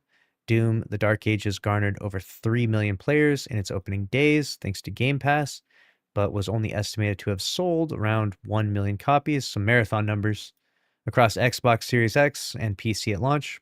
Some developers may feel they delivered what Microsoft wanted at that time. Great games that would be popular on its Netflix-like subscription service, only to now be punished for it a year later as the business strategy goes through another reset. Dude, this is brutal. What's crazy is that we're going to continuously hear more stories about these layoffs for the rest of the year. Like, this is going to be a while. And maybe it will even out. Like, maybe they'll get ahead of it and become profitable. But can you imagine if it doesn't? Can you imagine if their console sales keep tanking? This is only going to get so much worse. Not a good look right now. Doom is not looking good.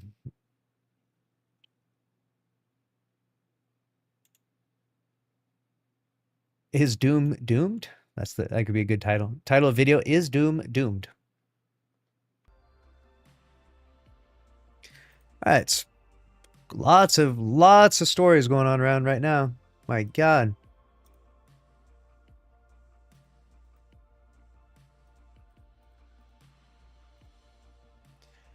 How many points you got? You got 5,400 points for Bikini Sand. 5,000 points. Nice. I just mailed out a replica today. I mailed out the Sunshot. I sent that bad boy out to the Netherlands. They charged me $50 to mail that thing. I was like, no. They charge so much. Thankfully, I'm not doing as many in the future. Obviously, I don't have that many left, but it's expensive. But send it overseas. $50 to send it out to the old Netherlands. But you know, now they'll have a nice sunshot. They'll have a nice little sunshot for themselves. Shows it, yeah, $50, 50 US bucks. That's expensive. At least they didn't make me pay some crazy tariffs, I guess. I had to send a package to Germany one time. Sent a replica, Destiny 2 replica to Germany, and they charged me $50 and then another 50 for fucking 100. Yeah, so that was crazy. I don't know what that was all about. What's good, Nether? How's it going? What you up to? Yeah. It's a lot. I mean, it's a long distance, so, but yeah. What you up to? Apparently,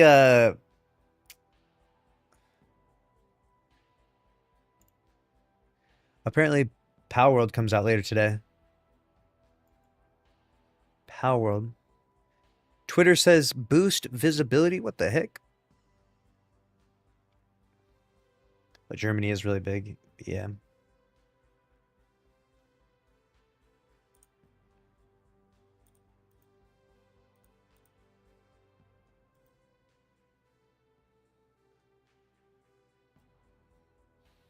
Yeah, we got this. We got most, if not all, software developers at ID Software got laid off. Rough. Jason Schreier, ID Software and ZeniMax Online Studios are not shutting down, but are cutting significant numbers. Dude.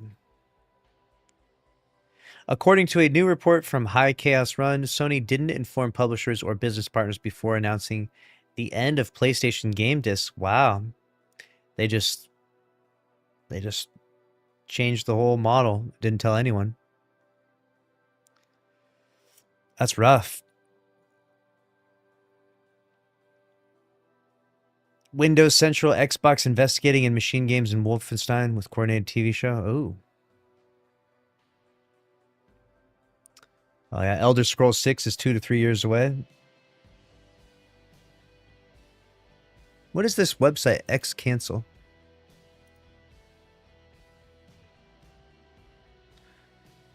What is the website xcancel.com? Why do I keep getting links to this from Reddit?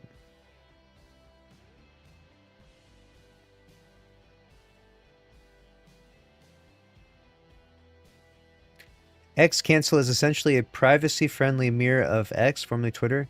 It lets you view tweets, threads, and profiles without logging into X, without most tracking, and with a much simpler interface. It's based on the open source.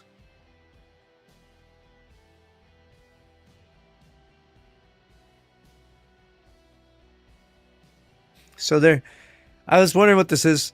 So they created this site called xcancel.com because they don't want to support Twitter. So they rip off Twitter and it basically it refunnels the tweets into its own website. That's crazy. What the hell?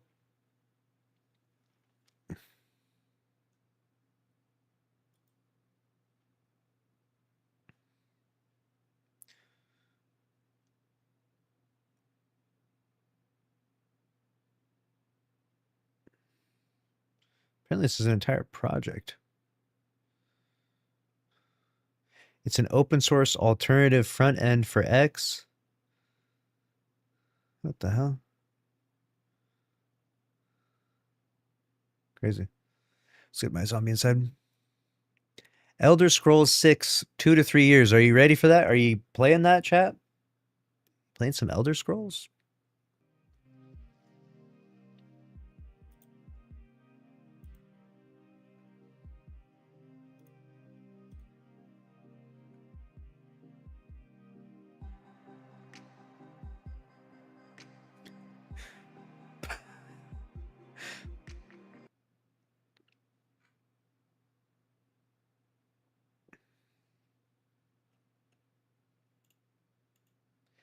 This is your daily dose of people crashing out on r/marathon.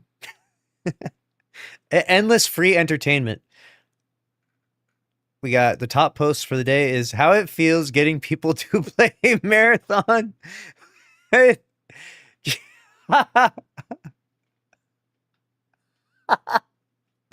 Jeffrey Dahmer. Fucking what the hell? What the fuck? This shit is fucking funny as hell, dude. Oh man.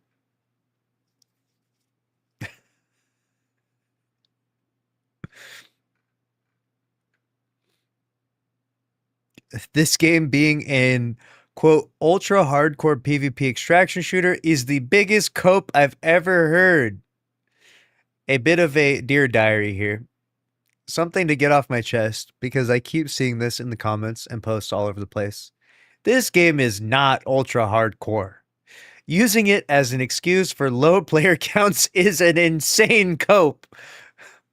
Nothing about this game is the brutal hardcore game that everyone says it is. What game is hardcore? Tarkov. Try dying in a single bullet to someone across the map that you can't see. Marathon has no hunger or hydration systems. It doesn't have a weight system. You never get to the point where you truly have nothing and you're out of gear. You have free kits. You have sponsored kits. Oh no, it keeps going. Gear is accessible. Is it PvP focused? Yes, but it's not hardcore. There are 100 other reasons that the game isn't doing well, but being hardcore is not one of them. Oh no, bro is going off on them today. He actually has a valid point though. If you don't know, in games there's like various different hardcore components and elements, right? You got your classic Call of Duty, which is like an arcade style shooter. Very few hardcore elements, if none at all, right? You're basically just sprinting around, sliding around, using whatever Omni movement they got now. Sometimes running on the walls, right? You got lots of different options out there. It doesn't have the hardcore stuff, but Marathon is kind of a blend between them because you are running around pretty fast. So you got that like arcade style movement, but there are some hardcore elements to it that are similar and match with the tone of, typical extraction shooters. But is it the most hardcore one? I don't know. I'd have to see the side-by-side comparison of Marathon compared to, what is this? Tarkov, right? I have to see what that looks like. Someone said the game is hard, maybe not hardcore, but it is hard, especially if you're not the best at PvP. You see tons of posts from people saying they aren't just having fun and just dying 20 times in a row. Yeah.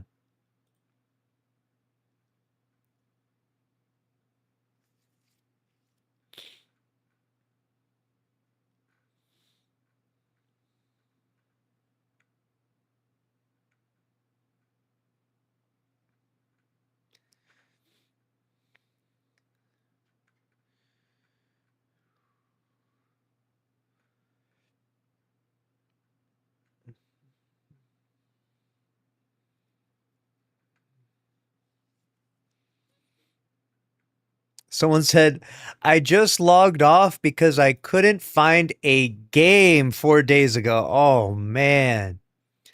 Playing in OCE on a Monday evening, it's also school holidays, so younger people should be online. I've tried multiple times to queue ranked perimeter, solo dire marsh, and trios. Can't find a game at all? Whoa. 45 minutes to find a game in OCE on Saturday morning? It's over, dudes. It's over. 45 minutes to find a game? Dog, no, ain't nobody waiting that long. That's crazy.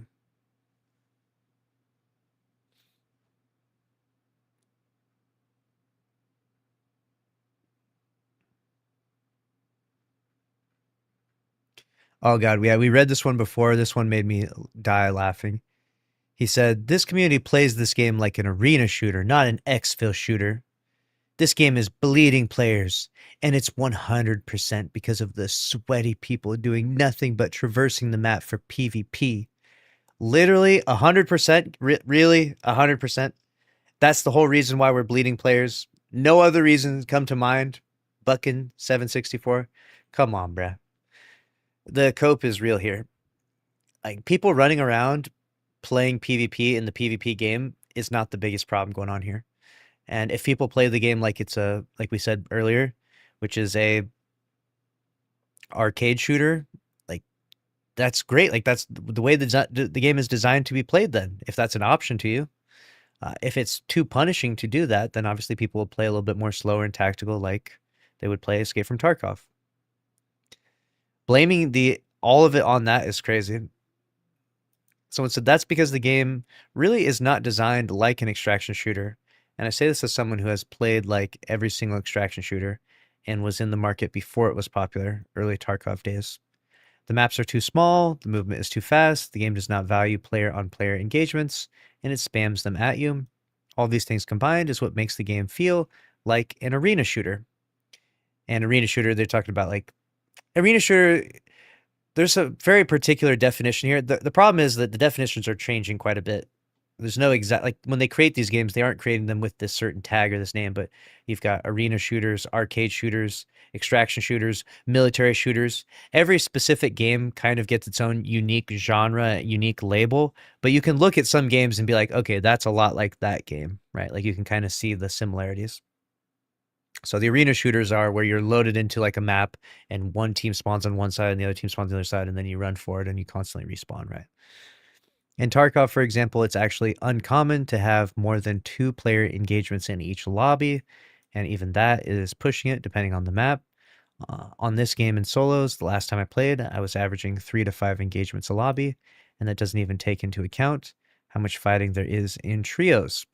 It's just not normal for extraction shooters. This is the fundamental design flaw the game has. It wants you to be okay with constantly fighting and losing, but that's simply not how the genre works.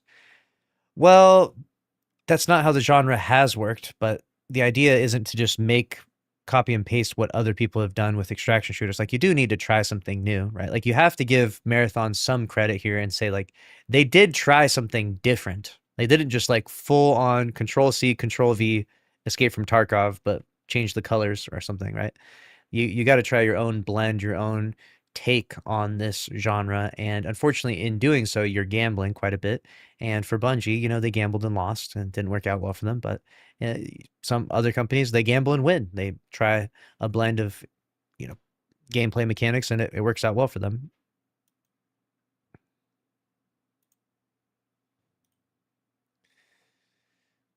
Let's see what else we got here.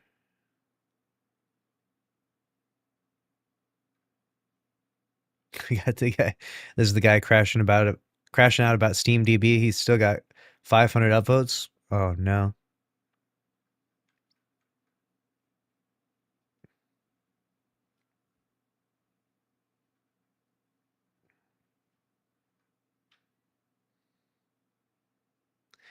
Bungie, if you are serious about this game, why is lockdown still broken a month into the season?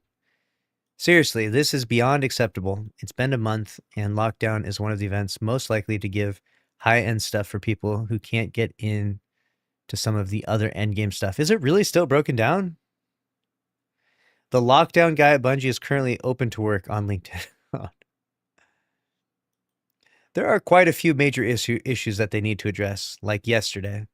But they've been radio silent this season, other than all the announcements about nerfing loot and Cradle XP. I didn't agree with everything they did in Season 1, but at least Ziegler and his team were communicative and quick.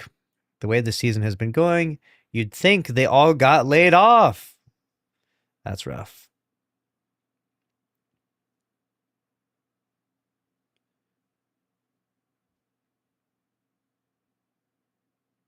This is crazy. The crash outs on r/marathon need to be studied. Let me know what you think about it down in the comment section below. All right, chat, I gotta head out. I forgot I had to teach jujitsu today. Almost was late. Thankfully, KBG locked in and reminded me. Holy. I'm out. I gotta go to work. I have just worked. What did we do? We worked 4 hours here. We gotta go put in some time over in the jiu-jitsu gym. We're gonna teach some takedowns, some pin escapes, some guards. It's gonna be a good time. I'll see you later. I'll be back later tonight. I might stream later tonight with the new game coming out. We might be streaming fucking Power World. Maybe. So have notifications on. Be ready.